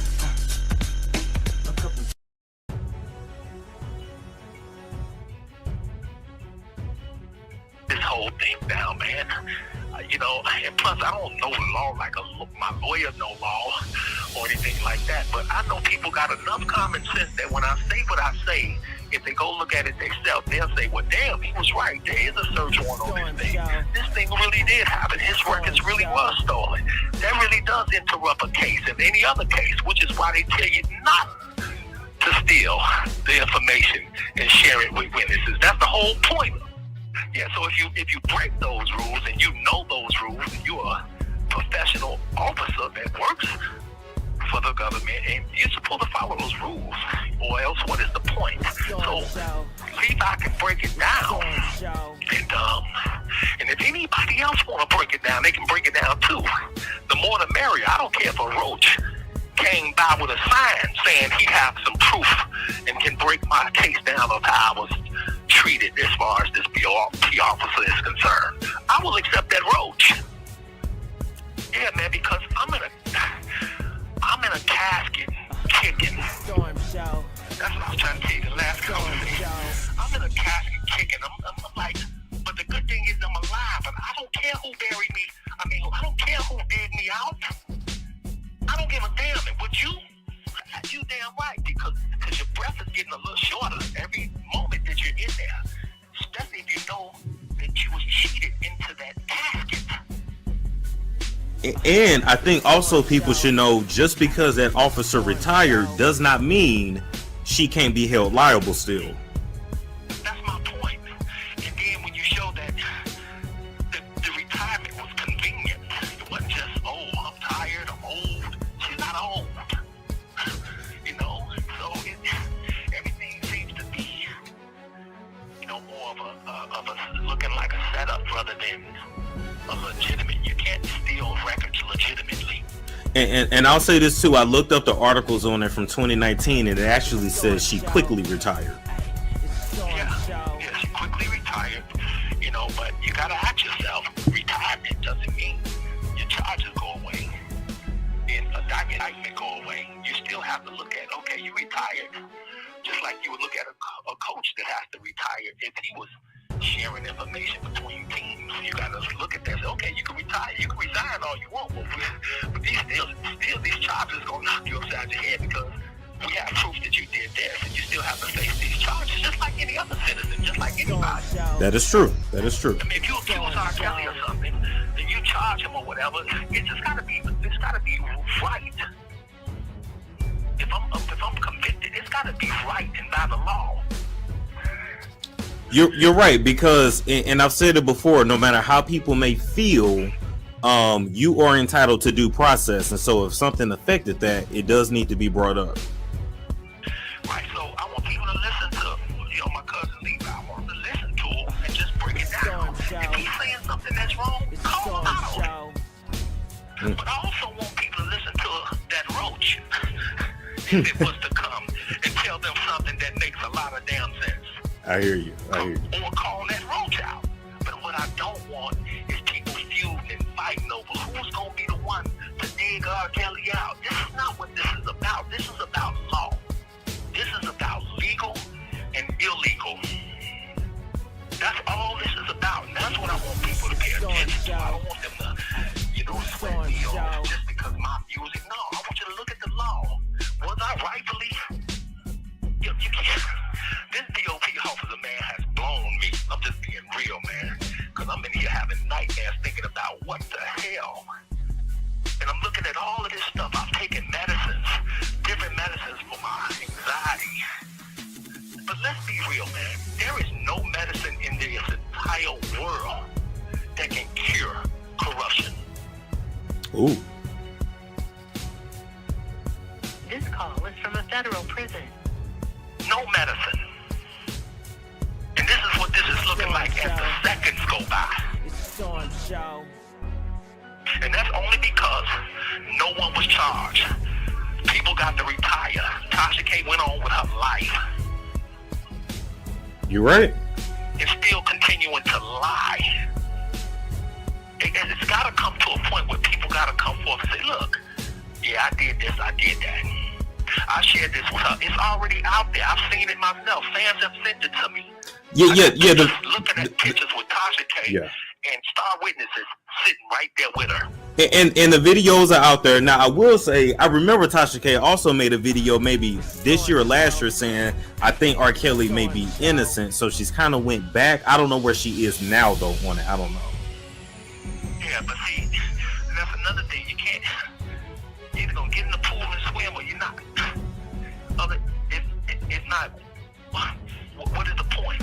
You know, it's like, and I just really want people to know, I appreciate anybody that's helping me. I appreciate anybody that's helping me. A lot of people have been there for me. I just don't want people going back and forth, being mad at each other because one person did this for me and another person did that for me. That's what the devil wants. He wants to cause confusion. That's what these people want. They want to cause confusion. And confusion ain't gonna do nothing but keep me in here. But the real thing is about this guilty officer doing what she did, and there being proof right in your face. You can't deny that. That has to be answered. There's a lot of questions going unanswered, and there shouldn't be. And that's what we're gonna break down bit by bit. But I hear you when you say the first thing we need to figure out is who is this lady and where is she? And I can't do that from a wall in a bathroom. I can't do it. But I can certainly speak on it because it happened to me. And if it happened to me, then I have a right to know who this lady is that stole all of my information and shared it with a damn blogger. Bloggers become bloggers, and big time bloggers like Tasha K by sharing information. That is true. Especially celebrity information. Right. So this DOT officer knew damn well what she was doing when she gave it to Tasha. She knew what she was going to do with it. And if she didn't know, she still knew the capabilities, the possibilities of what she could do with it, it being my, R. Kelly's information. And she gave it to her regardless.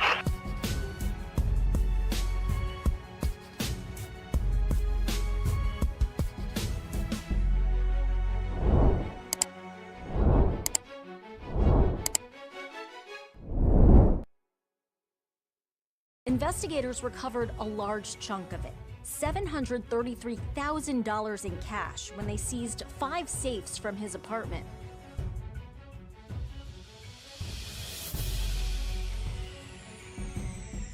A Connecticut man is accused of a cross-country scheme targeting DoorDash drivers in California. Stanford police tell CBS 2's Tony Aiello it delivered nearly $1 million. The investigation started with a report of a domestic dispute involving a gun at this Stanford apartment building. We were searching the apartment for the firearm and noticed several stacks of loose cash around the apartment, about 100 payment cards not in the suspect's name or in the victim's name, and a couple of fake IDs.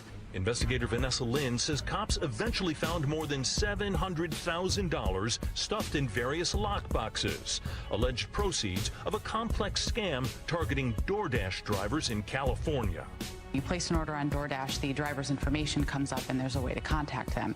Police say 21-year-old David Smith used technology to send text messages to drivers that appeared to come from DoorDash, then convinced drivers to submit login information to an official-looking but fake DoorDash support website, giving him access to drivers' accounts.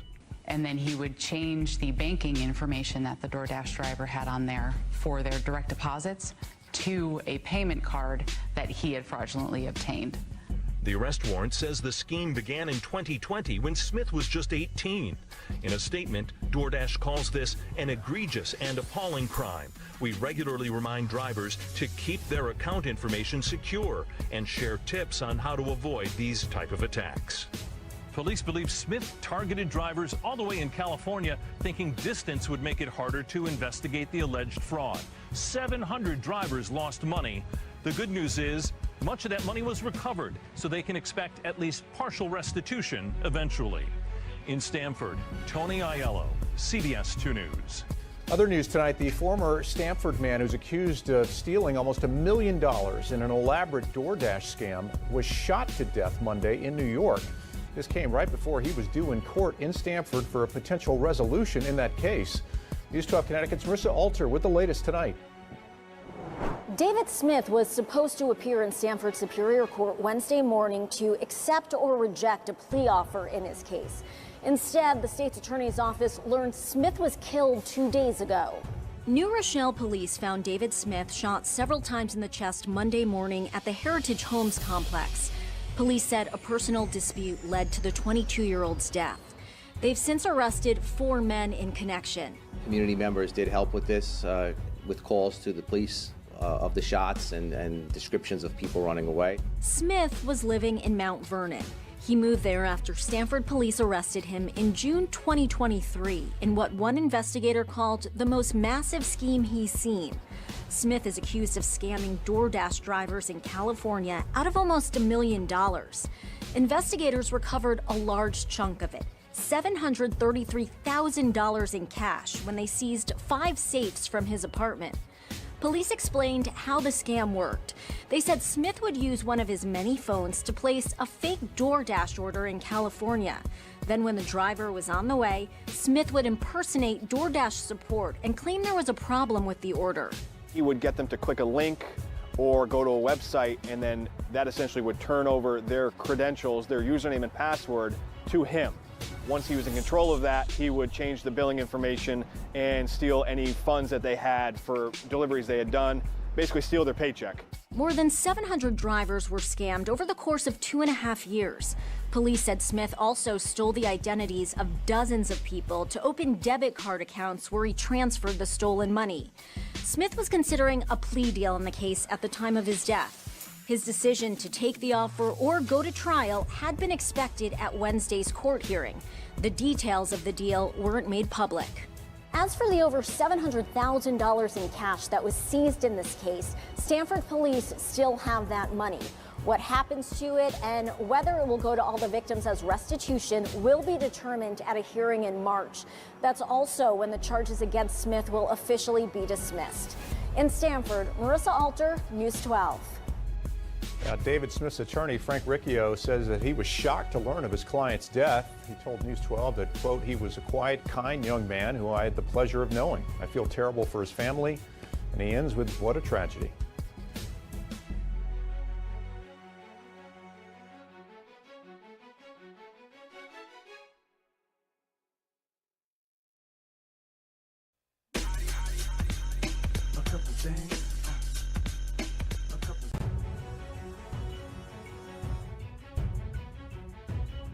Deli counter turned into a scene of a deadly stabbing. A postal worker was killed and one woman is under arrest this morning. Let's get right to Good Day's Briella Tomasetti. She is live outside that bodega in Harlem. And Briella, investigators believe this all started over who was next in line to order at that deli. Yeah, Tashani and Dan, good morning to both of you. All literally over a sandwich. That woman, the suspect identified this morning as 24-year-old Jaya Cruz. She has been charged in the murder of 36-year-old Ray Hodges, who, was killed on the job yesterday. He was stabbed to death here in the deli behind me in Harlem. Now, Cruz could be arraigned on second-degree murder charges as early as today. Let's get right to her being escorted out of the 28th precinct yesterday. It happened shortly before midnight. Cruz was covering her face with a black hooded sweatshirt and avoiding questions from reporters. According to police, the attack happened inside Joe's Grocery on Malcolm X Boulevard and West 118th Street at about 2:30 yesterday afternoon. Hodges, an on-duty postal worker, was found with stab wounds about the body and rushed to Harlem Hospital, where he was pronounced dead.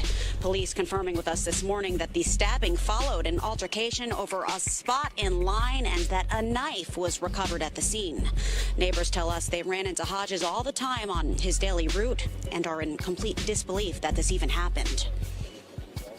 I know the guys who deliver milk, and just like that, he's gone.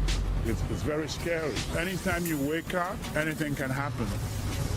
You can just, like they said, it's an argument, so you can just say hello to somebody and you start. Something like that. It's disheartening, to say the least.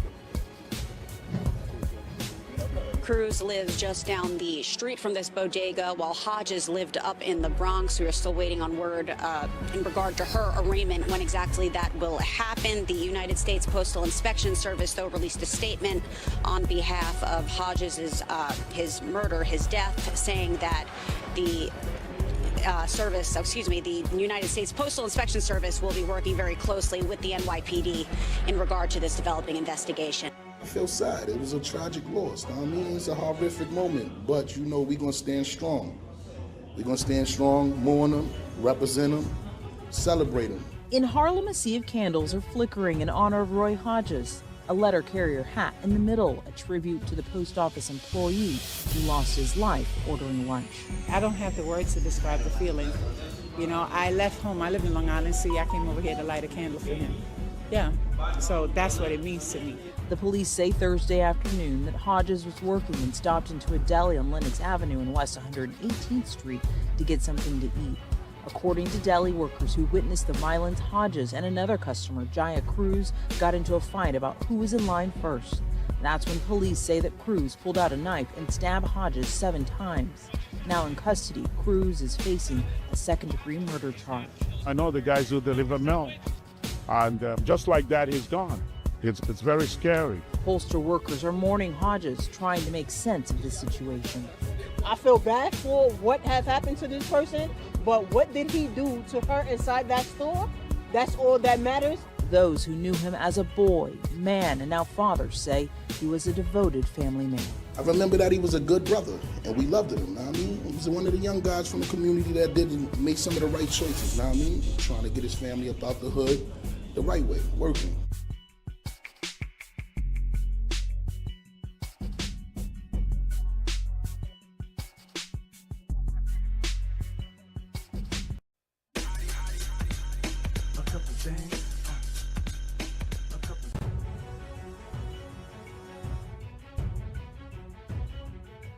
Crime scene tape closing off the area where 14-year-old Caleb Rios was found in bad shape with stab wounds to his chest. He was unconscious and unresponsive. I'm in shock right now. That's sad. It was just before 9:30 Friday morning behind the Mitchell houses on 138th Street and 3rd Avenue in the Mott Haven section of the Bronx. Sources tell Pix 11 News it appears the teen was stabbed while walking from his apartment building. He tried to run but fell behind parked cars. The scene shocking to people who live in the area. Come on, it's like you're about to that's 14 years old. I'm only 18 myself, and hearing that, it's really wow, I'm so in shock. This grandmother says senseless violence in the neighborhood is why she walked her grandson to and from school. I feel upset. It's crazy out here. That's why I told my girls, he's only 13. I told him stay in school because the street don't give nothing. It's just a lot of mishappening going on. It's crazy. I feel so bad for the family. While police continue to look for evidence and clues, another teen's life cut short is weighing heavy on this community. It's not even this neighborhood, it's everywhere.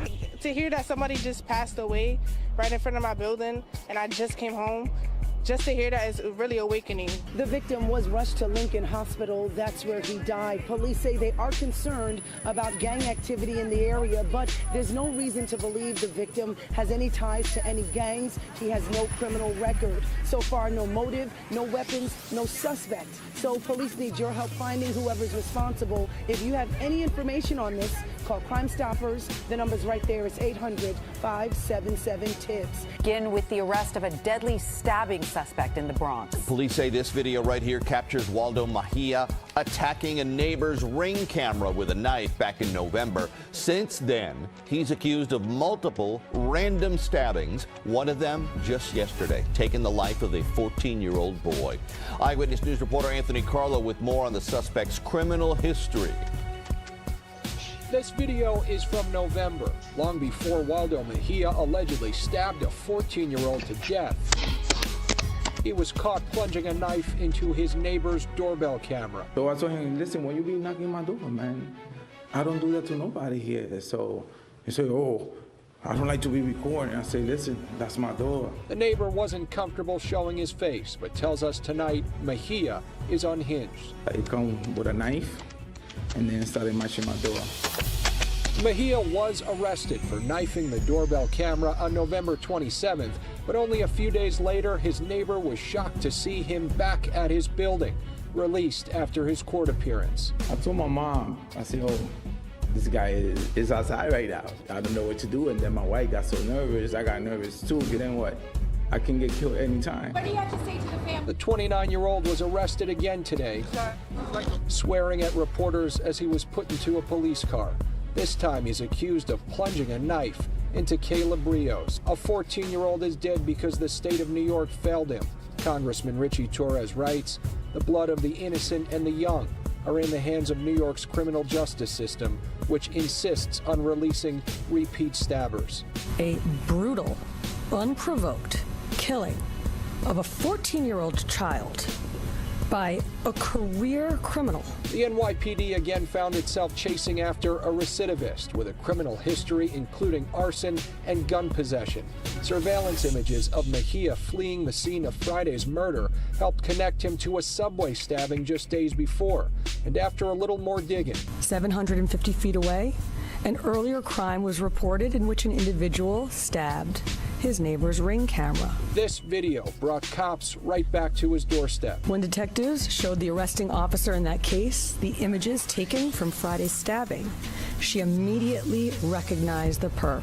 Mejia's neighbor hopes it ends here. I wish they throw that guy in jail and never come out again. Mejia faces a top charge of murder in the second degree and likely won't be seeing the light of day for a very long time, but only after many say it's too late.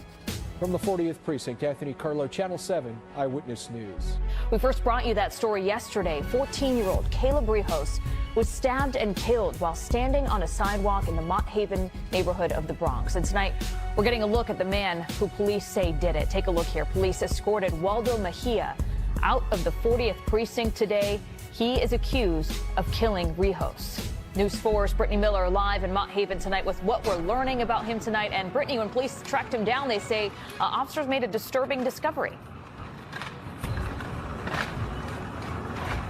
That's right. Caleb Rios was a good student and a high school football player. Police say he was on his way to school Friday when he was stabbed in an unprovoked attack. Now, tonight, that suspect is in custody. Police say he was still carrying a bloody knife when they arrested him just after midnight.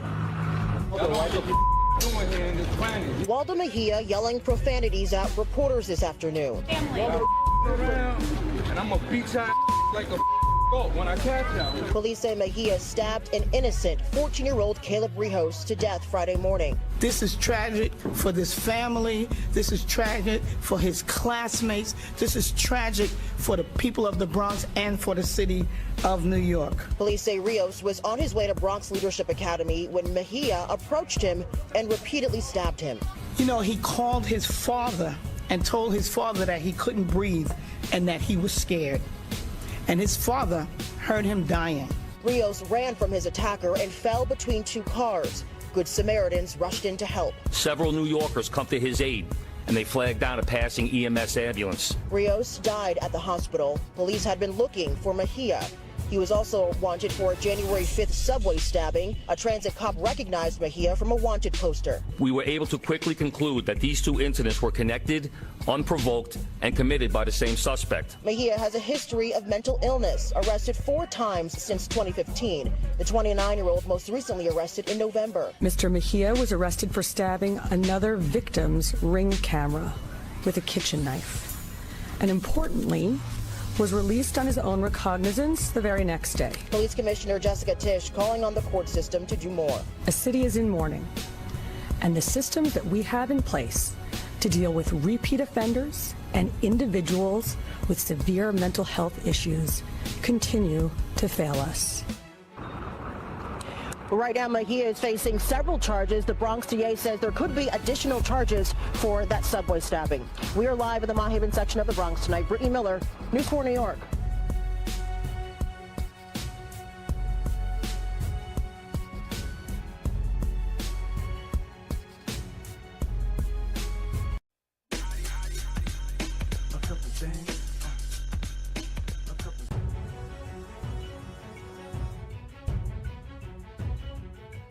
Now to some breaking news and other headlines for us. The man suspected of shoving a stranger onto subway tracks in Chelsea has just been charged. And Derek Waller's live for us at Bellevue Hospital on the east side with details on those charges, and the chilling video of the attack that we do want to warn our viewers is hard to watch. Derek?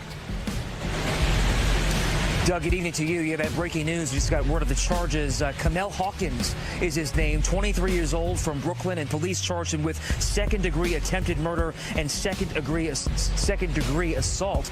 The victim, the man pushed in front of that train this afternoon in Chelsea, remains in critical but stable condition here at Bellevue. And again, that video, this was caught on camera, and this video was very disturbing.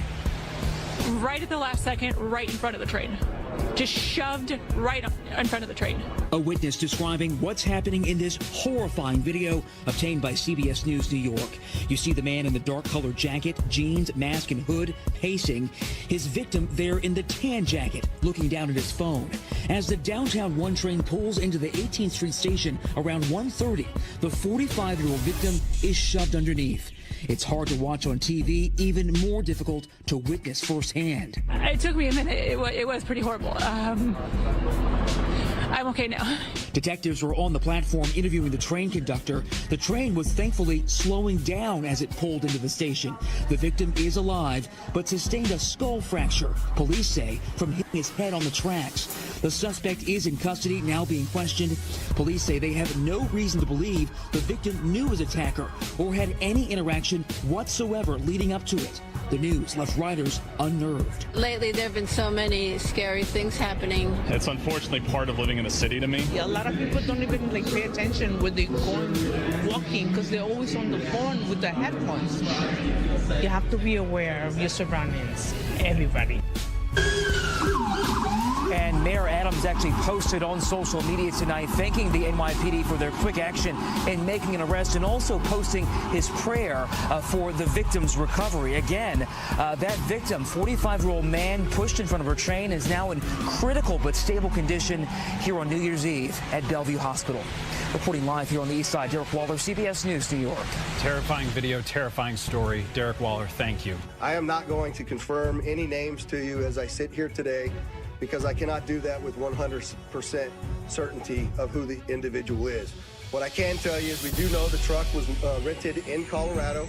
We're able to trace that truck through the Tesla charging stations, and it arrived here in Las Vegas this morning at about 7:30 and went up and down Las Vegas Boulevard before immediately pulling into the Trump Towers. Unfortunately, there were 7 people that reported injuries during this incident. All of them still remain as minor injuries and were treated at UMC. I would like to thank the Resorts World because, as you know, we had to close down the Trump and evacuate it, as well as the Fashion Show Mall. and the Resorts World was very gracious in taking those hundreds of individuals in over there, housing them and feeding them prior to us being able to completely clear the hotel. The hotel and fashion show are back open for business. The Trump will remain closed as we continue this lengthy investigation as we move forward. I'm going to yield now to Chief Billy Samuels, but I'd like you to also recognize all of our exceptional elected officials that have come to support the police and the fire department and this community in remaining safe. There is no further threat to the community as I sit here today, and I just want to make sure that our community understands we believe this to be an isolated incident, and it is now over as far as the danger. So, Billy?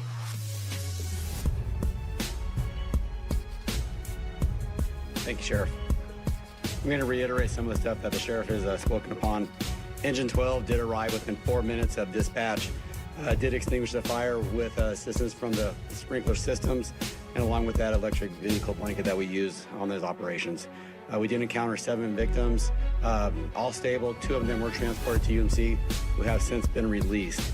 They were transported by community ambulance. A total of 13 units from Clark County Fire with 26 personnel, and then 4 units from and 17 personnel from Las Vegas Fire and Rescue assisted with this operation. We always do appreciate the support that we get from our hotel partners, as the Sheriff was mentioning with Resorts World. RTC did lend us 10 buses so we can refuge the people that were evacuated from the Trump Tower. Community Ambulance for their transportation for us, Las Vegas Fire and Rescue, and Nevada Division of Emergency Management.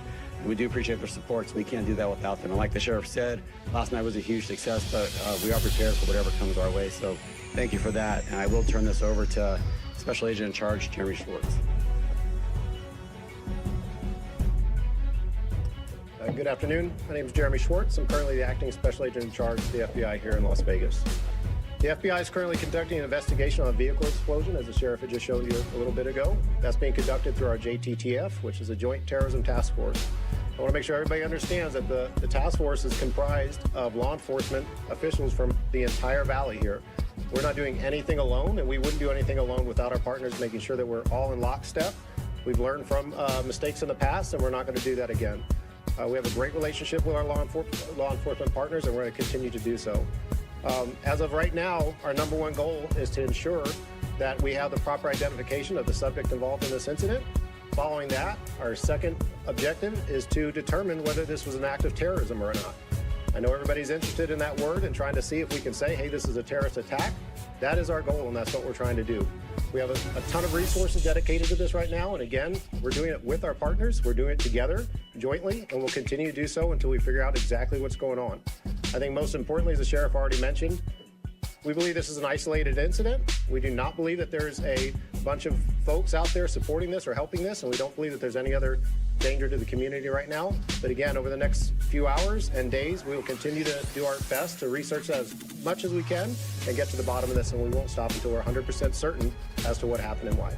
Thank you. New Orleans' famed Bourbon Street, now a crime scene as the FBI investigates what they're calling a terror attack on New Year's Day. Federal officials identifying the suspect as 42-year-old Shamsuddin Jabbar, a U.S.-born citizen from Texas and an Army veteran. He also served in the Army Reserve until a few years ago. The FBI also reported to me that mere hours before the attack, he posted videos on social media indicating that he was inspired by ISIS, especially the desire to kill. Police say he rammed a rented pickup truck into a crowd of people on Bourbon Street just after 3 a.m., driving 3 blocks before crashing, then getting out and firing at police with an assault rifle. Officials say 2 officers were hurt before police shot and killed the suspect. Witnesses describe the scene as gruesome. What we saw was insanity. I mean, something out of a movie. The graphic nature of it, and it was unbelievable. Investigators say they found an ISIS flag, weapons, and improvised explosive devices inside the truck. They're now working to determine whether he had any affiliations with terrorist organizations. The FBI says they also discovered more IEDs planted around the area in the historic French Quarter, some of which were deemed viable, according to sources. Officials also questioned about whether barricades were up along Bourbon Street. This particular terrorist drove around onto the sidewalk and got around the hard target, where he did have a car there, we had barriers there, we had officers there, and they still got around. Leading up to the holidays, federal law enforcement agencies had been warning local police around the country that vehicle ramming was a top area of concern and to be prepared for these kinds of incidents. Christian Cordero, ABC News, New Orleans. Tonight, Siouxland lawmakers continue to react to those attacks in New Orleans. Iowa Representative Randy Feenstra releasing a statement on X saying in part, quote, "Our country mourns the tragic loss of life in New Orleans at the hands of pure evil. This despicable attack on the innocent must be thoroughly investigated." Nebraska Representative Adrian Smith saying in a statement in part, "Americans cannot be intimidated by terror, and those who commit evil acts will always face justice." South Dakota Senator Mike Rounds adding to the conversation in the statement on X, saying in part, "The senseless violence in New Orleans has saddened us all. Please keep all of those impacted by this tragedy in your thoughts and prayers." Street. Moments before we were on that street, and that could have been us. Tonight on 12 News at 6, we begin with breaking developments in a New Orleans terrorist attack. A heartbreaking story. 10 people were killed when a suspect plowed his truck into crowds on Bourbon Street during New Year's celebrations, and at least 35 others were injured. NBC News is reporting that the suspect is Shamsuddin Jabbar, an Army veteran. And tonight, 12 News is learning that he's from Beaumont. Jabbar does have a criminal history, albeit not an extensive one. In 2002, he was arrested in Katy for theft. He pleaded guilty and got probation. And in 2005, he was arrested in Beaumont for driving without a license. Jabbar graduated from Central High School in 2001. And coming up, we're hearing from one of his former classmates. But first, here are the 3 things you need to know about the Bourbon Street attack. Jabbar was killed by police after he shot 2 responding officers. Investigators say an Islamic State group flag was found in his rented truck. Possible explosives were found in the French Quarter area. And right now, investigators have shut down the road leading to a home in southwest Houston. Officials say the house belongs to Jabbar. A perimeter has been set up around the house, and authorities say the FBI and specialized teams would be on site for several hours. And we're going to go and take a look at the route Jabbar took. He entered from Canal Street just before crashing near Conti Street. And NBC's Dan Sheneman has a breakdown of what we know about the attack. Early morning, Bourbon Street filled with revelers celebrating the new year. When it began, the guy in the pickup truck just punched the gas and mowed over the barricade. Once past the barricade, investigators say the driver intentionally plowed through pedestrians. After hitting the crowd, he exited the vehicle and fired upon local law enforcement. Law enforcement returned fire, and the subject was pronounced deceased at the scene. An ISIS flag was located on the trailer hitch of the vehicle. Investigators found weapons and explosives in the truck. Other potential IEDs also located in the French Quarter. As of now, 2 IEDs have been found and rendered safe. The FBI has named the suspect. 42-year-old Shamsuddin Jabbar, a U.S.-born citizen from Texas. He was driving a Ford pickup truck, which appears to be rented. Investigators do not believe he acted alone. It was chaos and very, very scary. A frightening and sad start to the new year. Dan Sheneman, NBC News. 12 News has found video of Jabbar promoting himself, and it's a video our viewers have also been sending in. Let's go ahead and take a listen. So I'm born and raised in Beaumont, Texas, and now live in Houston. And I've been here all my life, with the exception of traveling for the military. Later in the video, Jabbar says he worked in human resources and IT in the Army. He goes on to try and convince viewers that he will get them the best possible deal on a new home.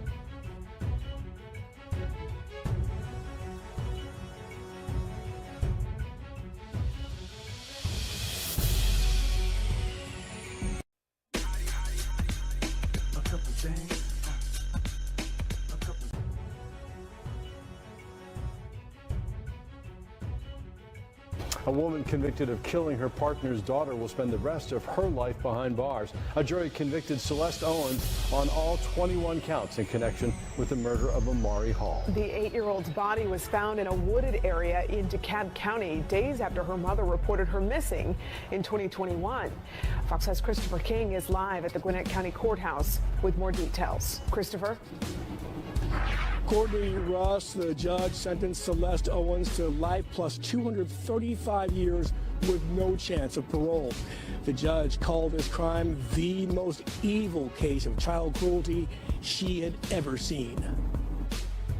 But my heart is empty. I miss Amari every day. Barbara Wright struggles to speak through her tears. My heart is broken into millions and millions of pieces that I have not been able to put back together.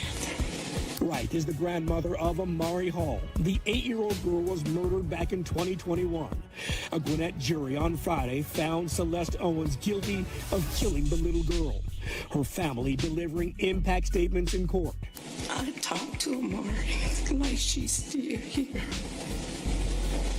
There's days where I feel like I can hear her voice. Police discovered Amari's body in a wooded area in DeKalb County in November 2021. The girl's mother, Brittany Hall, and Owens, her partner, reported Amari missing days earlier. She definitely didn't deserve that. Prosecutors say Owens hit and killed Amari, placed her body in trash bags, and dumped the little girl in the woods. Respectfully, Judge, I hope she burns in hell. Police say Owens and Hall abused Amari. The young girl showed signs of malnutrition and battered child syndrome. This is by far the most heinous evil that I have ever seen in my entire career. And I do not understand it. The jury found Owens guilty on all 21 counts. They include child cruelty, concealing a death, and the most serious, murder. The court does hereby sentence you to consecutive 235 years. So life without parole plus 235 years. You will never see the light of day to perpetrate this type of behavior, cruelty, and evilness upon another person. Now, the jury took about 90 minutes to reach their verdict, and the prosecutor also called this crime the worst case of child cruelty she had ever seen, and she says she plans on prosecuting the little girl's mother, Brittany Hall. We'll hear more from the prosecutor coming up at 11. We're live at the Gwinnett County Courthouse. Christopher King, Fox 5 News. Yeah, the details of this case are just so hard to go over. Christopher, we'll see you soon. Thanks. Testimony started today in the trial of a Gwinnett County woman accused of killing an 8-year-old girl in 2021. Celeste Owens is charged with murdering Amari Hall, her girlfriend's daughter. The girl's mother, Brittany Hall, reported her missing in November of 2021. Amari's body was found days later, dumped in the woods. Alexa Liaco is live in Gwinnett County tonight. Alexa, the victim's grandmother had some emotional testimony today. Yeah, she is still on the stand right now. She was crying when she described her 8-year-old granddaughter who was killed as a sweet little girl who loved to help her cook, and saying they played dress up together. She was very emotional and struggled to get through many of the questions that attorneys had for her today. But that was just one piece of a really emotional day in court. Police also presented cell phone videos they say they found on Celeste Owens' cell phone that showed Celeste Owens and Brittany Hall physically abusing their children. And then Amari's sister, who is now 9 years old, took the stand to describe the last time she saw her sister alive. She had toilet paper in her mouth, and the next morning she wouldn't wake up. Emotional testimony Wednesday from Amari Hall's now 9-year-old little sister. Whitney tried to wake her up, and then after that, she got put in a container with a lid on it, and got put in the trunk of a car and drove to the back Kids Hospital. Celeste Owens is charged with child cruelty, murder, and multiple other charges. Police say Owens hit 8-year-old Amari Hall over the head, killing her, and then put her body in trash bags. Her mother, Brittany Hall, initially called 911 to report Amari missing. Amari had autism. I really think that she just, of course, ran away, but I really think that God forbid somebody snatched her up. Gwinnett County Police later found Amari's body in a wooded area near Stone Mountain Freeway. After the discovery, police say Amari's mother told them Celeste Owens killed Amari, then transported her body in a rented U-Haul truck to where she was found. Police say inconsistencies between Owens and Hall's statements led them to believe that Owens was responsible. Celeste made a statement on her time frame or when she got home, then Brittany would change her statement. Prosecutors say police also spoke with Amari's 5- and 6-year-old siblings who reported that their sister had been hurt by the women. Why would she say that you took her last night and that she's not coming back? I didn't take her last night. I don't know why she said that. An autopsy revealed Amari had several fractured ribs, internal bleeding, and signs of malnourishment. Her determined cause of death, battered child syndrome. Owens denies any involvement. And testimony of family members is expected to continue tomorrow as well. We spoke with some family members of Celeste Owens who say they are disgusted by being part of this process in any way, and they hope that there is justice for Amari through this trial. Live in Gwinnett County, Alexa Liaco, Fox 5 News. Yeah, those details so difficult to listen to. Alexa, thanks.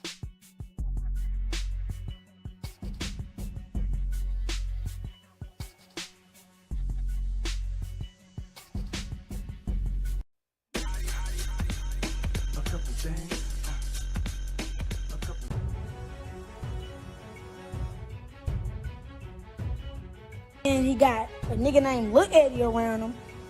Lil Eddie tried to do something with Sugar Daughter. He asked me, have I ever tried something with Sugar Daughter? I'm like, never. I ain't on that. I look at her like a sister. No disrespect to Sugar Daughter. I look at you like a sister. It's all love over there, man. Happy Christmas Eve, man. I'm sorry I had to bring y'all. Sorry I had to bring this to y'all for Christmas Eve. I just want to let y'all know, man, I got away from him, man. He was abusive. He wasn't giving me nothing. He said he gave me $5,000 every week. That's a lie. I never got nothing every week.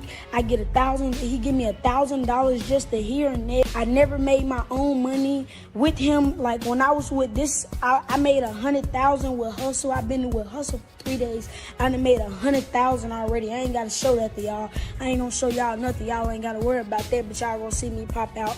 But man, all the stuff that he's doing, I did that. Those pills are fake, and that is a BB gun. That is cap, man. And I hate that the image that he's making and trying to make it seem like this, but everything he's saying is not real. I just had to bring this to y'all for CPS try to do something or anything. He was smoking with me, giving me drugs, man. He told guns around him. They don't supposed to have guns around him. Sugar, she be having guns. Yeah, I got on one time we was in, if you look on this video, I can't go to jail. If you go back, they got on high speed chase, and I was in a car. They didn't think about saying, hey, bro, Lil King got the car, man. This a child, fool. Hey, fool, on some real excellent man stuff. Hey, King, fool. Hey, Lil King got the car, fool. Y'all gonna get on y'all high speed, but Lil King got the car. When we run out of gas, they surround the whole car, woo. But everything was great. Long story short, everything is great. And I just wanted to address this to y'all. But I left away from around him. I want to make that clear. He never sent me back home. He be texting my phone talking about some, whenever you want to come back and act like a child. Bro, why would you kept me off the internet, bro. Then you try to switch my image up. You came and got me for who I am. And then you're going to try to change me for who I am. I'm who I am. That's how the internet know me. And any people who looking at me as a bad kid, I'm not. I'm an actually great person. You got to get to know me, my nigga. And I hate that people actually think like the stuff that he doing. He did things for me. But I ain't getting mad because he didn't buy me no designer clothes. He didn't even buy me no designer clothes like that. Niggas had to actually like beg him type. Bro, only time he bought me like designer clothes, like, hey, whenever you gonna get some for my video shoot, whenever we going to a show. Like, he didn't care how I dressed it when I went to shows. Like, stuff like that, man. And man, I'm just trying to address this to y'all, man. He's a conniving person, and it's paperwork that he tried to say he gave my grandma $10,000 and bought me a $40,000 watch and a $100,000 chain. And let me make this clear. Hey, Mob Ties, this to y'all. He told y'all they broke in a car in Nashville and took the jewelry. I'm sorry to tell y'all this. He melted that jewelry down. That's how he made the F&G handout chain. He melted that down. He still owed his jeweler money. Yes, he owed people money. He just ran off on a plug in Oklahoma for like 100 bowls. Yes, that's true. We can do my research on that, and I know y'all wanted me to go live, but I couldn't go live. I just want to address that to y'all, man. I don't want nothing bad to happen, man. All I'm trying to do is feed my family, man. I got a little brother, grandma, shit, sisters, man. Niggas just trying to feed their family, and niggas like him trying to stop a nigga and try to get a nigga sent to CPS for something like, bro, that video, all this stuff is old, y'all. I promise to God, it's old. We've been talked about this. He got mad because I'm with Hustle Cartel. If y'all want me to post this, the stuff that he sent me yesterday and all the stuff, I've been gone for 3 months, bro. He haven't texted me, called me, nothing. Like, he haven't texted me, called me, nothing. When I get with Hustle Cartel, he was just doing this. Like, when I was just with my dad, bro, my dad, I don't think y'all know him, but he's great. Don't look at him like a bad person. Like, he's a great dad. He get his responsibility, and I hate that he's trying to do this. Because you don't send your kids nothing, and you be beating on sugar. You beat on sugar, and you have sugar over there crying whenever you go cheat on her. Let's keep it real. Hold on now. I gotta just think, like, let me just think in my mind for a second. Then you got mad. You took the chain when I went out with Bagnum. You told me stop going to the locker room with Bagnum. You was hating on Bagnum. Then when I tried to go in the locker room with Fatnum to see my little nigga Bucky, shout out to Bucky forever, my brother, we locked in. You was hating on Bagnum, like, hey man, stop going in there with them niggas. And I think y'all remember I went out with Bag at a Houston show. And he was like, why is you going out with Bag? Like, who you is, you prick? You want to go be with them niggas? Like, that's the type of time that he be on. And y'all, that's why I left away from around him. Half of the people who left away from around him know that he cutthroat. And y'all, whoever go around him, he want straight yes men. He want yes men around him. And I just want to address this before it get anywhere and try to make me seem like I'm bad and my people them bad. This is not. This is, everything is, I need to just make this clear right now. Because everything that's going on, been doing this around him. He just trying to make this seem like, I just started this, man. Bro, when you came and got me out off Tate Street, my nigga, niggas been doing this, bro. You smoked it with me. Like, come on, bro. We got videos of this. Like, and then I can show y'all what he sent me yesterday. Then I can actually sue you, brother, for, it was a deal like April of 2023, he came and got me. And, April 2023, he came and got me. And April 2024, I supposed to came back. So that really means he never had custody of me. So that's really like kidnapping, as you say. I supposed to been back with my peoples. The deal been over with. That was kidnapping, as you say. He never gave my grandma $10,000. And how'd you give me $5,000 a week and I'm sending my grandma $600-700 every now and then? I'm making this out of my pocket off gambling. Like, I used to get mine. Shout out to Rudy, man. My brother helped me. Fi help me whenever I need something. I'm down bad, man. Whenever I don't got nothing, man. You know, Fi help me, man. Shout out to all my fans, all the people support me, man. I just want to address this problem, man, and I don't want nobody to seem like I'm trying to make him seem like a bad person. He's just cutthroat, and anybody respect what he doing is just not respectful. Thank y'all.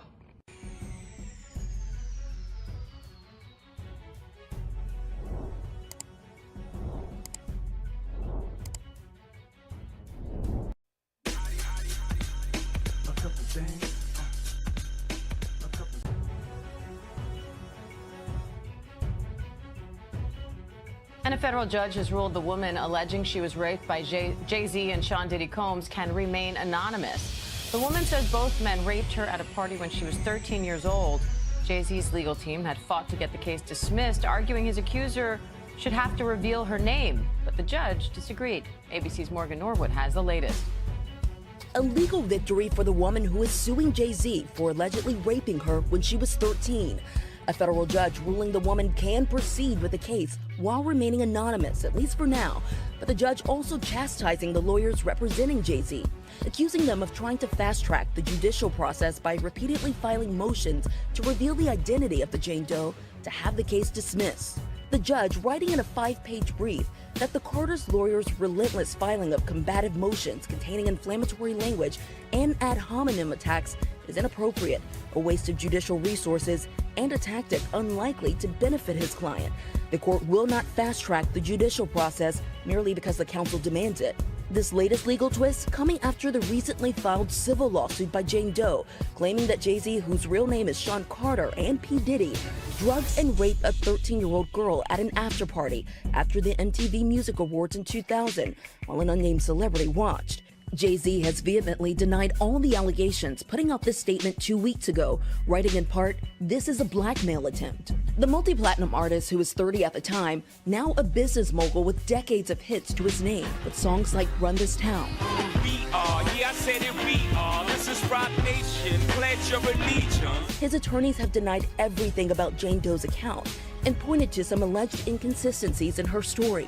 It's not just that this story is a lie and that it's not true. It's provably, demonstrably false. This never happened. The judge writing that while Jane Doe can remain anonymous for now, she may be required to reveal her identity at a later date to allow Jay-Z's lawyers to collect facts necessary to prepare for trial. Oftentimes, when someone is accused of a crime like this, the accuser doesn't want to be named, and if they are forced to be named, we have seen certain people decide to drop the lawsuit altogether.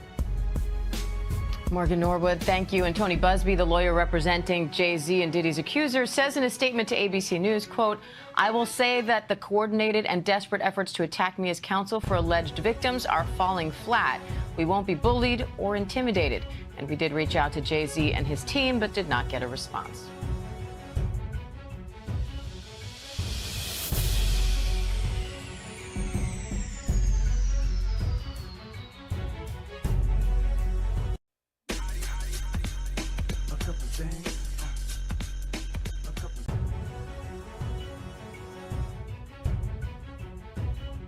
Start with new details in a now viral video appearing to show an East Valley man spraying bug killer all over the produce section of a Mesa Walmart, creating major concerns for shoppers. Good evening and thank you for watching 12 News at 6. I'm Chase Golightly. Mesa police tell us early this morning they arrested that man, identifying him as 27-year-old Charles Smith, claiming the reason why he did this all in the first place was all for social media. It's a video that made a lot of people angry. It's disgusting. Like, that's an awful thing to do. While recording himself, Mesa police say Charles Smith sprayed bug killer on several items at this Mesa Walmart. Food anyone could have purchased. This is where people shop for their families, like on a real note. Like, it's very possible that those bananas my mom could have been grabbing by to get some for her kids. According to arrest documents on Thursday night, Smith entered the Walmart near Baseline and Stapley Roads, stole a can of Hot Shot Ultra Bedbug and Flea Killer, and sprayed it all over the produce section and rotisserie chickens, causing nearly $1,000 worth of damage, then posted it on social media. It was quickly deleted, but a person on X screen recorded it and shared the now viral video, leading to police getting involved. On Saturday, documents claim officers made contact with Smith, who then turned himself in. Police submitted charges against him, including introducing poison, criminal damage, and endangerment. They also learned Smith had a warrant for his arrest out of Tempe and said he has committed several other crimes that created real danger to the public. The reason why police say Smith was behind this was all for social media. The document claims Smith told investigators he pulls what he calls pranks and posts them online, making anywhere from $6,000 to $10,000 a month. Some of his other videos we found include what appears to be him locking people inside a Goodwill and throwing food at people at the mall. For the incident at Walmart, Smith said he received several negative comments about the alleged act, So he went back inside 10 minutes after spraying down the food and removed the items. What's not clear at this time is if anyone did in fact buy those contaminated items before they were taken off the shelves. A spokesperson for Walmart told us yesterday they did remove all fruits, vegetables, and rotisserie chickens and sanitize those areas, saying they are working with police in this case. It's kind of dumb. Yeah, like there's just no point. It's a travesty. It's a travesty. A prank taken too far, landing 27-year-old Charles Smith in jail tonight. Hopefully he gets his just due. Smith is now facing multiple charges, including a felony for messing with produce at a Walmart in Mesa Thursday. He filmed himself doing it and posted it on his social media. The video was deleted, but police sent us this screenshot showing the bug repellent court docs say Smith stole from the same store, then sprayed it all over fruits, vegetables, and rotisserie chickens as part of a prank. Shoppers are downright upset. Pranks should be actually funny. Like, if it's like hurting others in the process, like why would you do that? According to court paperwork, Smith is a self-proclaimed troll, posting pranks on social media to cash out a monthly check anywhere from $6,000 to $10,000 for his content. I think social media has got people doing crazy things out here. Police say Smith did try undoing his wrong 10 minutes after the incident when his followers called him out on it. Police say Smith grabbed some of the produce, put it in a cart, and wheeled it to the back of the store. Walmart tells us they trashed about $930 worth of food and sanitized the area, but it's unclear if any shoppers took the contaminated food home. And it's unfortunate that somebody would mess up their whole lives potentially for something on social media for views. Mesa police say Tempe detectives identified Smith because they have an open case against him, and the city of Tempe also has an active warrant for Smith. So we are working on learning what that is all about. Reporting in Mesa, Casey Torres, Arizona's Family.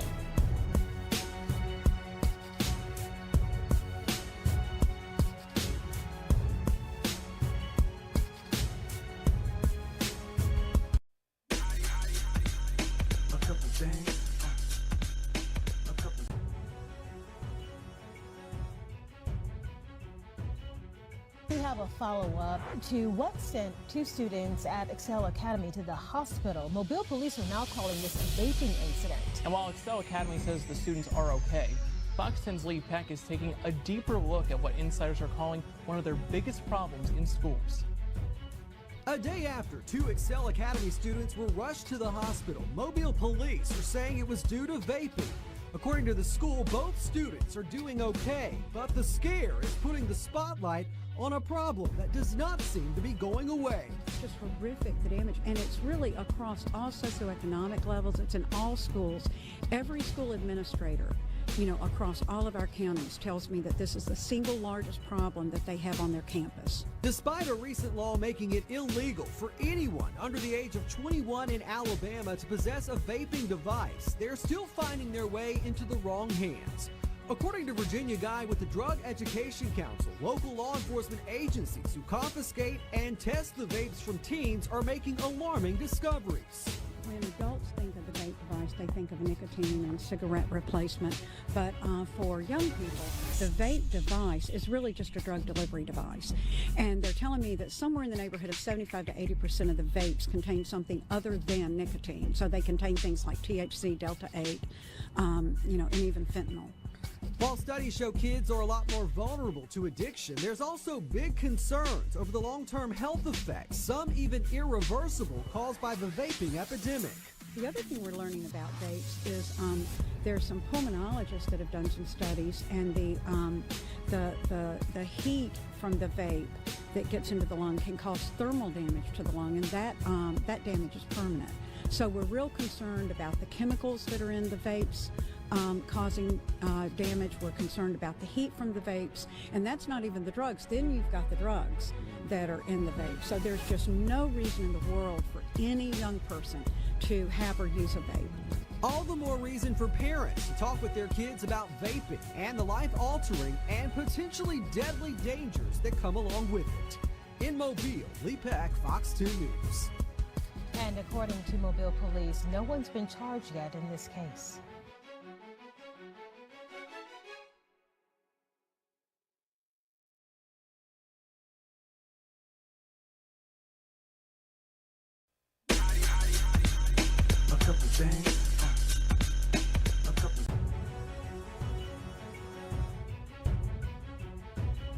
New details tonight in the death of infamous D.C. cocaine kingpin Rayful Edmond. He died at the age of 60 months after he was released from prison.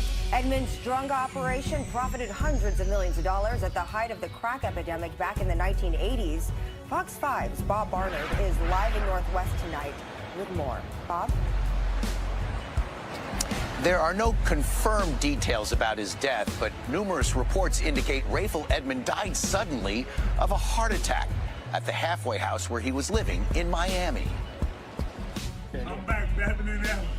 This is the most recent and only video of Rayful Edmond we've seen since his release from a federal prison last summer.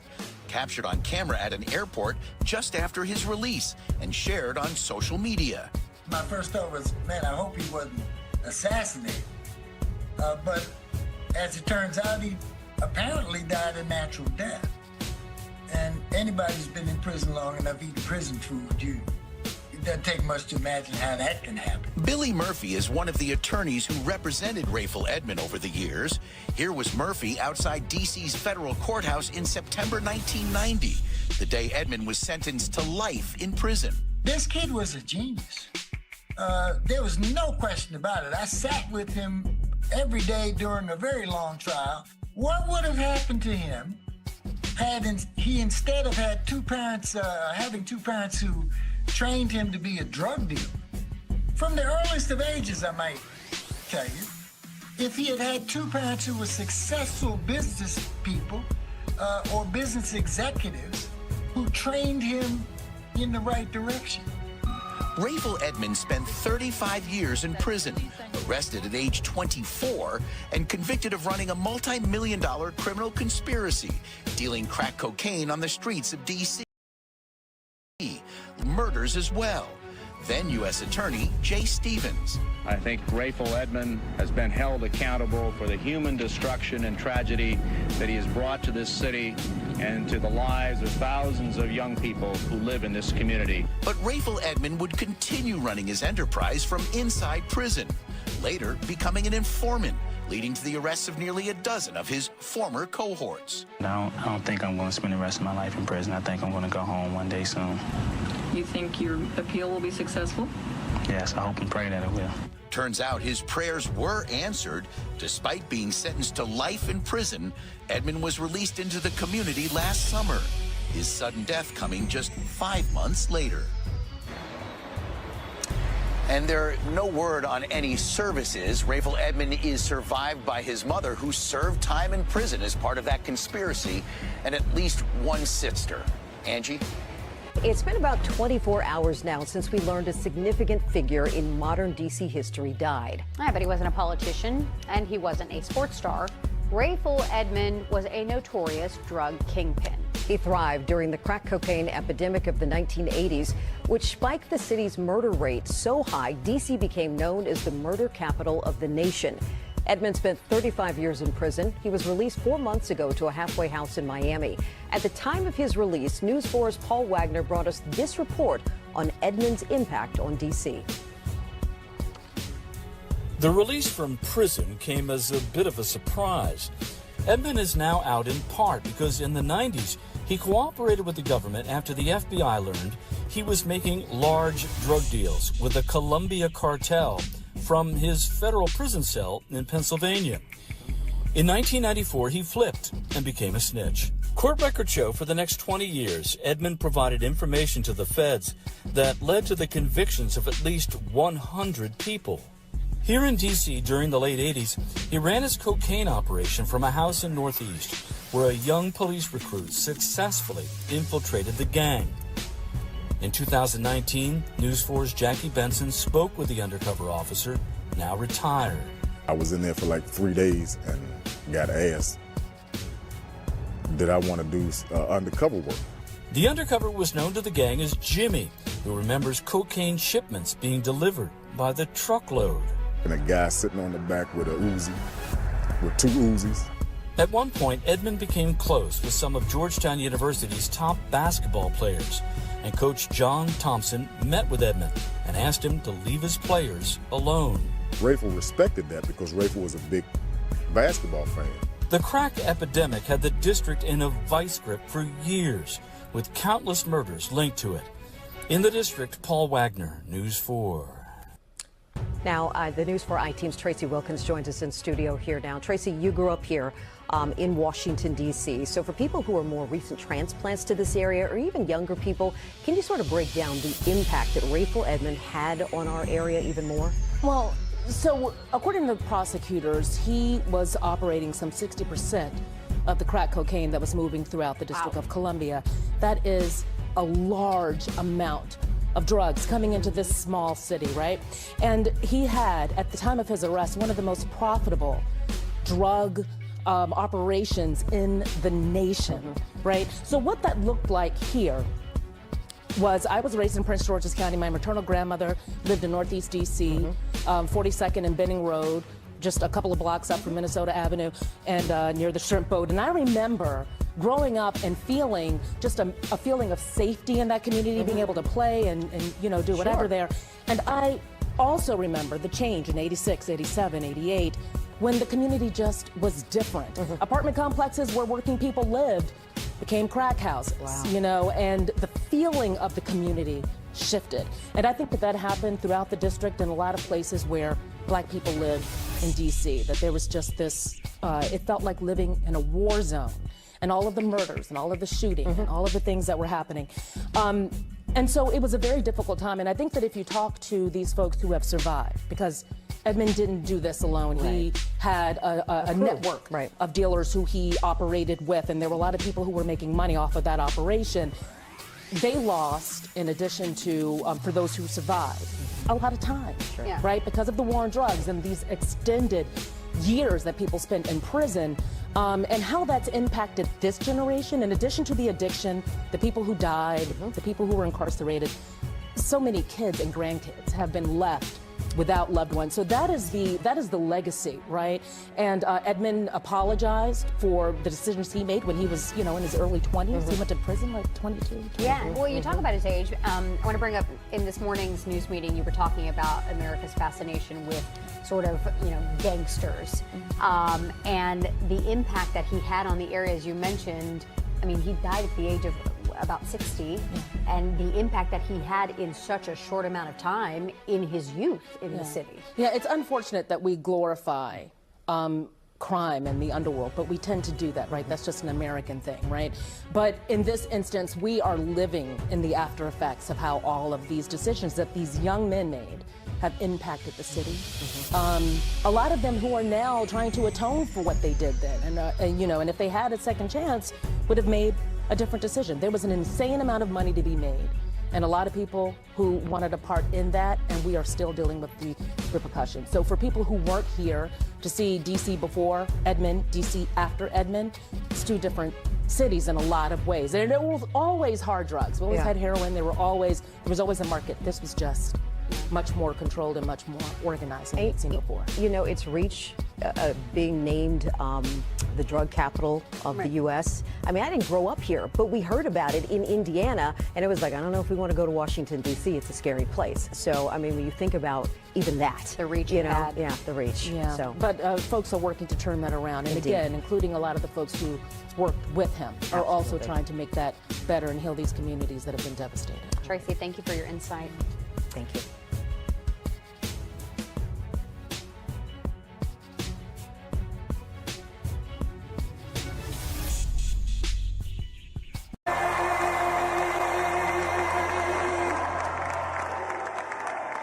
Thank you very much. Wow.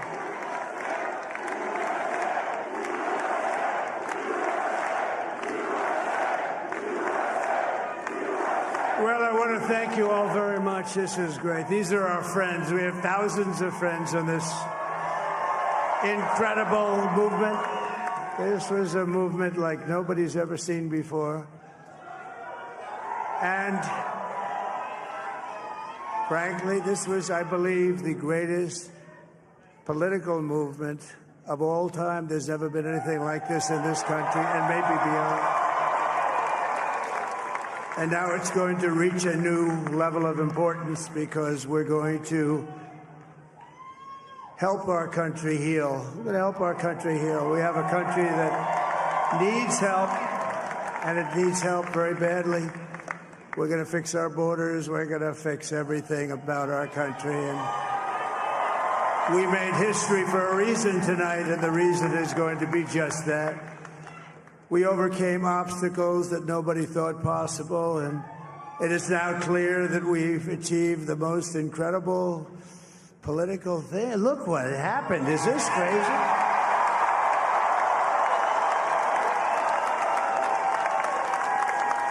But it's a political victory that our country has never seen before, nothing like this. I want to thank the American people for the extraordinary honor of being elected your 47th president and your 45th president. And every citizen, I will fight for you, for your family, and your future. Every single day I will be fighting for you, and with every breath in my body, I will not rest until we have delivered the strong, safe, and prosperous America that our children deserve and that you deserve. This will truly be the golden age of America. That's what we have to have. This is a magnificent victory for the American people that will allow us to make America great again. And in addition to having won the battleground states of North Carolina, I love these places, Georgia, Pennsylvania, and Wisconsin,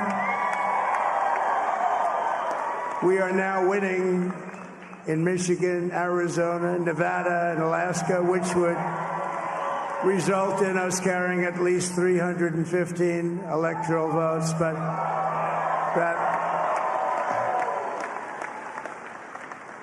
it's much easier doing what the networks did or whoever called it, because there was no other path. There was no other path to victory.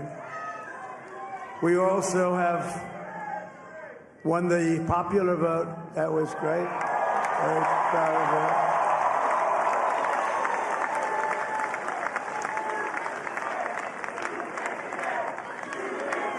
Thank you.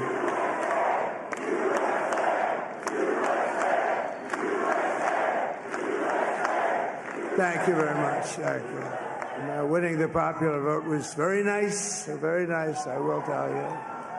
It's a great feeling of love. We have a great feeling of love in this very large room with unbelievable people standing by my side. These people have been incredible. They've made the journey with me, and we're going to make you very happy. We're going to make you very proud of your vote. I hope that you're going to be looking back someday and say that was one of the truly important moments of my life when I voted for this group of people beyond the president, this group of great people. America has given us an unprecedented and powerful mandate. We have taken back control of the Senate. Wow, that's good. And the Senate races in Montana, Nevada, Texas, Ohio, Michigan, Wisconsin, the great Commonwealth of Pennsylvania, were all won by the MAGA movement. They helped so much.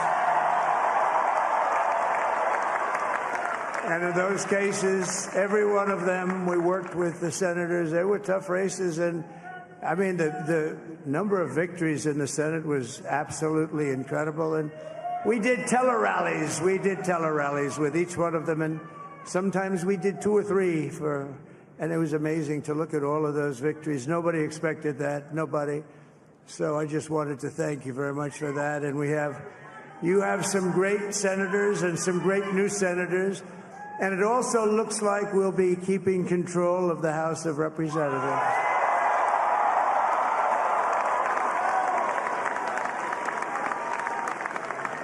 And I want to thank Mike Johnson. I think he's doing a terrific job. Terrific job. I want to also thank my beautiful wife, Melania, First Lady.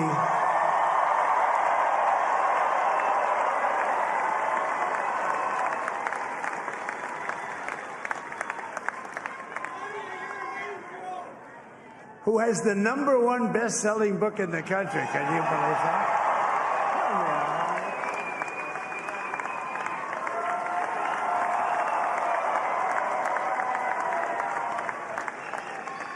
Oh, no, she's done a great job. Works very hard to help people. So I just want to thank her. But I want to thank my whole family, my amazing children, and they are amazing children. Now, we all think our children are amazing. Everybody here thinks their children are amazing, but that's a good thing when you think they are. But Don, Eric, Ivanka, Tiffany, Barron, Laura, Jared, Kimberly, Michael, thank you all. What a help. What a great.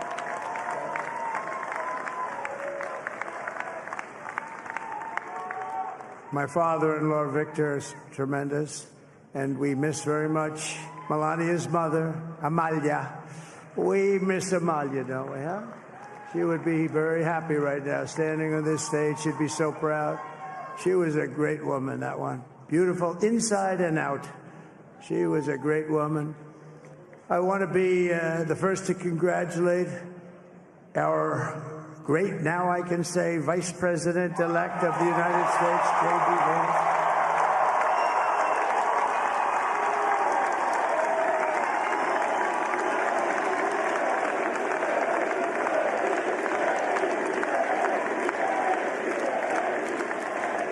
And his absolutely remarkable and beautiful wife, Ushabez.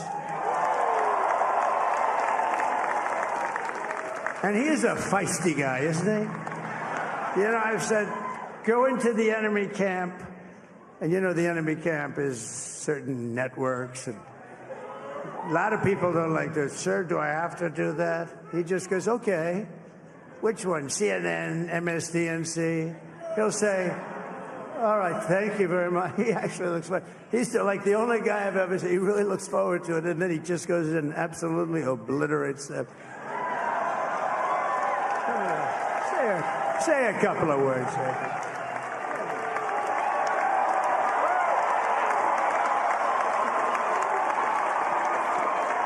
Wow.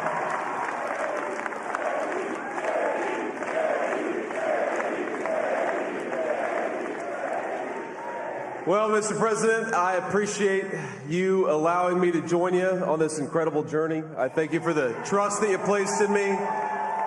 And I think that we just witnessed the greatest political comeback in the history of the United States of America.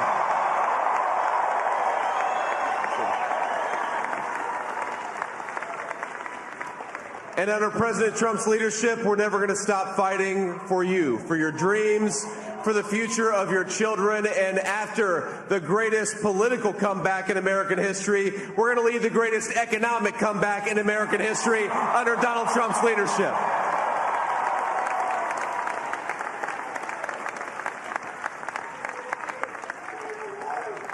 Thank you very much. He's turned out to be a good choice. I took a little heat at the beginning, but he was, I knew the brain was a good one, about as good as it gets.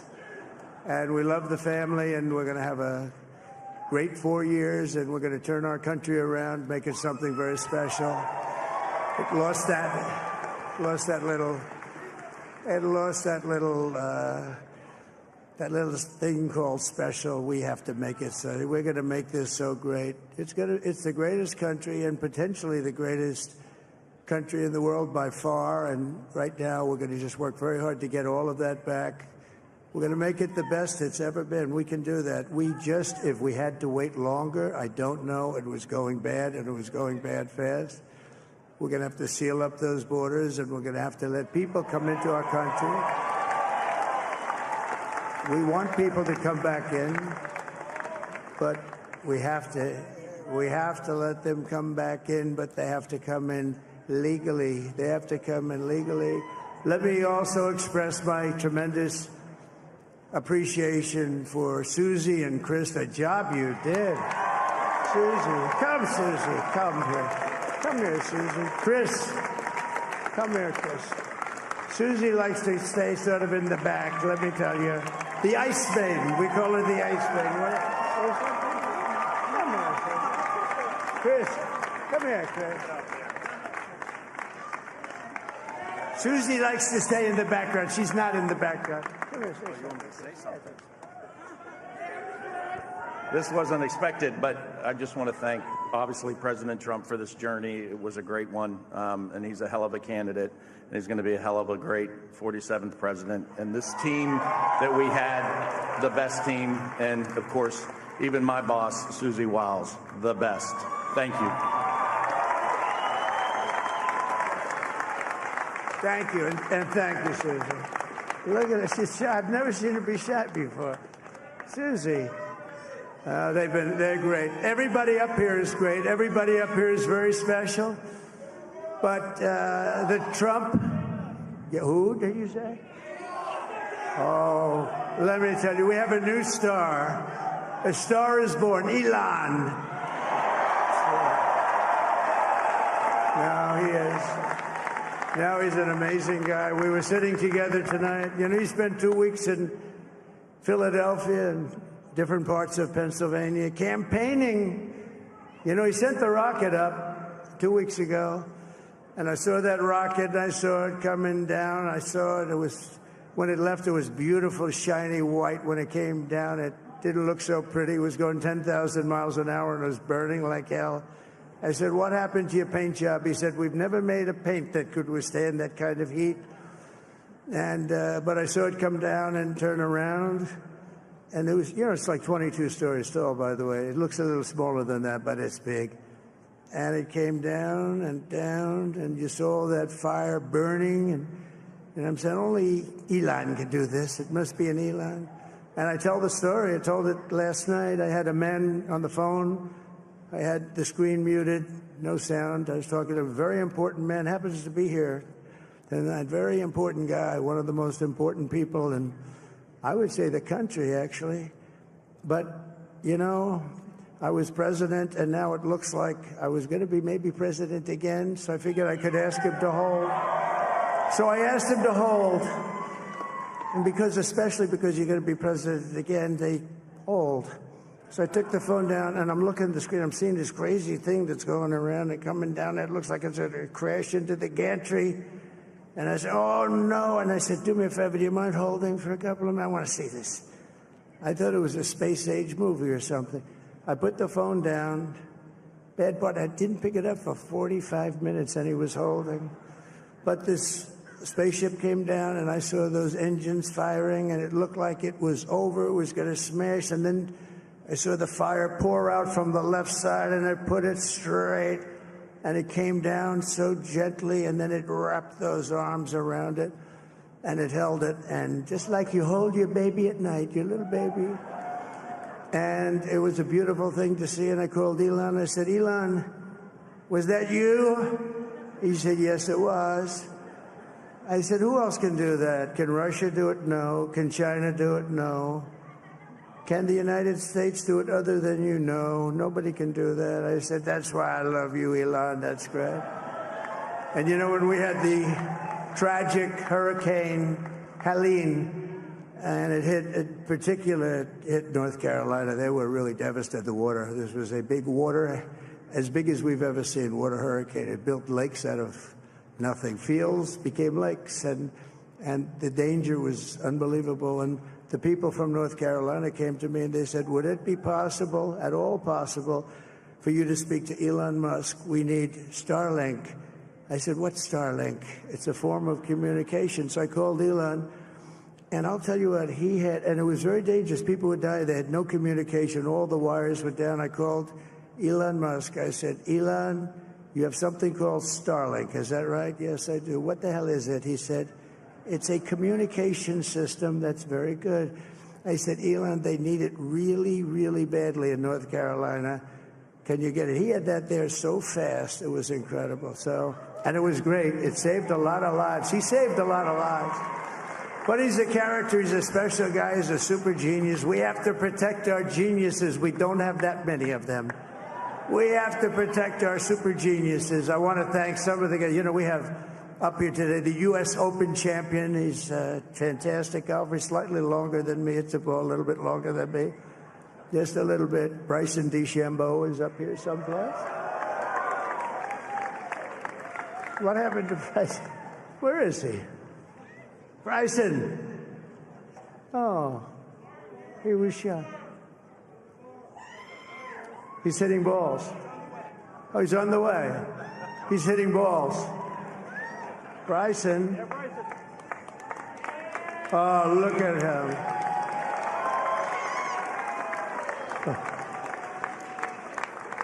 He's got a great career going. Great U.S. Open, Bryson. That's a fantastic job. And we also have a man, Dana White, who has done some job.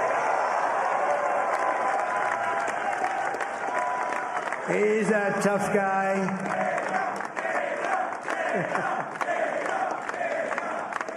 So Dana started UFC and came to me, do you mind if I use your... Nobody wanted to give him a rinse because they said it's a rough sport, a little rough. And I helped him out a little bit, and I went, and I said, this is the roughest sport I've ever seen, but I began to like it, and he loved it, and nobody's done a better job in sports. And you know, he's a very motivational kind of a guy, what he does. He gets these fighters, and they really go at it, and it's become one of the most successful sports enterprises anywhere at any time. It's doing so well. I'd like to ask Dana just to say a couple of words because people love to hear from him. Dana,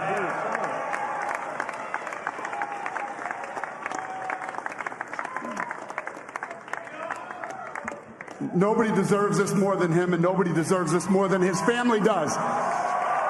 This is what happens when the machine comes after you. What you've seen over the last several years, this is what it looks like. Couldn't stop him. He keeps going forward. He doesn't quit. He's the most resilient, hard-working man I've ever met in my life. His family are incredible people. This is karma, ladies and gentlemen. He deserves this. They deserve it as a family. I want to thank some people real quick. I want to thank the Nelk boys, Aiden Ross, Theo Vaughn, Bustle with the Boys, and last but not least, the mighty and powerful Joe Rogan. And thank you, America. Thank you. Have a good night.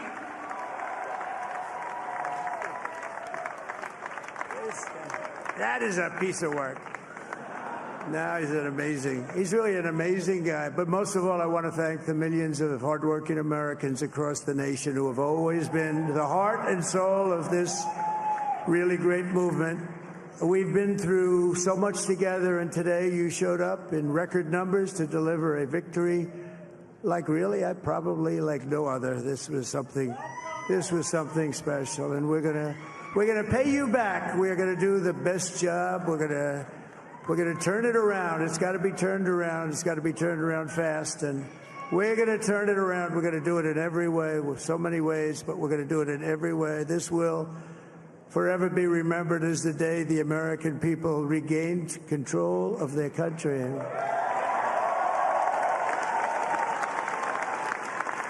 So I just want to say that on behalf of this great group of people, these are hard-working people. These are fantastic people, and we can add a few names like Robert F. Kennedy Jr. He came in.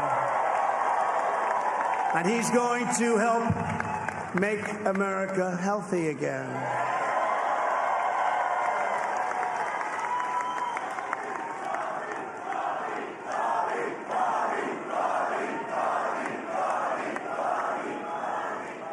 And now he's a great guy, and he really means it. He wants to do some things, and we're going to let him go to it.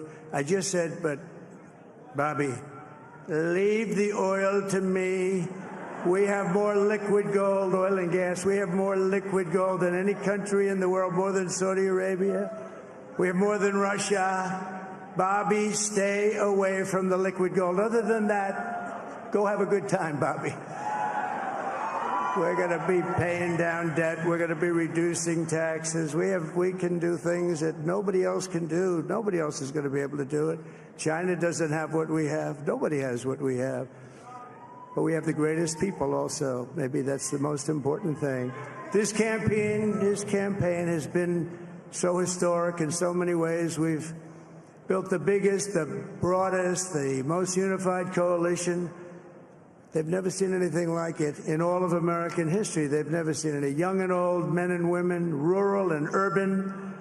And we had them all helping us tonight. When you think, I mean, I was looking at it, I was watching it. They had some great analysis of the people that voted for us. Nobody's ever seen anything like that. They came from all corners, union, non-union, African American, Hispanic American, Asian American, Arab American, Muslim American. We had everybody, and it was beautiful.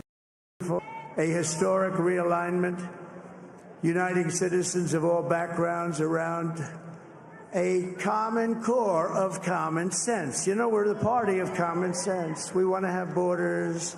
We want to have security. We want to have things be good, safe. We want great education. We want a strong and powerful military, and ideally we don't have to use it. You know, we had no wars. 4 years we had no wars, except we defeated ISIS. We defeated ISIS in record time, but we had no wars. They said, he will start a war. I'm not going to start a war. I'm going to stop wars. But this is also a massive victory for democracy and for freedom. Together, we're going to unlock America's glorious destiny, and we're going to achieve the most incredible future for our people. Yesterday, as I stood at my last stop on the campaign trail, I'll never be doing a rally again. Can you believe it? I think we've done 900 rallies approximately from them. Can you imagine? 901, something, a lot of rallies. And it was sad. Everybody was sad. Many people, I said, this is our last rally. But now we're going on to something that's far more important, because the rallies were used for us to be put in this position where we can really help our country. That's what we're going to do. We're going to make our country better than it ever has been. And I said that many people have told me that God spared my life for a reason.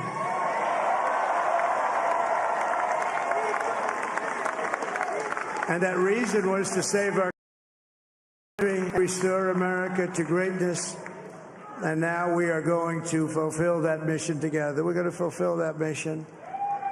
The task before us will not be easy, but I will bring every ounce of energy, spirit, and fight that I have in my soul to the job that you've entrusted to me. This is a great job. There's no job like this. This is the most important job in the world. Just as I did in my first term, we had a great first term, a great first term. I will govern by a simple motto: promises made, promises kept. We're going to keep our promises. Nothing will stop me from keeping my word to you, the people. We will make America safe, strong, prosperous, powerful, and free again. And I'm asking every citizen all across our land to join me in this noble and righteous endeavor. That's what it is. It's time to put the divisions of the past 4 years behind us. It's time to unite. And we're going to try. We have to try. And it's going to happen. Success will bring us together. I've seen that. I saw that in the first term when we became more and more successful. People started coming together. Success is going to bring us together, and we are going to start by all putting America first. We have to put our country first for at least a period of time. We have to fix it, because together we can truly make America great again for all Americans. So I want to just tell you what a great honor this is. I want to thank you. I will not let you down. America's future will be bigger, better, bolder, richer, safer, and stronger than it has ever been before. God bless you, and God bless America. Thank you very much. Thank you.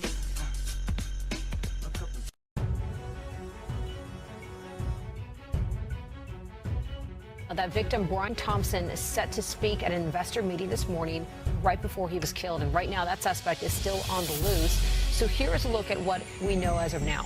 That shooting happened at 6:45 this morning on West 54th Street and 6th Avenue outside of New York Hilton Midtown. And police are now saying the suspect was waiting for Thompson outside. Thompson was shot in the back and in the leg, was later pronounced dead at the hospital. And police say while it appears targeted, the motive is still not clear. Let's turn things over to Fox 5's Meredith Gorman. She's live at the scene now with the very latest on this. And Meredith, police just held an update on this. So what are they saying and what are they telling viewers right now? Bianca, Fox 5 has confirmed that 50-year-old CEO of United Healthcare's insurance division, Brian Thompson, was gunned down here outside of the Hilton Hotel in Midtown around 6:46 this morning in what police say was a targeted attack. Now, authorities say the 50-year-old was shot in the back and leg and transported to Mount Sinai West in critical condition, where he was pronounced dead at 7:12 a.m. this morning.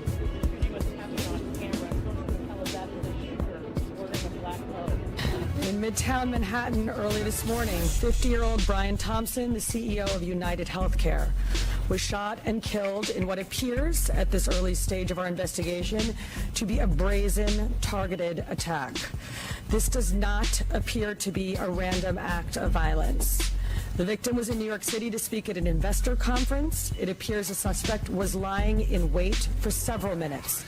And as the victim was walking to the conference hotel, the suspect approached from behind and fired several rounds, striking the victim at least once in the back and at least once in the right calf. Many people passed the suspect, but he appeared to wait for his intended target. The suspect fled, first on foot, then on an e-bike, and was last seen in Central Park on Center Drive early this morning. NYPD releasing these still photos of the suspect. The first frame showing him riding away on a bike, and the second frame showing him actually firing his gun at the suspect. The hunt for this suspect continues, but he's described as about 6 feet tall with a slim build and wearing a backpack. He ran through the Ziegfeld alleyway as he escaped and then hopped on that said electric bike. We did hear exclusively from a few witnesses this morning who told us that it appeared that the suspect was waiting outside of the hotel earlier prior to the shooting, as authorities said during that press conference. I hear the 3 shots. I was parking down there in the car. I hear 3 shots. Yeah, and then when I looked, this man down. Yeah. Yeah, and then the guy crossed and then he ran. He's a white man, all in black, with a backpack. He crossed this way. That ought to see. And then I called 911, but yeah, maybe someone else already called. But the guy, he was here in this corner the whole night. Yeah. Who was on the corner? The guy who shot the guy. Was standing across the street? He's standing here, this corner. Again, new photos released by authorities showing still photos of the suspect. They are calling on the public to help locate this suspect, who again fled the scene on an electric bike toward Central Park this morning. As you can see, still a bit of an active scene behind me. Crime tape outside of this entrance to the Hilton Hotel in Midtown. But again, if anyone has any information, police are asking them to contact Crime Stoppers. There's a $10,000 reward being offered, guys. Hopefully they catch this gunman on the loose and still at large right now. Meredith, thank you for the update on that. Late tonight, police are racing to catch the man who killed the CEO. Brian Thompson leaves behind a wife and 2 kids here in Minnesota. Disturbing surveillance video captured a gunman blindside him on a New York City sidewalk. And police think that this gunman carefully planned the deadly attack. In this footage, you can see the mass murderer is using a silencer on his gun. And we just have this new video tonight showing him leaving the scene riding an electric bike. And this new disturbing detail tonight, the gunman stopped at a Starbucks before the shooting, and police think that he left a critical DNA clue there. Allie Bowman kicks off our team coverage from New York. The NYPD is all hands on deck in this manhunt, scouring surveillance cameras to trace the suspect and combing through the victim's phone and social media to see if he received any personal threats. But the two questions that remain are, why did the gunman commit this murder, and where is he now? Person possibly shot in front of the Hilton Hotel. Surveillance video captures the moment a masked man pulls a gun with a silencer on United Healthcare CEO Brian Thompson Wednesday morning just after 6:45. We're freezing the video before he shoots the 50-year-old father of two. As Thompson bleeds on the sidewalk, the gunman can be seen trying to unjam his gun before shooting again, then calmly walking across the street as he picks up his pace. One witness snapped this photo after hearing the gunshots. I was holding my phone, then I heard the shot. And when I looked at the guy was with the gun, the silent gun. Thompson was in town from Minnesota for a United Healthcare conference at the Hilton Hotel in Midtown Manhattan, where he was scheduled to address investors. Every indication is that this was a premeditated, pre-planned, targeted attack. Many people passed the suspect, but he appeared to wait for his intended target. From the Hilton, investigators believe the suspect hopped on a bike and rode to Central Park. CBS News has obtained this surveillance video, which sources say appears to show the suspect cycling out of the park on West 85th Street just before 7 a.m., about 15 minutes after the shooting. What we're looking at is a gunman who was thoughtful and prepared, staked out the scene, began by shooting the person in the back. Former NYPD Deputy Commissioner Rich Esposito says the gunman may have planned carefully, but not perfectly. It's not perfect preparation in that there's evidence left in the form of shell casings. There's evidence left from prior to the shooting. Police say the suspect went to a nearby Starbucks minutes before the shooting. Sources tell CBS News surveillance images here may have captured enough of the suspect's face to run it through facial recognition programs. Police sources also tell us investigators are running forensic tests on a water bottle and candy bar wrapper they believe he left there, as well as on a discarded cell phone found near the scene. The full investigative efforts of the New York City Police Department are well underway, and we will not rest until we identify and apprehend the shooter in this case. The NYPD is working with authorities in Minnesota, where the victim is from, to dig deeper into any specific threats against him. Police sources tell CBS News that detectives have uncovered rantings against Big Pharma directed at United Healthcare, but no specific threats against Thompson's personal safety specifically. In New York City, Ali Bauman, WCCO News. An overwhelming show of support for the Thompson family tonight, with their Maple Grove home flooded with family and friends. That's where Uba Ali picks up our team coverage. There's a heaviness in the air as many people came to show their support for Thompson's family, many of whom are still shocked and still not ready to share any. Holiday lights illuminate this quiet neighborhood on a very dark day. Many neighbors too shaken to speak with us as family and friends trickled in to comfort Thompson's loved ones. We are learning a little more about he was a prince among men. This Minnesota health insurance executive, Brian Thompson. And when I scrolled to see it was him, I just couldn't believe it. I still am processing. I just don't understand this.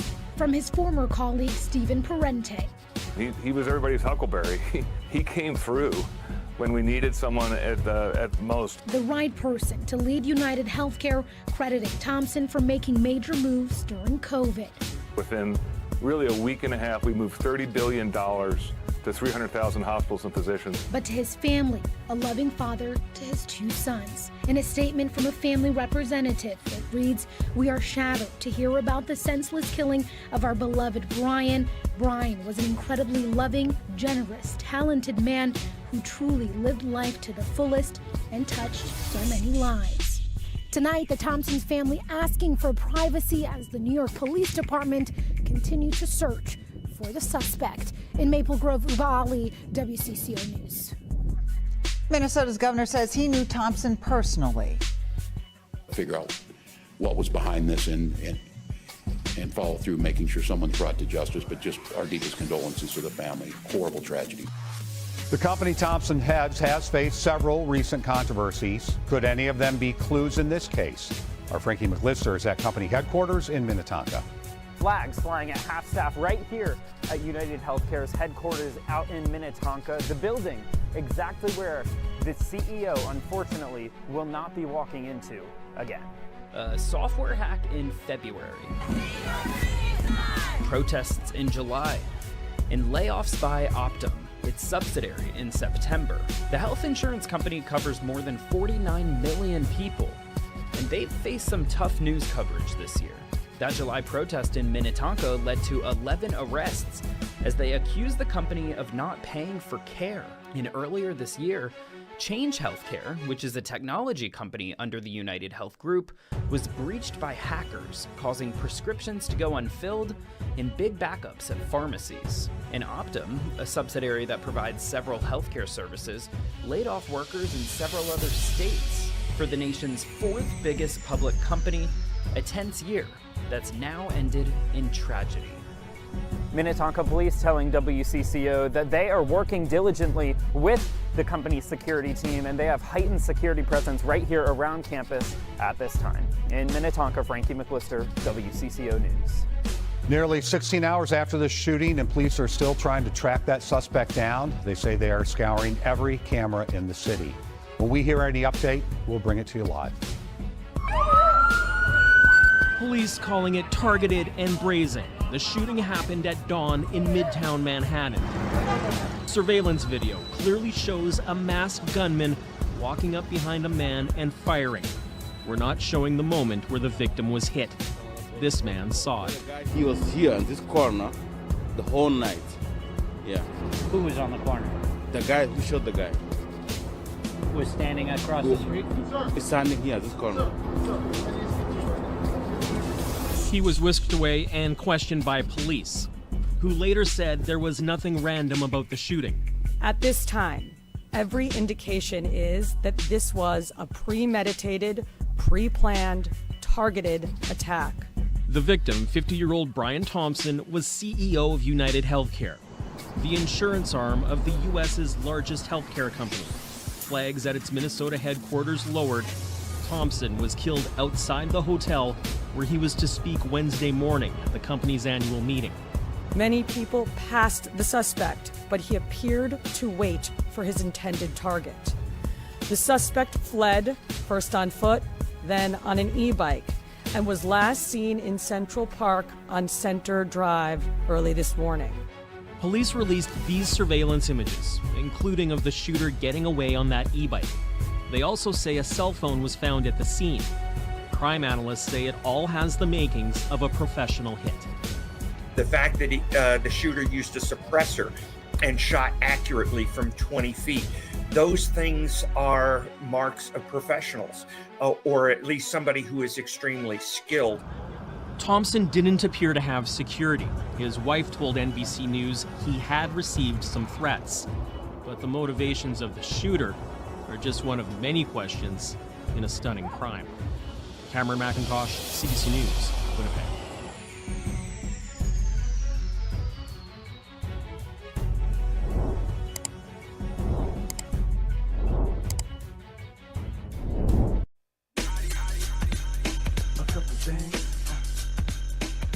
Okay, so you guys want to understand this whole Ray J and Pastor Bryant situation. Right. We dove into the footage you sent. Yeah. And it gets interesting. Oh, it's fascinating. To say the least. We're going to go beyond the headlines here, right? We're analyzing the actual words, the tone. Absolutely. To understand what's really going on between these two. So yeah.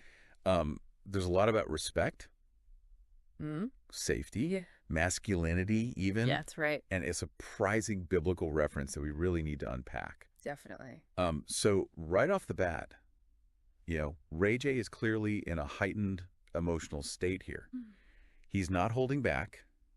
He's claiming that someone tried to take him out after he sent a message to Jamal Bryant. To really understand this, let's hear a bit of what Ray J had to say. Ray J claims someone tried to take him out after sending a message to Jamal Bryant. Nothing but love for Pastor Bryant. Shout out to Jamal Bryant. Shout out to Von Alvarez. And if y'all play that interview, somebody gets snatched off the pulpit. Don't play the interview. It's not clear. It was out of bounds. me and Pastor Brian need to talk because the way I was treated was dirty and illegal. And I don't like it. And I don't want nobody to play that interview. I don't care if you from the church or not. Like be respectful and do people right. Don't call people out their name and don't make people feel like they're not safe in a place where they thought they were safe. I'm telling you right now, we need to work it out. Because if we don't, that's going to be a problem. The niggas just tried to me and tried to me, nigga. And you want me to apologize? You. Stop crying. Tell little boys contributing and planting seeds to their dysfunction. Stop all that crying. Boys don't cry. And boys who don't cry end up being men who don't cry. We have scriptural evidence that Jesus looked over the city, and when he looked over the city, Jesus wept.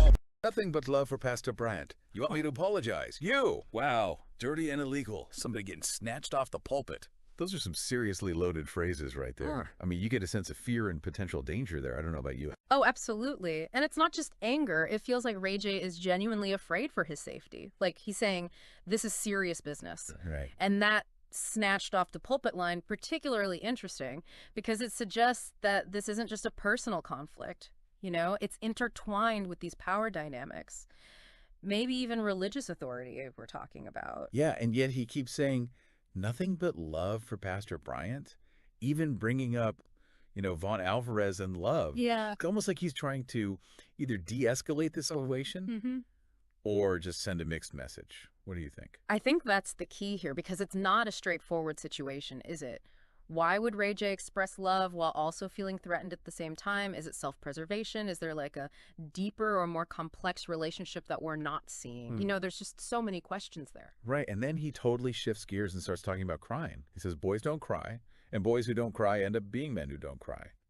What do you make of that statement? Well, that's where this gets really profound, I think. He's connecting this whole situation to emotional expression. Yeah. Specifically, you know, to this whole idea that men are often taught to suppress their feelings. Right. And so the question arises, is this a hint that his attempts to communicate with Pastor Bryant were met with, you know, maybe dismissiveness? Yeah. Or worse, aggression, because showing vulnerability was seen as a weakness. Oh, interesting. Okay. And that brings us to the biblical reference. He says, we have scriptural evidence that Jesus looked over the city, and when he looked over the city, Jesus wept. It feels almost out of place at first, but is it really? I don't think so at all. No. Think about it, right? Jesus weeping over Jerusalem, it's an act of sorrow, profound sorrow and compassion, right? By invoking this image, Ray J might be trying to almost legitimize his own emotional response. He's saying, look, even Jesus expressed sadness. Why am I being judged for doing the same? So we're seeing this clash of expectations here. Yeah. Traditional notions of masculinity that discourage emotional expression versus this biblical example that actually embraces it. And somewhere in the middle of all of this is Ray J trying to navigate this potentially dangerous situation while also grappling with these very conflicting ideas about what it means to be a man. Right. It makes you wonder, like, what led to this point? And of course, the big question is what happens next, you know? So you've heard the clip, you've heard our take. Now, what do you think this all means? Okay. What's the next chapter in this story? We want to know.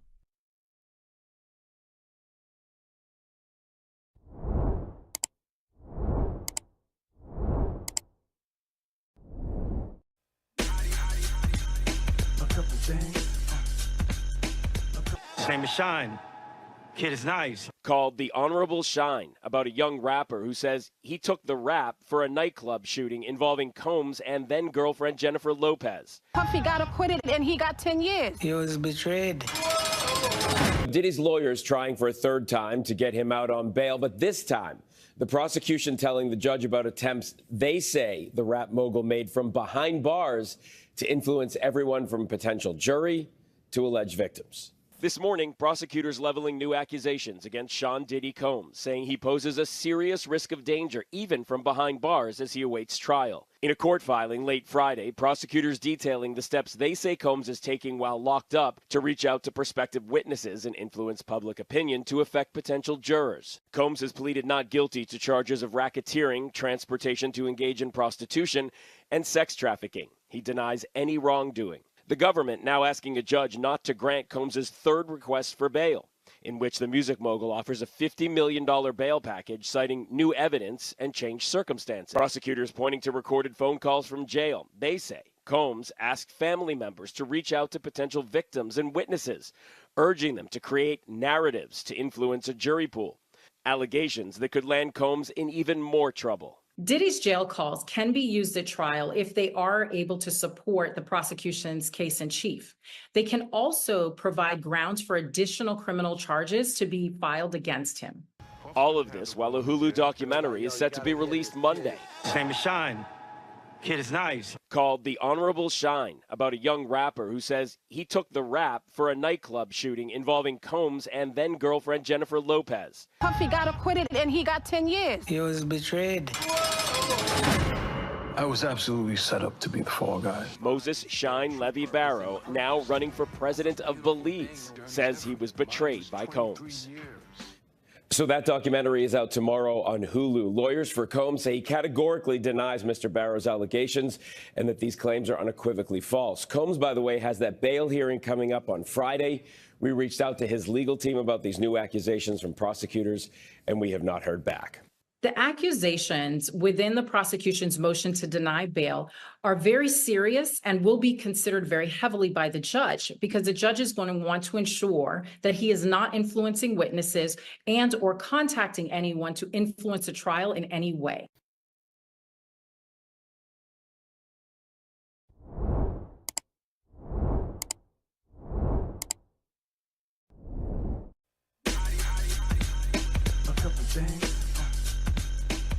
So what do you think Elon Musk and Vivek are going to do on day one?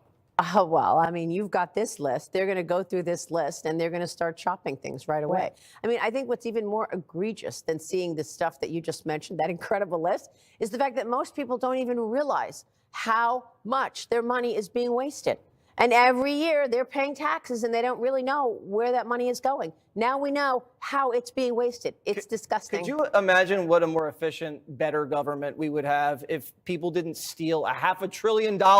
If the budget's $7 trillion and they're stealing $500 billion, we wouldn't even be in debt if we could clean that up in a couple decades. And who's accountable? I mean, why is it that we are watching this fraud and this stolen money every year? Who's accountable? Is there? It's like is there a cop? Is there like a cop in charge of the spending? Yeah. Doesn't Treasury? I guess now we have two cops, Vivek and Musk. So the Democrats are going to fight this, Maria. The Democrats are going to be against reducing the debt. Yeah, apparently because it's Trump. I think if anybody could get this done, it's a business person, because that is the bottom line for business. They are watching costs like hawks and they are cutting out costs. And that is what the point is. So it's good to get some business, business sense in government to try to cut out that waste. They say they're going to use AI to get out of that. How are they going to? I don't even know how that works. I'm not sure how they'll do it, but I have confidence that two businessmen are going to come in and they're going to actually see where the money is going, what's coming in, what's going out, and they're going to actually fix it. So, what do you think about the rest of Trump's cabinet so far? Look, I think it's extraordinary that he has been able to name, make 20 appointments in 8 days. Obviously, President Trump is moving very fast, and that's a good sign. It doesn't appear that he is going to allow the mistakes that he made last time happen again, and that is surrounding himself with people who he believes are aligned with him, but actually are undermining him. And I think that's one of his priorities here. So I like it. I mean, certainly there are unconventional picks. Great for Pete Hegseth. So happy for him. I know that he's going to, approach this with incredible seriousness and make a difference. You made so many great points at the top of the show. But look, I think you look at what just happened in the election. People are really happy. And in business, there is this optimism now that you see. I think that there is going to be things that have been on the shelf that, on the shelf that are taken off the shelf. I'm talking about deals. I'm talking about money raising. A lot of activity, financial activity, is about to burst. And the reason is because you had people like Lena Khan at the FTC stopping deals. You have, Gary Gensler at the Securities and Exchange Commission throwing tons of rules and regulations at you. It created a pause. It created a freeze in activity. That's about to open up. A new golden age. Yeah, that's I think what so. they're predicting on the street. Yeah, they are. And that's why the markets have been on fire. That's amazing. Maria Bartiromo, thank you so much for joining Jesse Watters Primetime. Thank you, Jesse. We'll see you in the morning. You got it.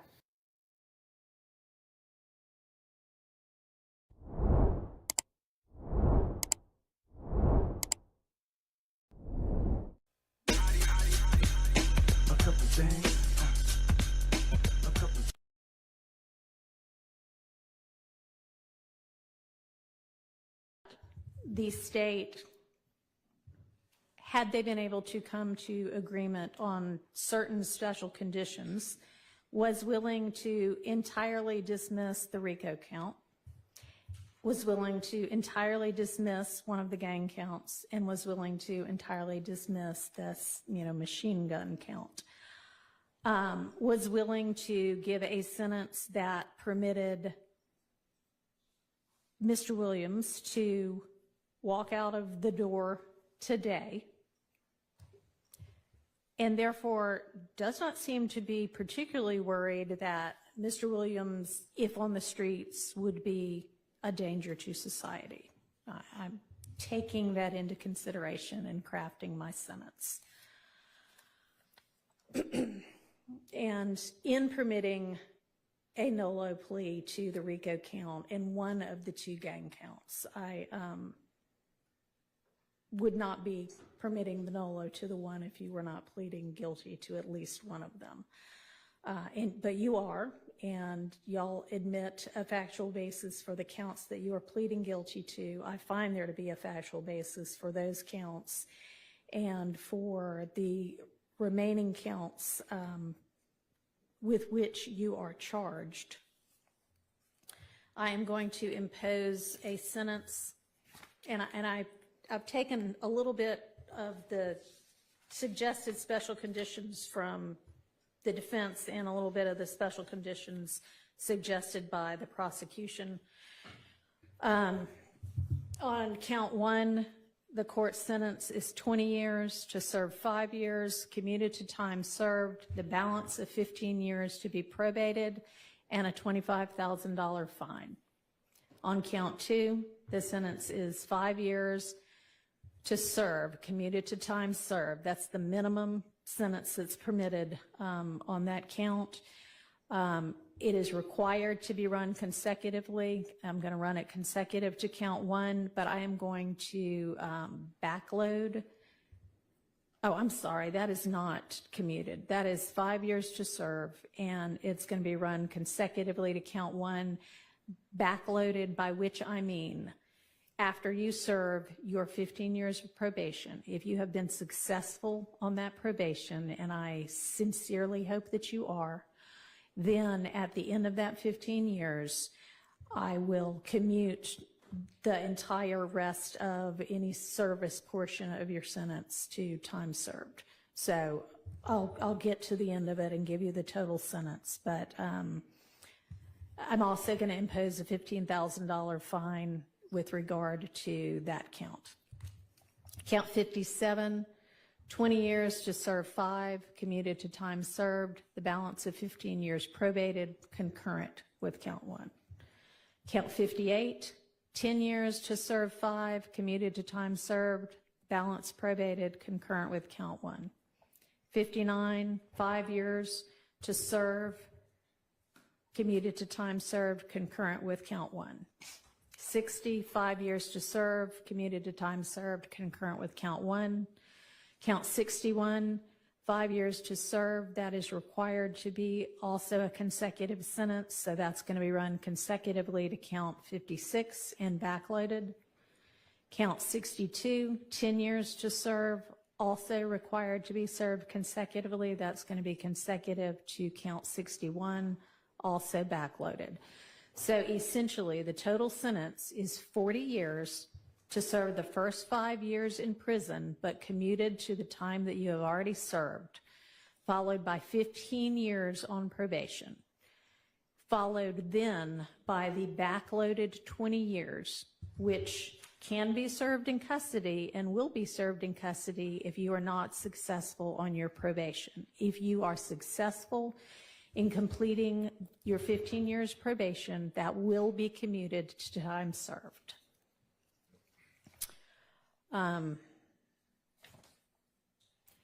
You are to remain on reporting status for the first half of your probation, active reporting for the first 7.5 years of your probation, and that is pursuant to OCGA 17-10-1, subsection 2, A2A. And Mr. Steele and Mr. Adams, in order to keep him on reporting status, there needs to be good cause shown. We all concede that good cause is shown here? Stipulate.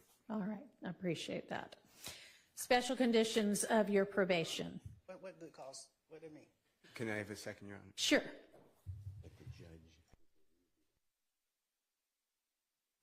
Thank you, Your Honor. All right. You had enough time to talk with your attorneys? Yes. Okay. All right, special conditions of your probation. After 48 hours from your release, you are to stay away from the metro Atlanta area, and that's defined by the U.S. Census Bureau. It may change, but you can look that up anytime to figure out what that is. For the first 10 years of your probation, subject to the following exceptions: you are permitted to be in the metro Atlanta area to attend any wedding, funeral, or graduation from high school, college, or graduate school of any of your immediate family members. And immediate family members is defined the same way that you all were contemplating it when you were negotiating. You can get here up to 24 hours prior to any such event, and you need to leave within 48 hours after any such event. In addition, during each year of your probation, I'm going to require that you Atlanta area and make a live anti-gang and anti-gun violence presentation 4 times a year, each year of your probation, at a grade school, a middle school, a boys or girls club, anything like that, that type of group. And if you want to, that presentation can include a benefit concert, and these presentations may count towards your required community service hours, which I'm going to impose, that during each year of your probation, you perform 100 hours of community service. You are, and this is required by the fact that there's a gang conviction. You shall not knowingly have contact of any kind or character with any other member or associate of any criminal street gang. Exception to that, if your brother is a member of any street gang, I hope you talk him into getting out of it. Quantavious Greer, and then also Sergio Kitchens, as long as you are contractually obligated to him.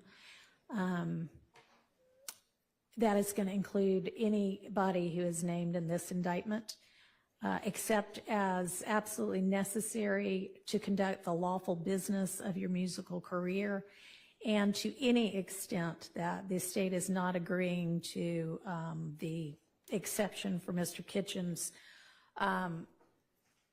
In the event that that part is not enforceable because it is only a portion of a special condition, going to provide that that be severable from the rest of this, and I'll put some case cites in the Senate sheet for that. You are in no way to promote any criminal street gang or any criminal street gang activity, including on any social media platform. You are not to utilize any hand signs, terminology, or language that promotes any criminal street gang. You are not to participate in any criminal street gang activity. You are not to knowingly engage in any contact with any of the victims that are listed in this indictment or with any of their family members. And you may not have in your possession or with arm's reach any kind of a firearm because you're going to be a convicted felon. And that is, except I know that you have security and you need security. you can be within arm's reach of a firearm that is in the possession of either licensed law enforcement or licensed security personnel that are in your security detail or anybody that you're performing with. You are to submit to random drug screens and not use any drugs unless they are prescribed for you by a licensed physician. You are to execute a Fourth Amendment waiver that will permit the search of your person, residence, vehicles, and electronics for any firearms, any criminal street gang paraphernalia, or any illicit drugs. And as I mentioned with regard to one of the first of your co-defendants from this trial, at least since I've been involved, to plead guilty, our Uniform Superior Court rules instruct and provide that it is absolutely proper for a judge to grant leniency in sentencing when, quote, the interests of the public in the effective administration of criminal justice are served, unquote. And I think that this plea is in the interest of the public and in the interest of effective administration of justice. Have been trying to ensure that to the extent I can, this trial also abides by that. It's been challenging at certain times. I find your plea to be freely, knowingly, intelligently, and voluntarily entered with an understanding of the consequences, and I accept it as such. I also need to inform you that your attorneys were going to represent you through either the last day of this term of court or 30 days from now, whichever is later, and any of the filings that were mentioned that need to be filed within that time, they would file on your behalf unless they are permitted to withdraw from representing you before that time. I am not going to impose the conditions suggested by your counsel about the benefit concerts and the donations to the sheriff's office, but I certainly strongly encourage you to do those things and to do and continue to do things that benefit your community and especially help young people to stay out of criminal trouble. And unless there is anything from counsel other than that. I have one matter, Your Honor. Okay, and does the state as well? Your Honor, with regards to Mr. Williams being permitted to come to the Metro Atlanta area or Cleveland Avenue area for funeral or the other items, right? Can you also consider, God forbid, there's a serious medical condition of a person that In is his immediate family, yeah. certainly we can add that. And I also meant to mention, because I know you do travel all over in order to pursue your career, that it's permissible for your probation to be transferred to out of state, and that has to be done through probation, but that is fine with the court. And you may also keep your, nobody's mentioned it, but keep your passport and travel out of state and internationally to the extent that you need to do that for business purposes as well. All right, Mr. Abadi. Yes, very briefly. Thank you. The district attorney just wanted me to urge the court, due to the fact that the Thomases have been negatively affected incredibly traumatically by what has been discussed by both parties here today, to make a brief statement as she believes that they fall within the exception or within the bounds of Marcy's law. If the court would allow, I understand the court made a ruling earlier as it relates to that, but she wanted to. Thank you, and I appreciate, well, I cannot even begin to understand what they must, anybody must be going through when they lose a family member to violence or criminal violence. Mr. Williams himself has expressed his own sorrow to the family.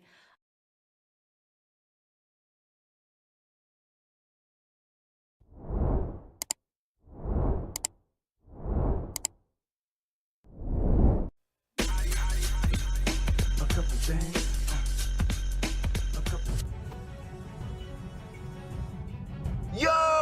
What the? There were workers on the bridge, and there's an unknown amount of those workers in the water. But be advised, the key bridge is gone.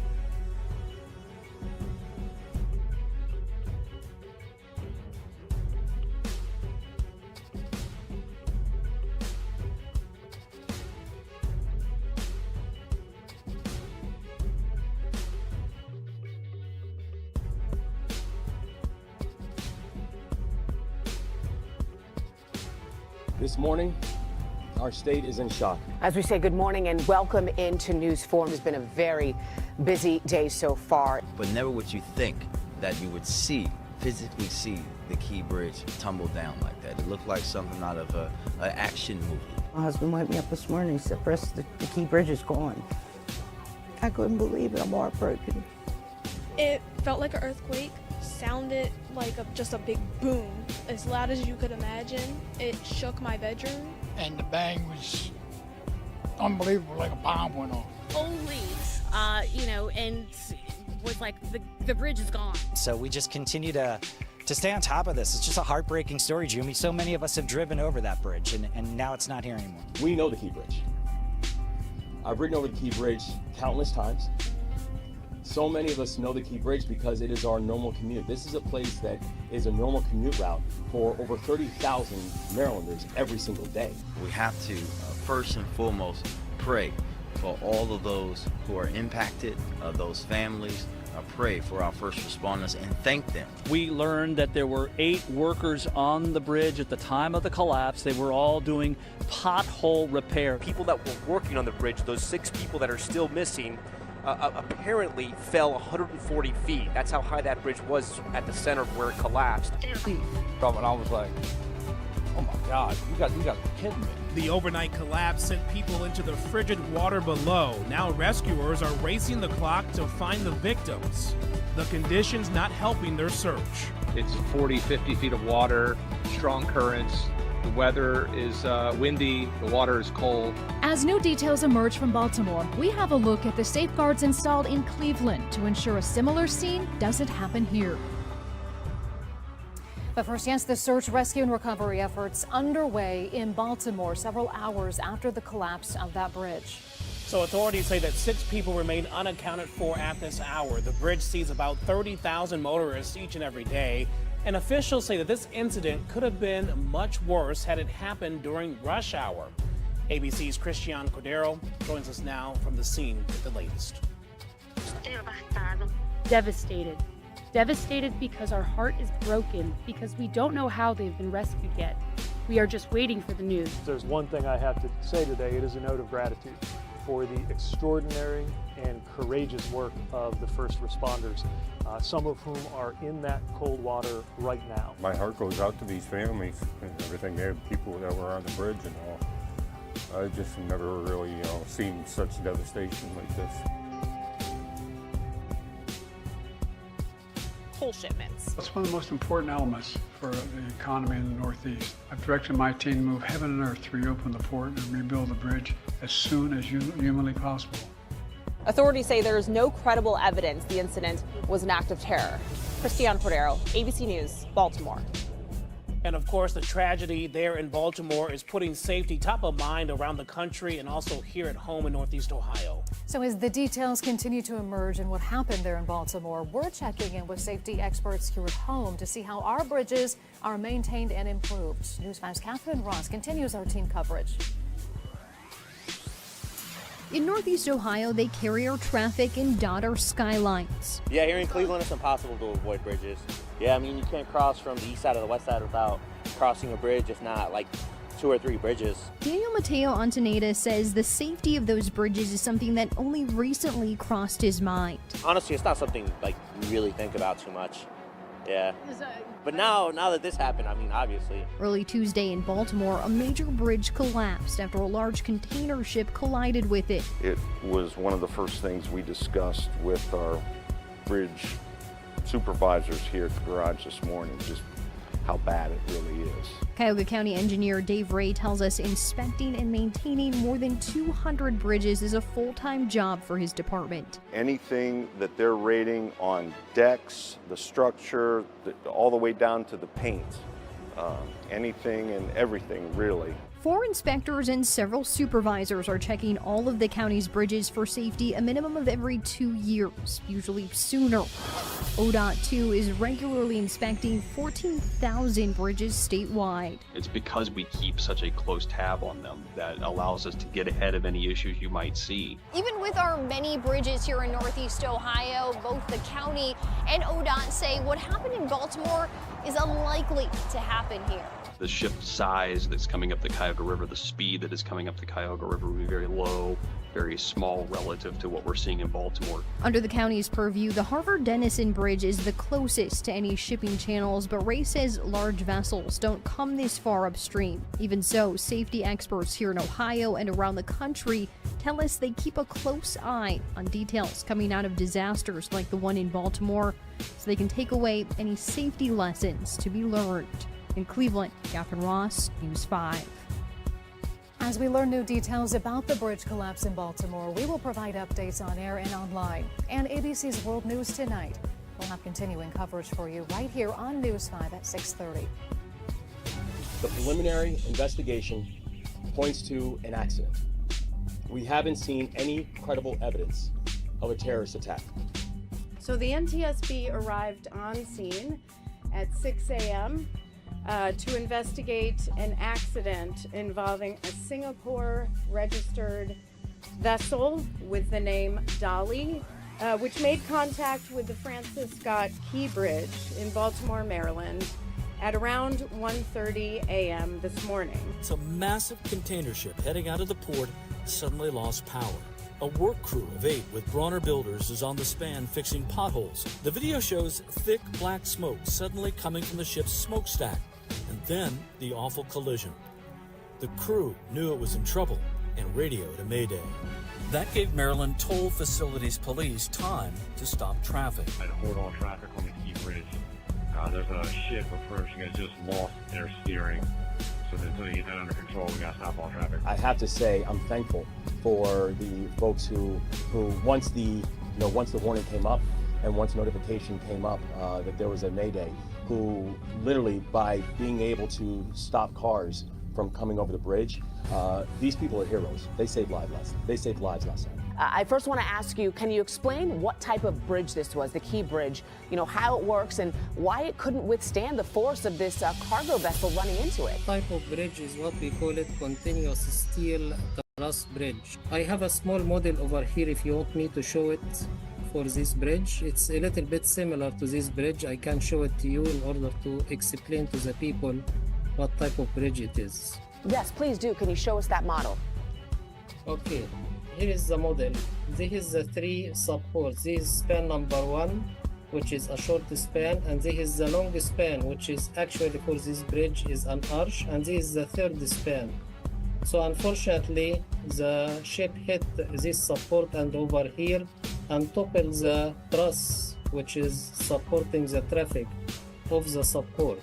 And even the pier over here is badly damaged. So right now, this bridge, after you remove this center support over here, is spanning between this point, and this bridge is not designed to span this long distance. According to the Associated Press, a senior executive at the construction company says that the 6 workers are now presumed dead. Despite that, just moments ago, Maryland Governor Moore says that a search and rescue operation is still underway. A ship struck the bridge just after 1:30 a.m., causing the collapse. Governor Moore says the ship's crew was able to warn officials of a power issue on board, and traffic was stopped on the bridge. However, a pothole repair crew was not able to get off the bridge, and officials believe the missing workers were part of that crew. You notice that the Port of Baltimore, which, as your viewers know, is one of the busiest ports in the entire country, it is sort of shocking to see that there is no ship traffic right now, how slow it is. Everything has been put on pause. It's my intention that the federal government will pay for the entire cost of reconstructing that bridge, and I expect the Congress to support my effort. This is going to take some time. The people of Baltimore can count on us, though, to stick with them at every step of the way until the port is reopened and the bridge is rebuilt. This is no ordinary bridge. This is one of the cathedrals of American infrastructure. It has been part of the skyline of this region for longer than many of us have been alive. So the path to normalcy will not be easy. It will not be quick. It will not be inexpensive. But we will rebuild together. It's the pride of Baltimore, that Key Bridge. Not only just what it signifies as far as Francis Scott Key and the national anthem being written right here at Fort McHenry, but as an ironworker and to appreciate that for the structure, the magnificent engineering and workmanship that went into that. You know, it's tough. Neighbors who live around here and see what's happening on this bridge every day are really thinking about those 6 still unaccounted for. It's like an old friend. You know, it just, you know, every morning I go, no matter what the temperature, or even if it's raining, you know, I'll go out there, stand along the fence, look out there. Sometimes I even go down onto the pier. That's where I go fishing at. You know, this isn't just our region. This is I-95, the main street of the East Coast. That's going to be affected here. So obviously it's going to take a lot of time to put these pieces back together. Heartbroken to see the Key Bridge that is now not there anymore. Jumi, it's really indescribable to not be able to see the bridge right there. And lastly, to the victims of this tragedy and their loved ones. All of our hearts are broken. We feel your loss. We're thinking of you. And we will always be thinking of you. We pray for the construction workers who are on the Key Bridge, and we pray for everyone who has been touched by this tragedy and their families and all of their loved ones. But Maryland, we will get through this because that is the Maryland spirit, and that's what Maryland was made of. We are Maryland tough, and we are Baltimore strong. So in the face of heartbreak, we come together. We embrace one another, and we come back stronger. That's what we've always done. That's what we'll continue to do. And that's what we're going to get done together.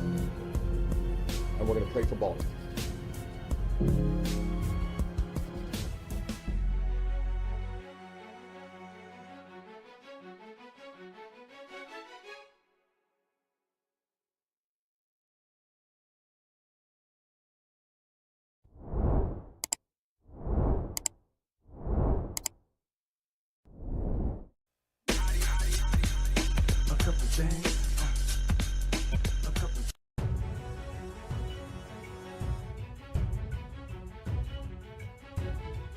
Federal authorities moved quickly over the last 48 hours to find and arrest Lil Durk, whose real name is Dirk Banks. Prosecutors say Banks even tried fleeing the country after 5 of his alleged co-conspirators were arrested just this week. Banks was arrested in Florida Thursday, facing charges of conspiracy to commit murder for hire and conspiracy to use facilities for murder for hire. The 32-year-old was arrested after 5 members of his Only the Family group, also known as OTF, were indicted by a California grand jury this week on charges of conspiracy to commit murder for hire. We knew when the others were charged that it was a conspiracy and there were multiple players in it. The fact that he's now been charged in such close proximity to those other charges suggests, of course, that this is related to them and that the conspiracy is even wider than originally presented. Court documents allege that Banks paid for and planned out the attempted murder of rival rapper Quando Rondo in Los Angeles in retaliation for the murder of OTF rapper Davon Bennett, also known as King Von. Prosecutors say hitmen hired by Banks opened fire on Rondo in August of 2022 while he and a cousin were near their vehicle at a gas station in LA. Rondo survived, but his cousin was killed. Now, as prosecutors move forward with the case, members of the OTF group will likely be used to try and turn a conviction. They will almost certainly be looking to flip someone who's in on the conspiracy and use their testimony against other defendants. Maybe there's a wiretap here. There may be undercover recordings.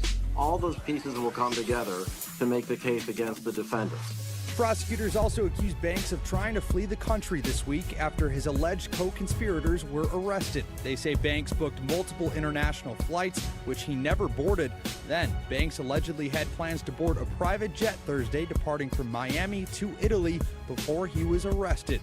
This arrest also comes after Banks was recently given the keys to the village of Bellwood and Broadview. Today, the mayor of Broadview responding with a statement saying in part, "The village of Broadview is withdrawing our honorary key to the village granted to Dirk and is terminating our partnership agreement with his youth organization. As mayor, protecting Broadview's interests and upholding the values of residents is job number one." Lil Durk's team has not responded to our request for comment. We also learned today that Lil Durk donated $150,000 to Mayor Brandon Johnson's campaign in the past. We'll hear the mayor's reaction to today's news ahead on our news at 5. Ravi, Lil Durk, whose real name is Dirk Banks, made a $150,000 campaign donation to Mayor Brandon Johnson took office last year. What Johnson plans to do with the money, though, remains unclear. Mayor Brandon Johnson facing scrutiny today about his connection to well-known Chicago rapper Lil Durk. The mayor saying he knows few details about the murder-for-hire charges Lil Durk is now facing, but noted the rapper's philanthropic work in the city. Lil Durk's mission to build financial literacy for children across the city and making other critical investments for the children of the city is where his heart has been. The rapper, whose real name is Dirk Banks, runs a Chicago-based charity called Neighborhood Heroes, but he also operates a music company. According to state records, in June of 2023, The Voice Touring LLC, which lists Banks as the manager, donated $150,000 to Mayor Brandon Johnson's campaign. Do you feel like you should donate that to charity or do something with that money? Is it tainted? Well, I mean, look, I don't operate in feelings. I operate in truth and justice. And again, I don't know all the circumstances around these accusations. When pressed about Banks' donation, the mayor deferred once again. If you're asking me if I should make a judgment on a black man before a full trial has actually come to fruition, I hope you do understand why it is not my position to determine the outcome of someone's life. Banks, through his charity work, has been connected to many well-known people in Chicago and elsewhere. ABC7 legal analyst Gil Sofer says no one should jump to any conclusions. We're a long way from being able to judge whether there's any exposure, criminal exposure to political officials. I mean, odds are that this case is focusing on this violent crime that's been charged and that all the rest is noise. And when I pressed the mayor on the optics of keeping the donation, I got cut off. Then he moved on to another question, but clearly this is something that he's going to have to deal with at some point down the road. Give us answers about what he's going to do with the money. That's a question that had to be asked. Yep. All right, great. Thank you. Well, just days after performing at the United Center, Chicago rapper Lil Durk has been arrested in Florida on a murder-for-hire charge.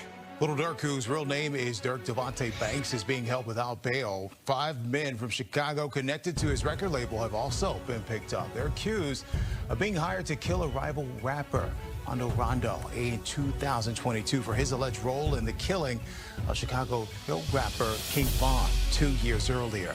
Prosecutors say flights and rental cars tied the label to the crime. And Banks was once charged in a shooting in Atlanta. However, those charges got dropped. He's also facing a lawsuit from FBG Duck's mom, who says Banks and his record label made money from her son's murder. Well, last week, the mayors of suburban Broadview and Bellwood presented the rapper with keys to their villages in partnership with his Neighborhood Heroes Foundation, which supports Chicago youth by promoting education and violence prevention. In a Facebook post, Broadview Mayor Katrina Thompson said she's withdrawing that key and ending the village's partnership with his foundation. The statement reading in part, while the American system of justice grants everyone the presumption of innocence until proven guilty in a court of law, in the village of Broadview, the court of public opinion of residents has even higher moral and ethical standards of behavior. As mayor, protecting Broadview's interests and upholding the values of residents is job number one.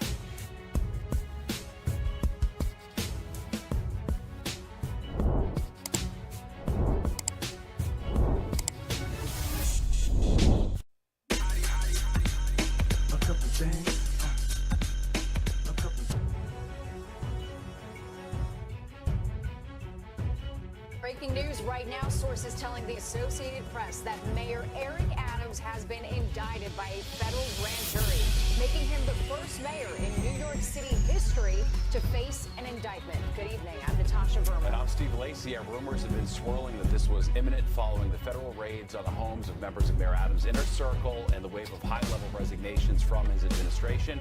We have live Fox 5 coverage tonight. Let's start with Rogan Mackay, who joins us now on set with this stunning development. So right now we know the indictment's coming, but we don't know for what. That's what we find out tomorrow, I guess. Exactly. Now, we know there are at least 4 federal investigations surrounding Mayor Eric Adams right now.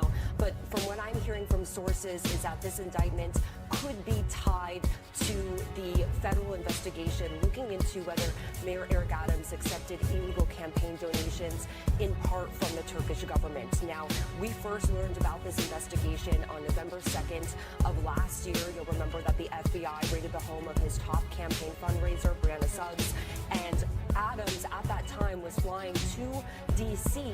and he quickly just turned around and came back. Right. But it's still very unclear. We do not know what's inside this indictment. We do not know what charges or if there's multiple charges in this indictment. That indictment will be unsealed, I'm hearing, tomorrow morning. So we'll hopefully learn more there. But we just also recently found out as of this week that the federal investigators have broadened their search and have included other countries such as Israel, South Korea, Uzbekistan, Qatar, and China. Now, we know that Adams has traveled to China at least 7 times. He's traveled to Israel last year.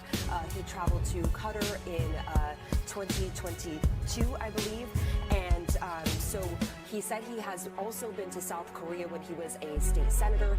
And as far as we know, he has not made a trip to Uzbekistan, but maybe there's something there. Maybe they just saw some sort of piece of information. It's also really unclear if this is tied to any of the other investigations, particularly looking at the NYPD Commissioner Edward Guillen. So we don't know the specifics, but at its face, I mean, this is a stunning development. I mean, it kicks off now an indictment of a mayor for the first time in New York City.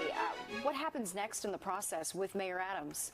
So this is huge. There's only 2 New York City mayors who have ever resigned in history. That was Jimmy Walker in 1932 and William O'Dyer in 1950. So right now, if Adams doesn't resign, the only person who can remove him from office is Governor Kathy Hochul. If he does decide to resign, then this kicks off a pretty quick process. So the public advocate, Jumaane Williams, would step in as acting mayor, and then they would have an election about within 80 days of when he steps in. And after that, all the candidates would come forward and be ranked choice voting, and there would be no party affiliation, so it would be just an open election because there would be no primaries. Right, and we have heard a little bit from the mayor tonight, sort of previewing what we think is going to be his likely defense strategy, right? Exactly. We got a statement from the mayor, and he said, "My fellow New Yorkers, it is now my belief that the federal government intends to charge me with crimes. If so, these charges will be entirely false, based on lies. But they would not be surprising. I always knew that if I stood my ground, all of you, that I would be a target. And a target I became.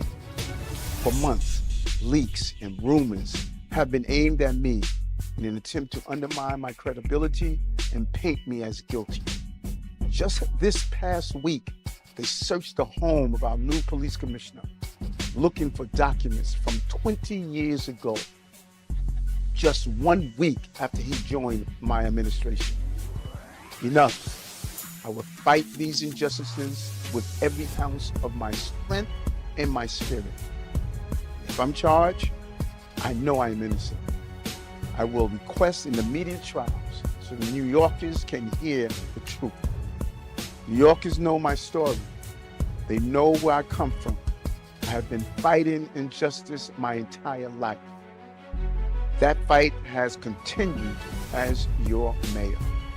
Despite our pleas, when the federal government did nothing as its broken immigration policies overloaded our shelter system with no relief, I put the people of New York before party and politics.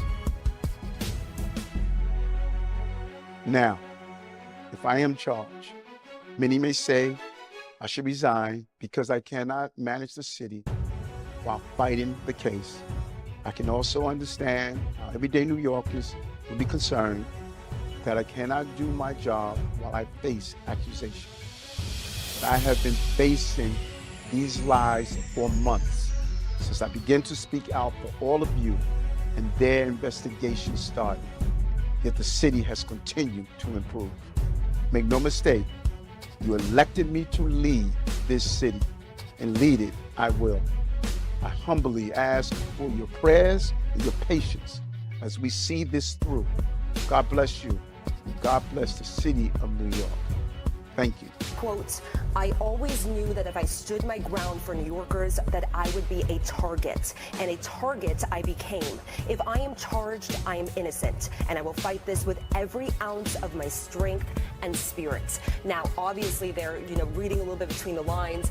Something that he's kind of been hinting at, and some people have said out loud, is that he believes in part that he has been targeted by the federal government because of his criticism of the Biden administration when it comes to the migrant crisis. He was one of the most open critics of Biden when it comes to migrant crisis, since New York City has seen over 200,000 migrants come to the city in just the past 2 years.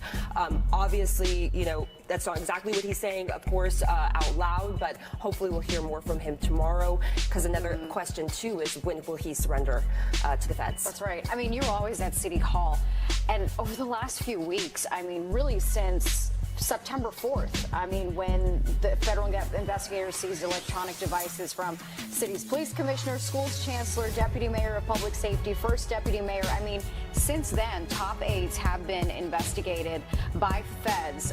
What has been the energy, the feelings at City Hall? Right now, people have becoming growing increasingly frustrated with the distractions. And they say it's hard to do their job. It's even hard to communicate with the press about something that they want to talk about, some initiative that they want to do, because everyone is just talking about this right now. Now, since, in just the past hour, we have seen just an outpouring of people and lawmakers coming forward, calling on Adams to resign. I think at least 5 more lawmakers on top of the 8 that have already called on him to resign. AOC being one of them, too? Exactly. Yeah. And so I know from one of my sources, they were saying that, there was possibly some indication maybe to her that this was coming down. Now, the House Minority Leader, Hakeem Jeffries, he kind of was defending Adams a little bit earlier today when he was asked, because he said, we need Eric Adams to be successful because he is the mayor of New York City. So I don't know if he'll have more comments after this indictment. Make no mistake, you elected me to lead this city, and lead it I will. I humbly ask for your prayers and your patience as we see this through. God bless you. God bless the city of New York. Thank you.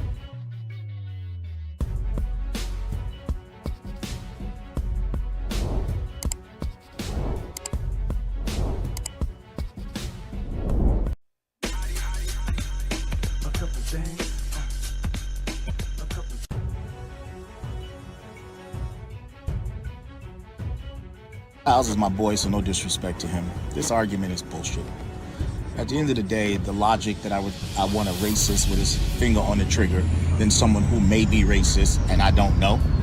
Like that's the craziest shit. It's like saying I want a gun to my face, then maybe there's a possibility someone might drive by and shoot me. Nah, I don't want either, right? At the end of the day, a lot of, especially black men that come from the hood in a certain age group are still shell-shocked. They hide their misogyny and their bigotry behind this illusion that they're intellectuals because they succeeded, right? Second of all, they secretly voted for Trump, but because of his bigotry and his misogyny, but ended up losing, and now they want to say, hey, Biden's just as bad. And they all like to go back to criminal justice reform bill from the 1990s. But these are the same people that believe that they can be reformed. These are the same people that believe second chances exist. But Biden doesn't get a second chance for making a mistake with a criminal justice bill, as if he could have done it by himself, as if he was the president. I find this to be very, very, very disingenuous. I find this to be very, very, very disingenuous. I'm going through an experience that I'm going to try to have y'all walk through with me to show you how we have to deal with health as gentlemen, you know, egoless people.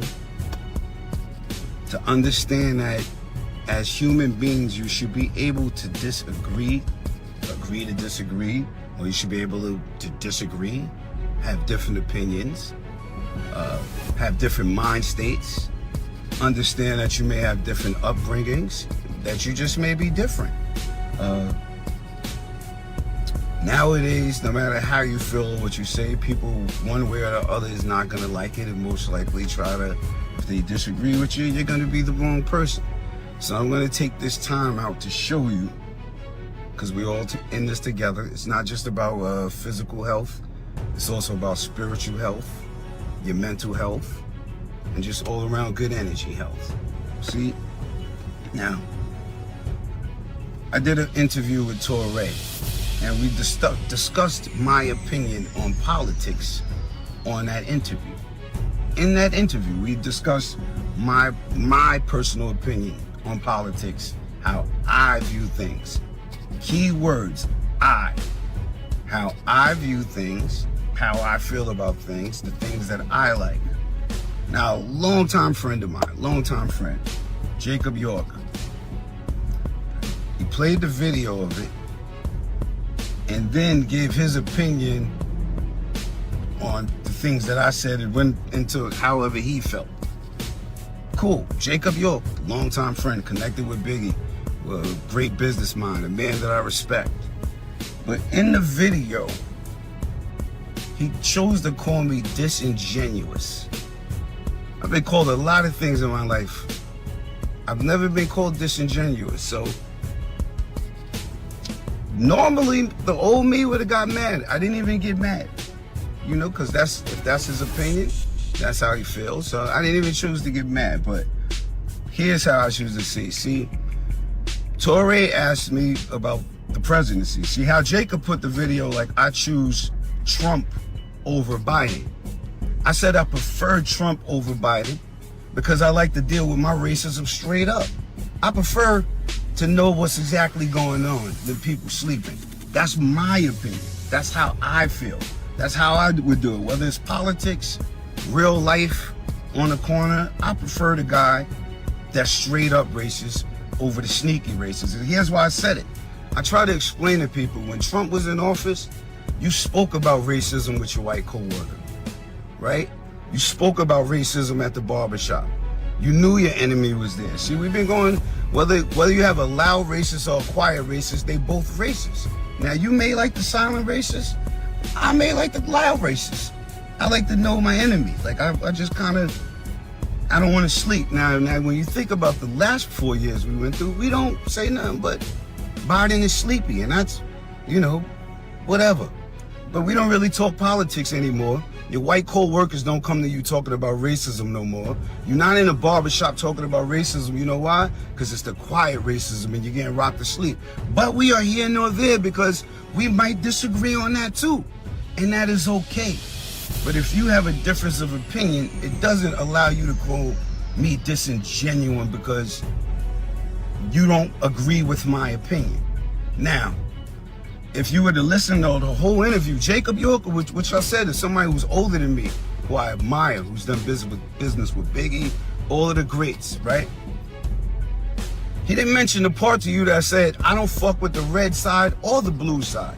Now I'm gonna get crucified for that. When he asked me did I vote, I told him nah, because I couldn't vote for each one of them. I told him my last vote was Obama's second term. And I couldn't vote after that. Now somebody's gonna tell me what poison to pick, and I told them because I can't pick the better poison, I'm the type to fast.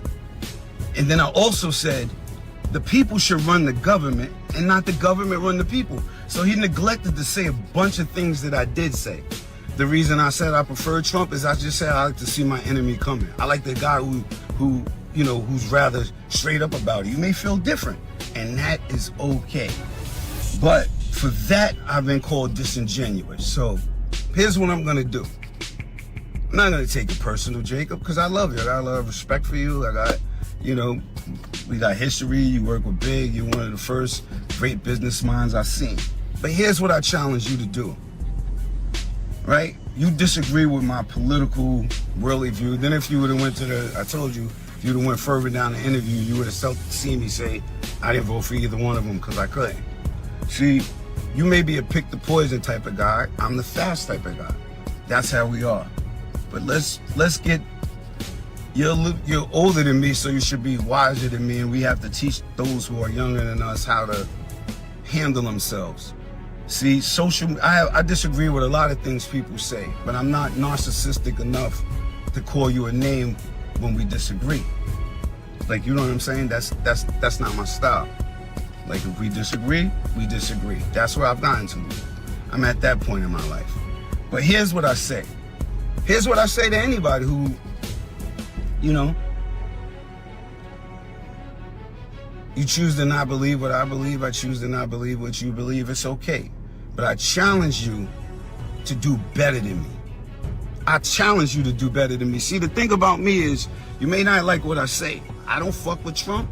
I don't fuck with the Democrats. I don't fuck with the Republicans. See, somebody's gonna be mad at that, but it's the truth. I told them it's two wings on the same bird. They go to the same clubs, hang out at the same place, do the same thing. Now, somebody's gonna get mad at me because I said that and tell me to pick a side, pick the poison. Like I said, I'm not picking the poison, I'm gonna fast. I also said I'm not wise enough to figure out what the solution is. But the people should run the government and not the government run the people. But that's where we at. So with that being said, I also challenge you. I challenge anybody. I challenge everybody because I wouldn't mind losing this challenge. Here's a challenge that I challenge you. I challenge you to do better than me. I challenge you to do better than me. See, you could call up the mayor and ask him, hey, did you just have a meeting with P last week talking about the community center for the kids? Yup. You could call up my man and say, yo, is Styles P the reason the parks are being upgraded in my town? He's gonna say, yup.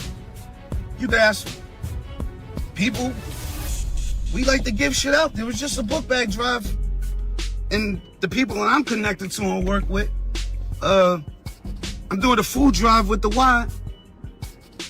Pretty soon we're gonna make it plant-based, but we're doing that. See, I challenge you to do better than me before you call me a name. I challenge you to help people out every day before you call me a name. I challenge you to make that a lifestyle. I've been preaching health for 13, 14, maybe longer than that years. I challenge you to that, to get up and help people out every day. You can call me what you want to call me. We could disagree with things, but I get up and help people every day. And if you really want to join the challenge, come join me helping people. You got the power, you got the connection. You ain't never called me the past few years and say, Pete, how can I help you help the people? See, before you keep challenging and talking about people, you can't let social media get to your mind. See, I love all of y'all. It's a lot of energy to take on everybody's opinions, thoughts, vibrations, the things they're going through every day. It's a challenge. And we don't all have to agree with each other because we're not supposed to. Don't let these devices teach you that everybody has to think like you, be like you, agree with you. That is not the case. That is not the case. We are all different for a reason. Now, even if you don't like the differences, you should still be able to conduct yourself in a gentleman's manner. Manners maketh men. You know what I'm saying? We don't have to call each other names. Like, there's people I disagree with every day. I don't have the, I'm not healed, I'm working on healing, but I'm in a mentally good enough place to know I don't know what's going on in that person's life to call them a name. Luckily, I'm in a great place, and I just want to challenge you to do better than me.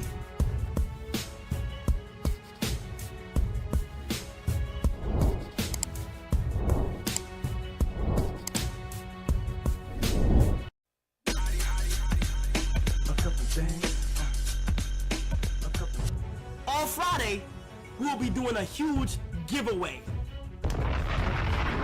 With those few words and a flyer with the location, word spread among the millions of subscribers. Attendees told they'll get PCs, PS5s, and $100 gift cards. We gonna go crazy for New York, man. It's really an influencer's world, and we're just living in it.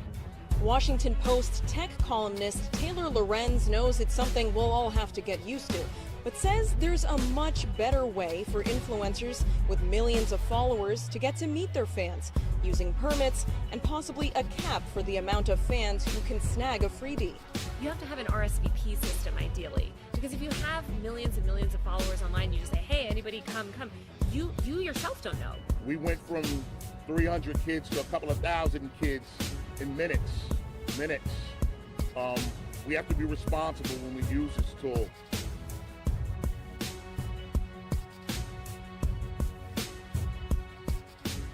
No permits were obtained for Friday's giveaway at Union Square Park. NYPD Chief Jeffrey Madry says its entertainment unit, which keeps an eye on events like this spreading through social media, was aware of the event, but not of its potential growth. In the aftermath of those stunning scenes in Union Square, thousands of kids and teenagers ran wild in the streets, hoping to get a free PlayStation console. It was sparked by a social media influencer who now faces charges for inciting a riot. If we knew about this, we could have had the barriers out here, we could have police officers out here, we could have did this orderly. Sanat now faces several charges, including at least 2 counts of inciting a riot and unlawful assembly. With millions of followers across all social media platforms, including Twitch, the 21-year-old has grown in popularity. Police made dozens of arrests yesterday. Tonight, the NYPD is trying to track down several suspects who damaged police property. Here's ABC's Rena Roy. Tonight, hours after violent pandemonium, social media influencer Ka Sanat hit with 3 charges: felony riot causing public injury or damage, inciting a riot, and unlawful assembly. Thousands rushing to Manhattan's Union Square, creating chaos. $100 gift cards all here, bro. We gonna go crazy for New York, man. After Sanat told his millions of followers on live streaming platform Twitch Friday that he would give away video game consoles and gift cards. There's a team of people around influencers like this that really handle their business affairs, handle their public events, handle their press. I think those people, you know, the buck falls with Kai, sure, but I think those people are to blame as well. Children cannot get their values, their beliefs from social media. Today, New York City Mayor Eric Adams saying he believes outside agitators inflame the situation. You don't come to get free Game Boys and bring smoke bombs. We have fire extinguishers and paint being thrown by the crowd.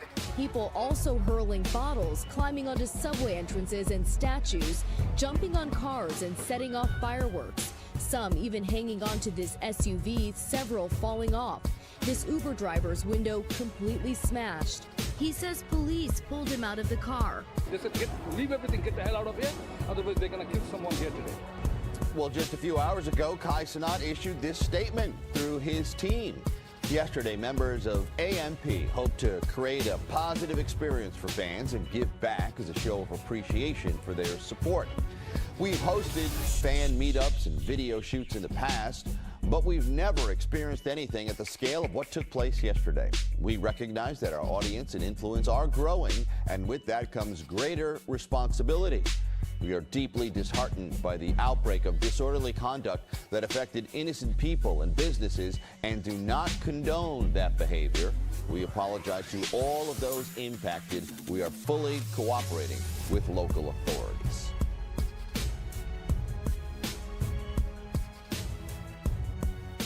The NYPD says some officers were crushed, pushed, and hit with objects, dressed in riot gear as they struggled to control the massive crowd. Authorities arresting more than 60 people. An NYPD official tells us that they do believe Sanat was planning on handing out a few PlayStation 5s, and police say a lot of this could have been avoided if he had just contacted them ahead of time. We've reached out to his team for comment. We haven't heard back yet.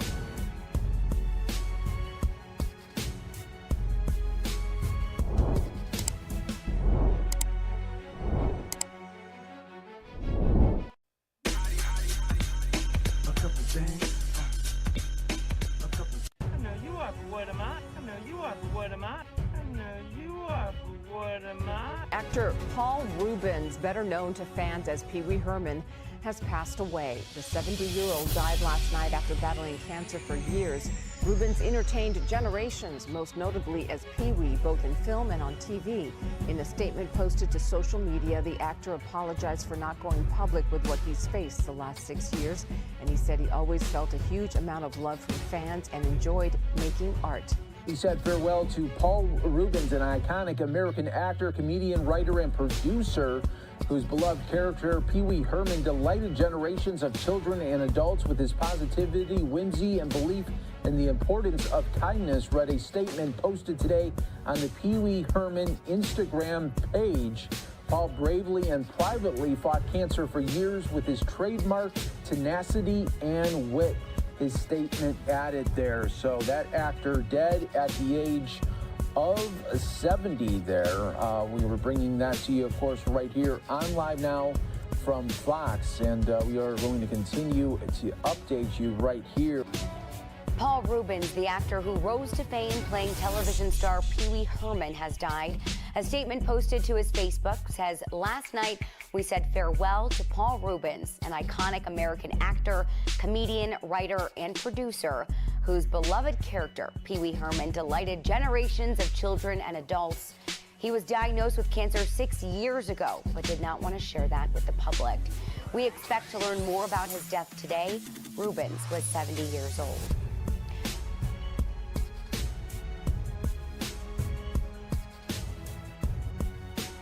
As he was born in New York, Reubens grew up in Sarasota, Florida, and developed an affinity for comedy early on in his life that he attributed in part to Sarasota being the winter home of the Ringling Brothers and Barnum Circus. Back in 6th grade, while attending Southside Elementary, Reubens stepped onto a stage for the first time as Nick Burns in 1,000 Clowns at the Players Theater. While at Brookside Junior High, he appeared in the Players in the Riot Act, Camelot, and On a Clear Day, You Can See Forever. It was after college that Reubens created the iconic character Pee Wee Herman while a member of the famed Los Angeles improv group.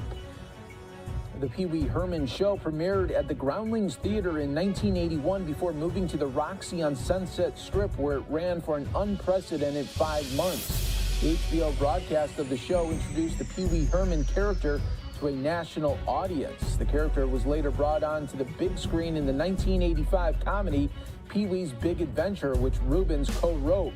Reubens went on to create, co-write, and co-direct the series Pee Wee's Playhouse on CBS, where the series earned 22 Emmy Awards during its run from 1986 to 1991. Reubens was nominated for 14 Emmy Awards during his career, winning twice. In 2010, he produced, co-wrote, and starred in an updated revival of the Pee Wee Herman show in Los Angeles. The production later traveled to Broadway, opening it to rave reviews. And that was the life there and legacy of Pee Wee Herman. We just wanted of a character there, Paul Reubens, the actor, and we wanted to bring that to your attention, of course. He was best known for his role as Pee Wee Herman, delighting generations of children and adults. For decades, he dressed in a tight gray suit and bright red bow tie, starring as a quirky man-child with irrepressible joy and sneering catchphrases like, "I know you are, but what am I?" Born in Peekskill, Westchester County in 1952, Paul Reubens caught the acting bug young. After graduating college, he joined the Groundlings in Los Angeles as an improv comedian. In the 1980s, he debuted the Pee Wee Herman Show, centered on a fictional character, both silly and subversive.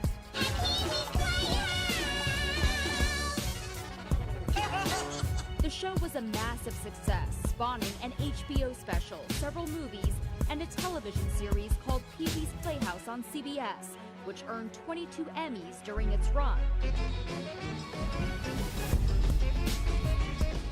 Reubens' career then took a hit due to a series of scandals. In 1991, he was arrested for indecent exposure at an adult-only theater. He became the frequent butt of late-night talk show routines. and even poked fun at his own tarnished image at that year's MTV Video Music Awards. Heard any good jokes lately?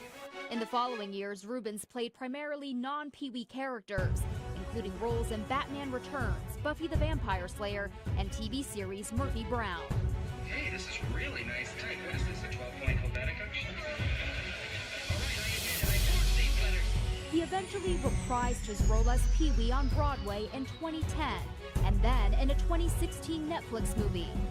Morning, Pee-wee! Morning, Pee-wee! Rubens died Sunday night at the age of 70 to cancer. A statement on his Instagram page reads, "Please accept my apology for not going public with what I've been facing the last 6 years. I have always felt a huge amount of love and respect for my friends, fans, and supporters. I have loved you all so much and enjoyed making art for you."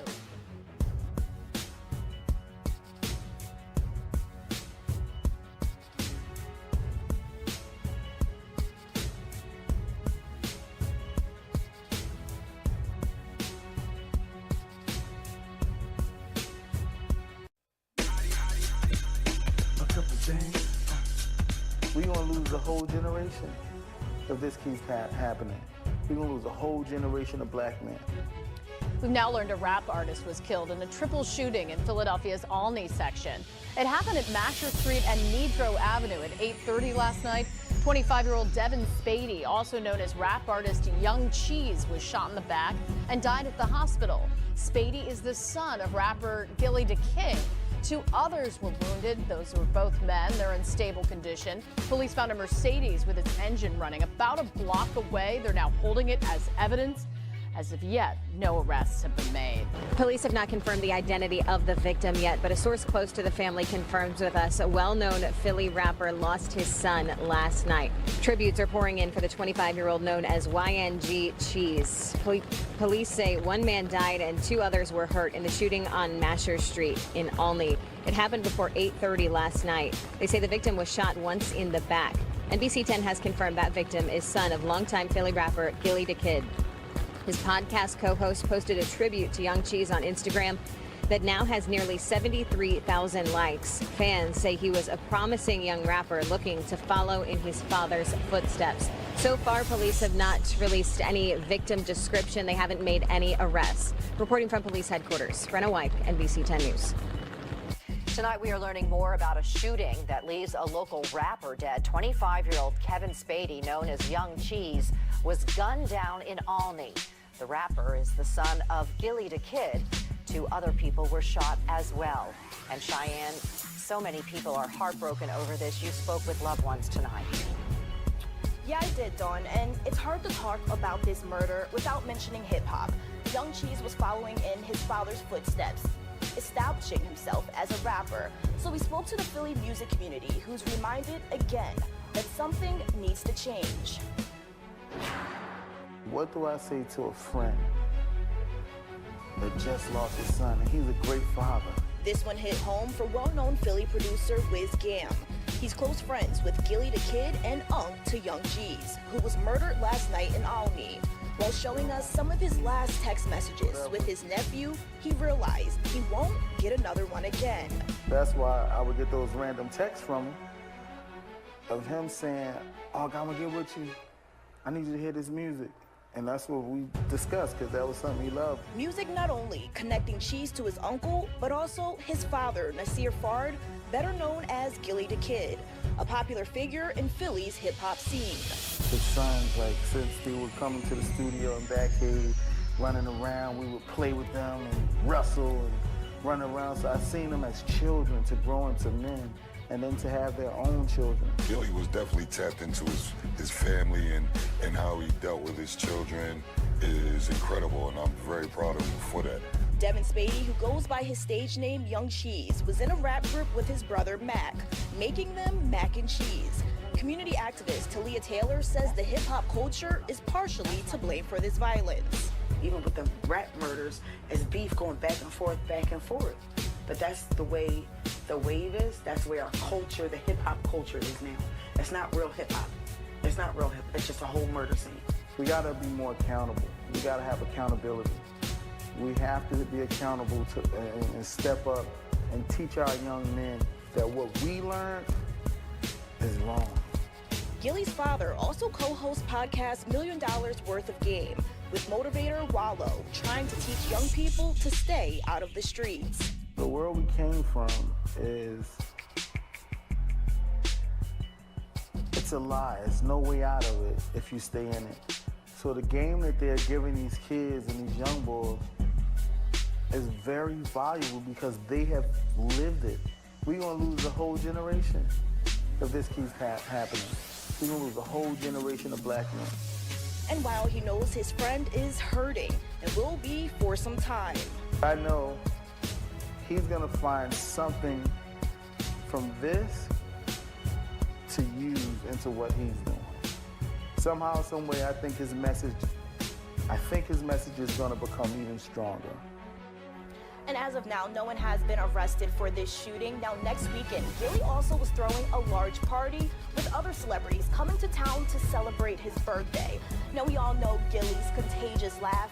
I just hope that one day we get to hear it again. I'm in the newsroom. Cheyenne Krent, Fox 29 News. All right, Cheyenne, thank you.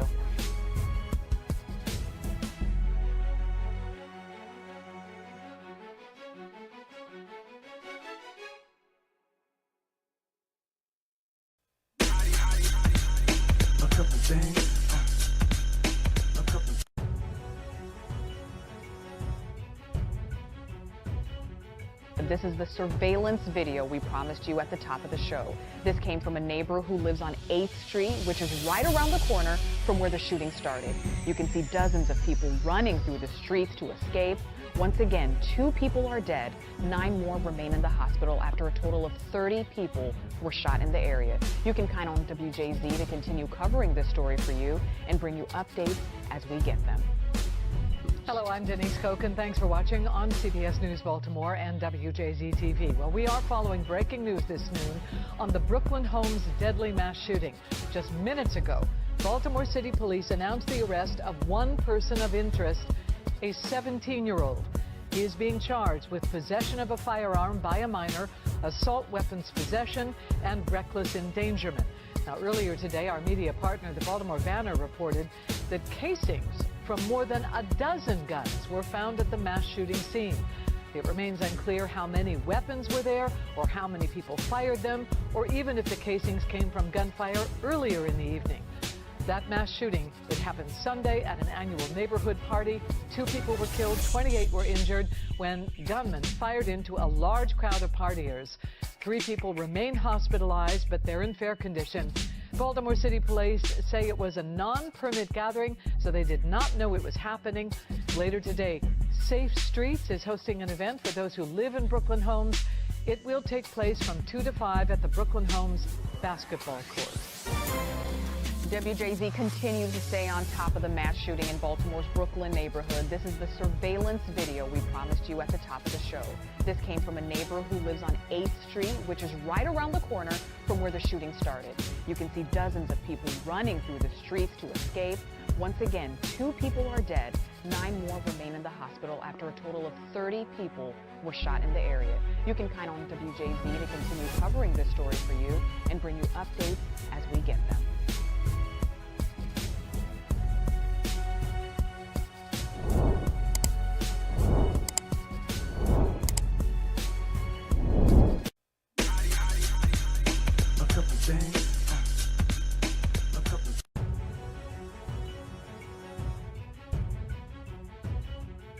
Some breaking news overnight. At least 2 people were killed, more than 24 others injured after a shooting at a block party in Baltimore.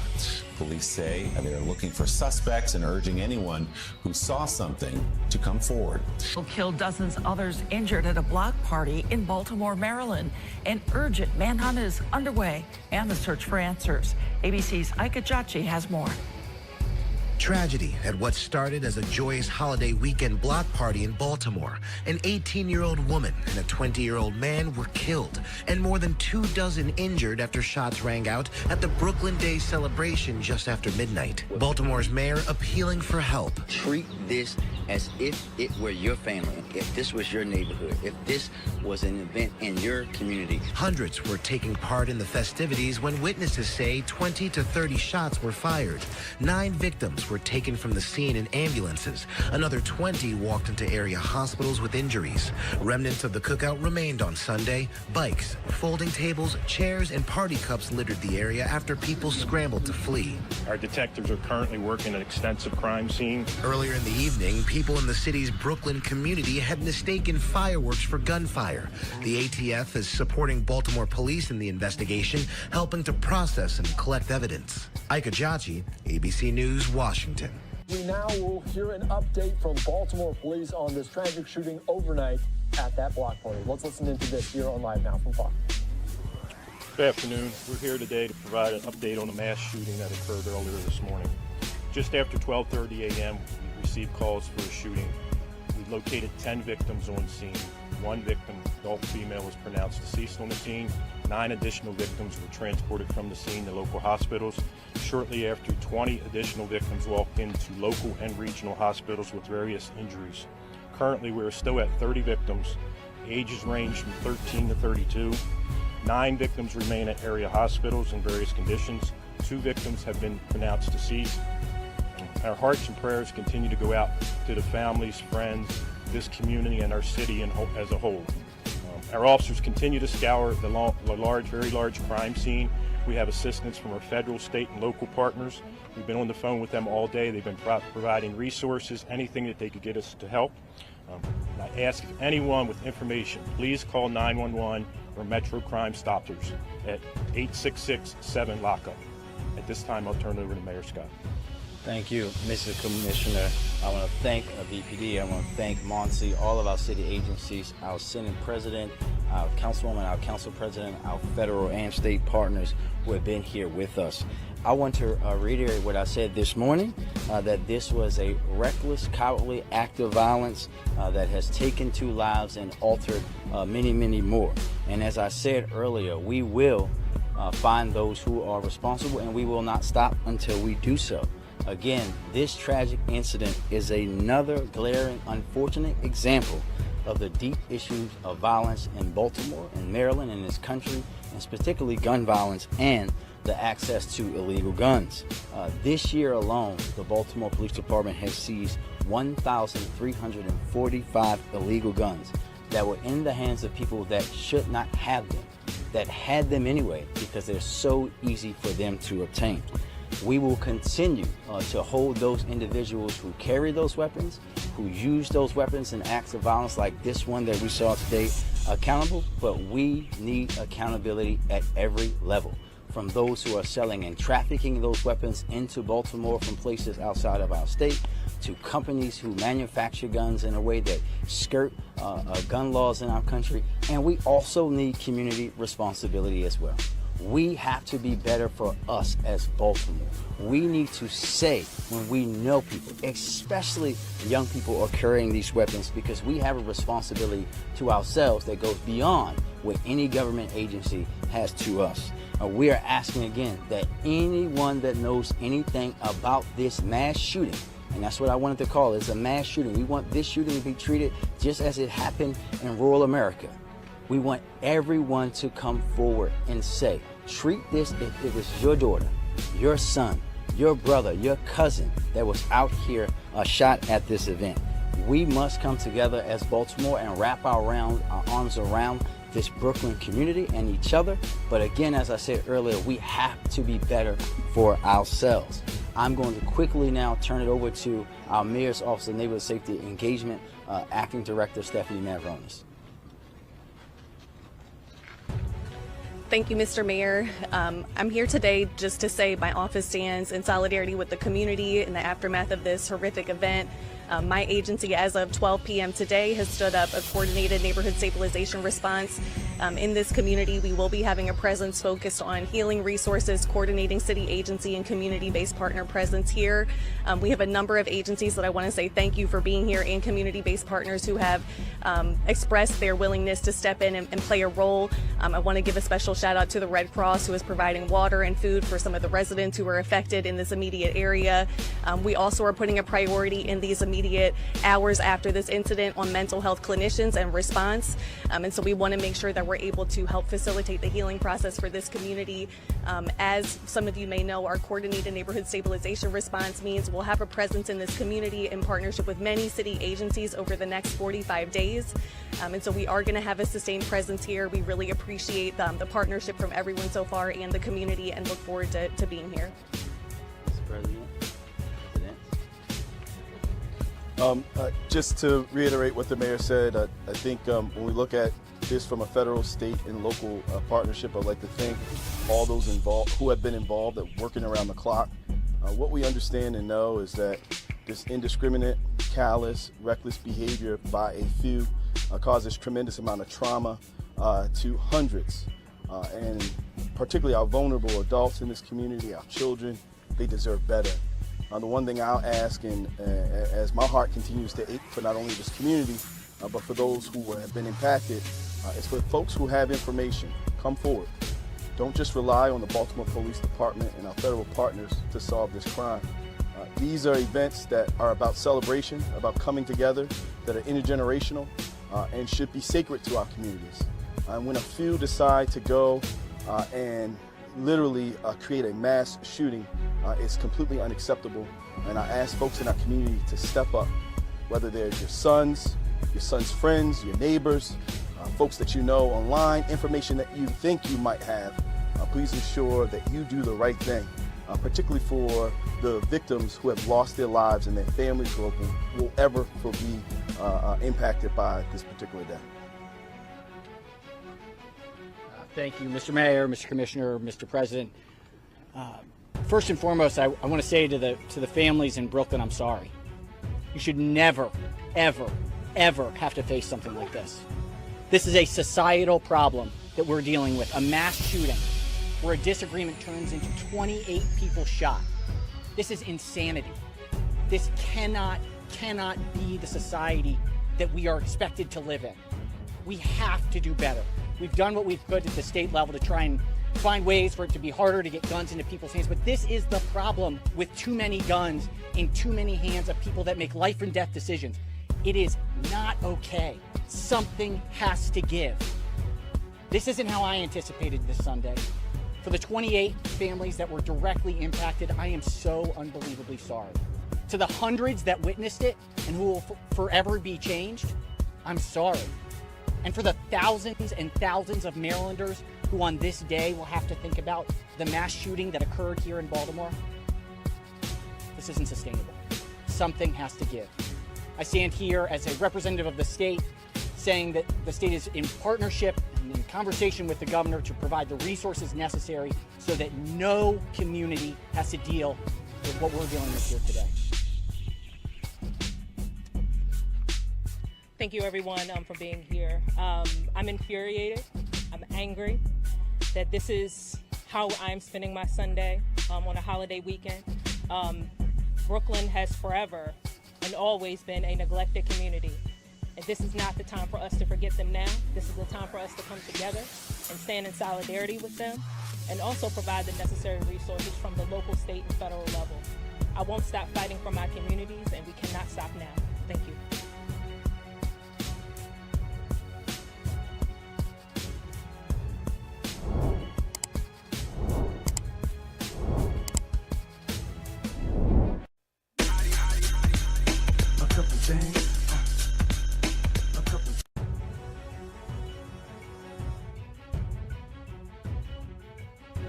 Developing right now, new details are emerging about the mass shooting in Philadelphia's King Session neighborhood that killed 5 people last night and left 2 children injured. City and police leaders just wrapped up a press conference within the hour. They revealed the suspect was firing an AR-15 style rifle aimlessly, they say, at people in their cars, including a mom who was driving her twin children. What happened last night in our King Session neighborhood was unimaginably disgusting and horrifying. Now, while authorities did not identify the suspect, sources tell Action News the identity of the alleged shooter is 40-year-old Kim Brady Carricker. It's Tuesday afternoon. I'm Shari Williams alongside Aliana Gomez. Brian and Sarah are off. The big story on Action News is the latest on that mass shooting that unfolded just as families prepared to celebrate the 4th of July. Police say the gunman opened fire around 8:30 last night in the area of 56th Street and Chester Avenue. The crime scene spans several blocks. A 5th victim was found dead overnight inside a home. Action News reporter Brianna Smith now joining us live from police headquarters. And Brianna, police are still trying to figure out if there is a motive behind this. Yes, Shari. Police believe the shooting was intentional, but as you just mentioned, they're trying to figure out why the suspect shot and killed 5 people and injured several others, including children. And as you can imagine, family members who lost a loved one are asking that same question: why? You took my son. You took my baby. Marie Merritt says it was hard to sleep Monday night knowing her youngest of 5 children will never return home. It's like I feel him saying, why me? Why me? Why me? You know, I laid in the bed and I seen his face. He said, Mom, what happened? 22-year-old Lashad Merritt was one of the 5 victims who was shot and killed after 8:30 Monday night.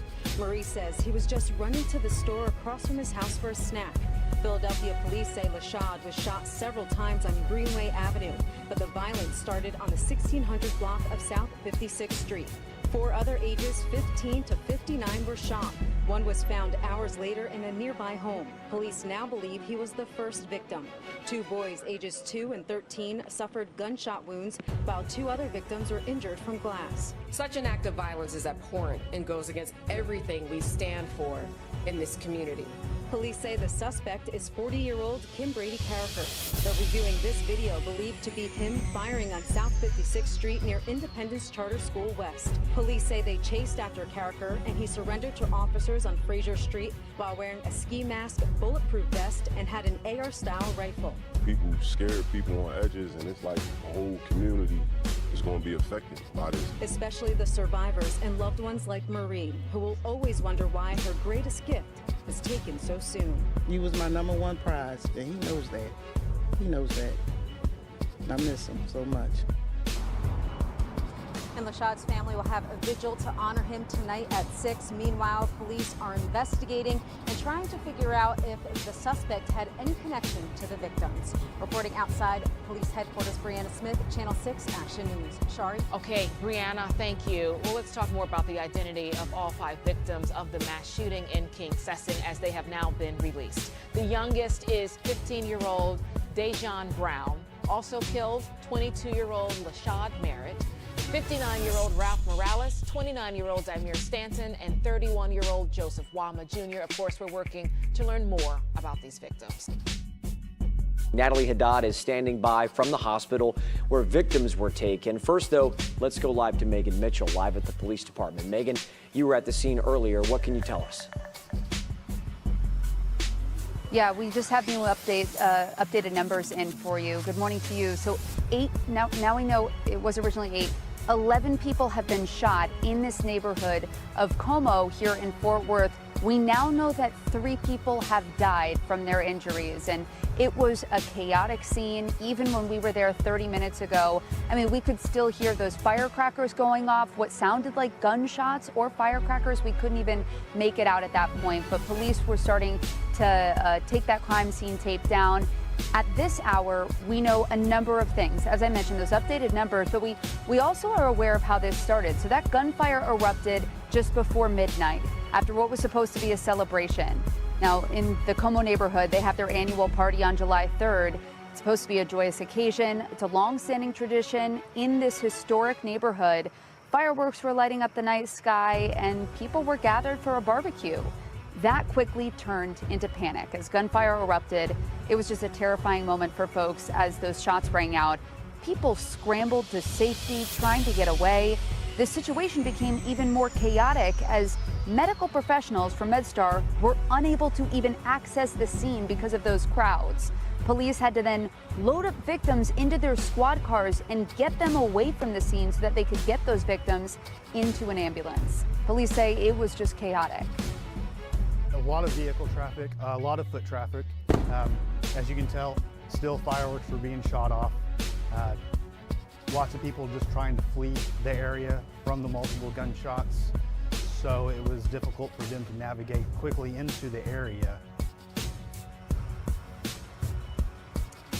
Now that motive is unknown right now. We're also not sure how many people are suspects in this case, if there were people perhaps firing at each other. Of course, that's all stuff that we're working to find out from Fort Worth Police. What we do know, as I mentioned right now, is that 11 people were shot in the Como neighborhood overnight.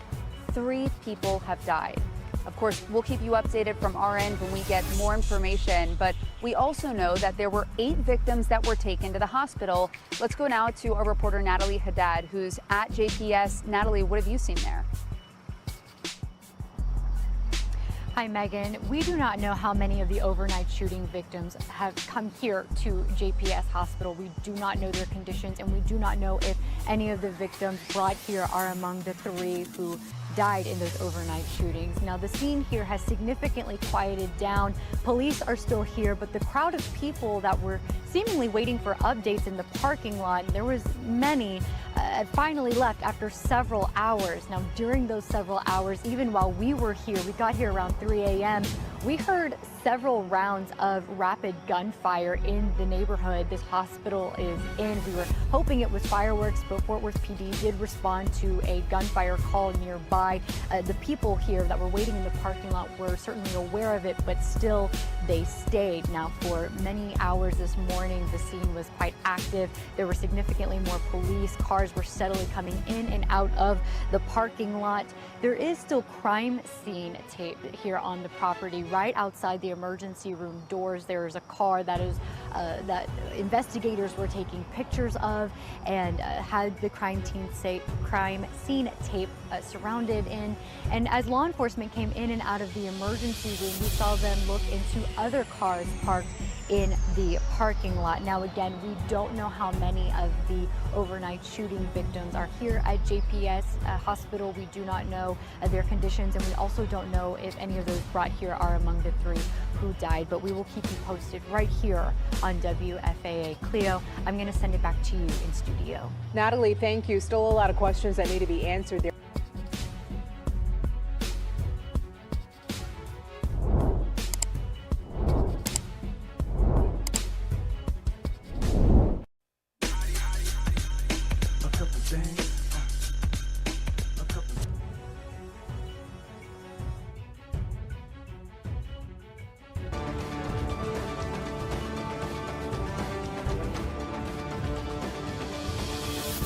This is a CBS News special report. I'm Jerika Duncan.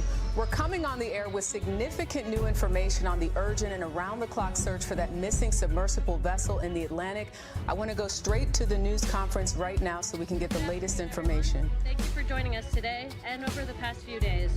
This afternoon, Rear Admiral John Mauger will be providing an update on the most recent findings from ROV operations in search of the Titan submersible. He will provide a brief statement and provide the opportunity for questions after. Please limit your questions to 1 per outlet. Following the briefing, the Joint Information Center staff and I will be here to help you with any of your further needs. May I now please introduce Rear Admiral John Mauger.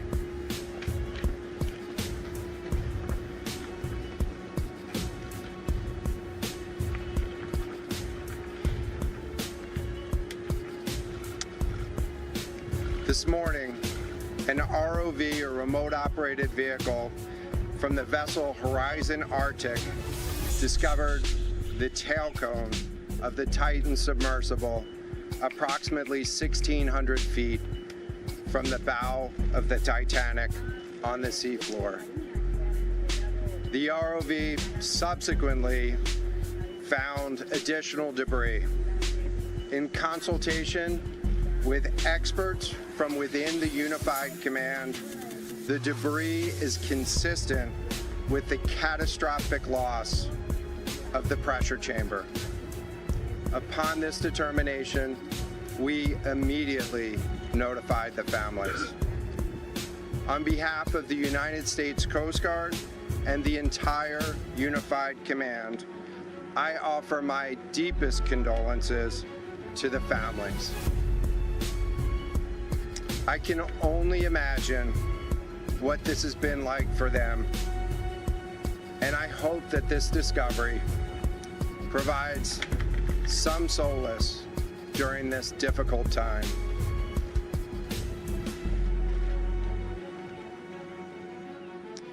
Additionally, we've been in close contact with the British and French consuls general to ensure that they are fully apprised and that their concerns are being addressed.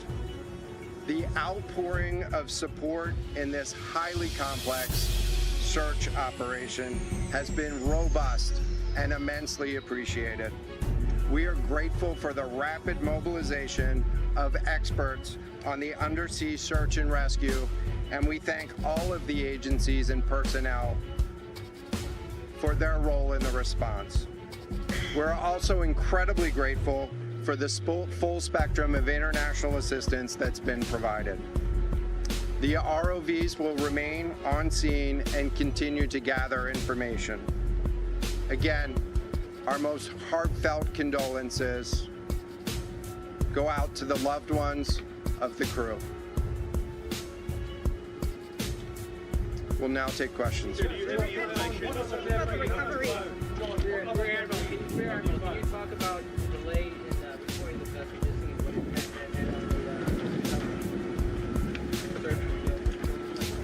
This was a incredibly complex case, and we're still working to develop the details for the timeline involved with this casualty and the response. And so we'll provide that information.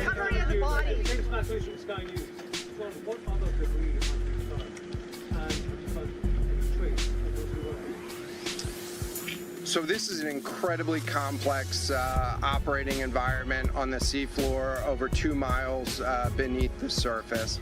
And so the remote operating vehicle has been searching, and it is highly capable. And we've been able to classify parts of the pressure chamber for the Titan submersible. Let me refer to one of my undersea experts here, Mr.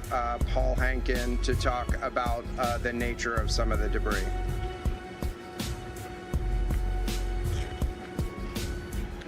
Thank you, Admiral. So essentially we found 5 different major pieces of debris that told us that it was the remains of the Titan. The initial thing we found was the nose cone, which was outside of the pressure hull. We then found a large debris field. Within that large debris field, we found the front end bell of the pressure hull. That was the first indication that there was a catastrophic event. Shortly thereafter, we found a second smaller debris field. Within that debris field, we found the other end of the pressure hull, the aft end bell, which was basically comprised of the totality of that pressure vessel. We continue to map the debris field, and as the Admiral said, we will do the best we can to fully map out what's down there. Thanks. Yes, sir. Go ahead. It's a very difficult question to ask. It's an important one for the families, of course. But what are the prospects of recovery of the bodies of the missing? So the questions was related. I'm restating the question from the standpoint of sometimes it's hard to hear the question here. What are the prospects for recovering crew members? And so this is a incredibly unforgiving environment down there on the seafloor, and the debris is consistent with a catastrophic implosion of the vessel. And so we'll continue to work and continue to search the area down there, but I don't have an answer for prospects at this time. Admiral Tom Costello with NBC News. Is there any suggestion, any suggestion at all that the sub itself collided with the wreckage of Titanic, or that instead it might have imploded above the wreckage and then rained down nearby? So the question was, is there any question as to whether or not the sub collided with the Titanic or whether it imploded above and debris field created from that? So the location of the Titan submersible was in an area that was approximately 1,600 feet from the wreck of the Titanic. I have an expert here that is familiar with that area and can talk about the debris field and what the debris field indicates in terms of where the casualty may have occurred. Rear Admiral, really quickly, can you tell me when that massive fleet will be called back? Thank you, Admiral. So the question is, where does the wreck lie in relation to the Titanic? I didn't hear the Admiral's answer. I think 1,600 feet. Was that correct, Admiral? You got it. So that's off the bow of Titanic. It's in an area where there is not any debris of Titanic. It is a smooth bottom. To my knowledge and anything I've seen, there's no Titanic wreckage in that area. And again, 200 plus meters from the bow. And consistent with the location of last communication for an implosion in the water column. And the size of the debris field is consistent with that implosion in the water column. Thanks. What would cause the implosion? In terms of the timing here, you say that this was a catastrophic implosion. And I know it's early on, but is it your estimation that this happened right at the moment when they lost contact and after 45 minutes after that? So the question was about the timing of the catastrophic implosion. Right now, it is too early to tell with that. We know that as we've been prosecuting this search over the course of the last 72 hours and beyond, that we've had sonar buoys in the water nearly continuously and have not detected any catastrophic events when those sonar buoys have been in the water. So, can you describe what happens from here to in the next days and weeks in terms of finding any more debris? What happens from here? So we will. The question was, what happens from here? What's the next phase? And so right now, again, our thoughts are with the families and making sure that they have an understanding as best as we can provide of what happened and begin to find some closure. In terms of the large process, we're going to continue to investigate the site of the debris field. And then I know that there's also a lot of questions about how, why, and when did this happen.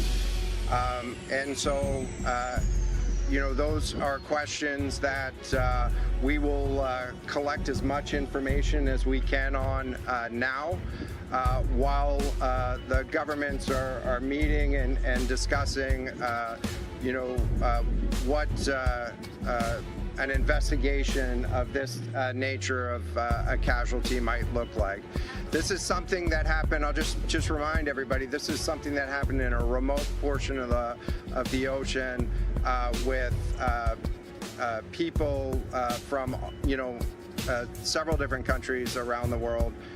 And so it is a complex case to work through, but I'm confident that those questions will begin to get answered.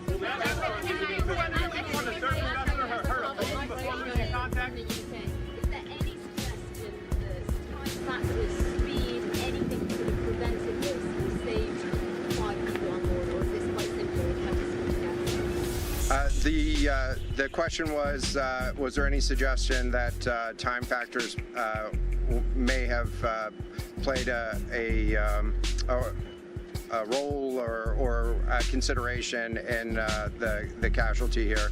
And so the debris field is consistent with a catastrophic implosion of the vessel.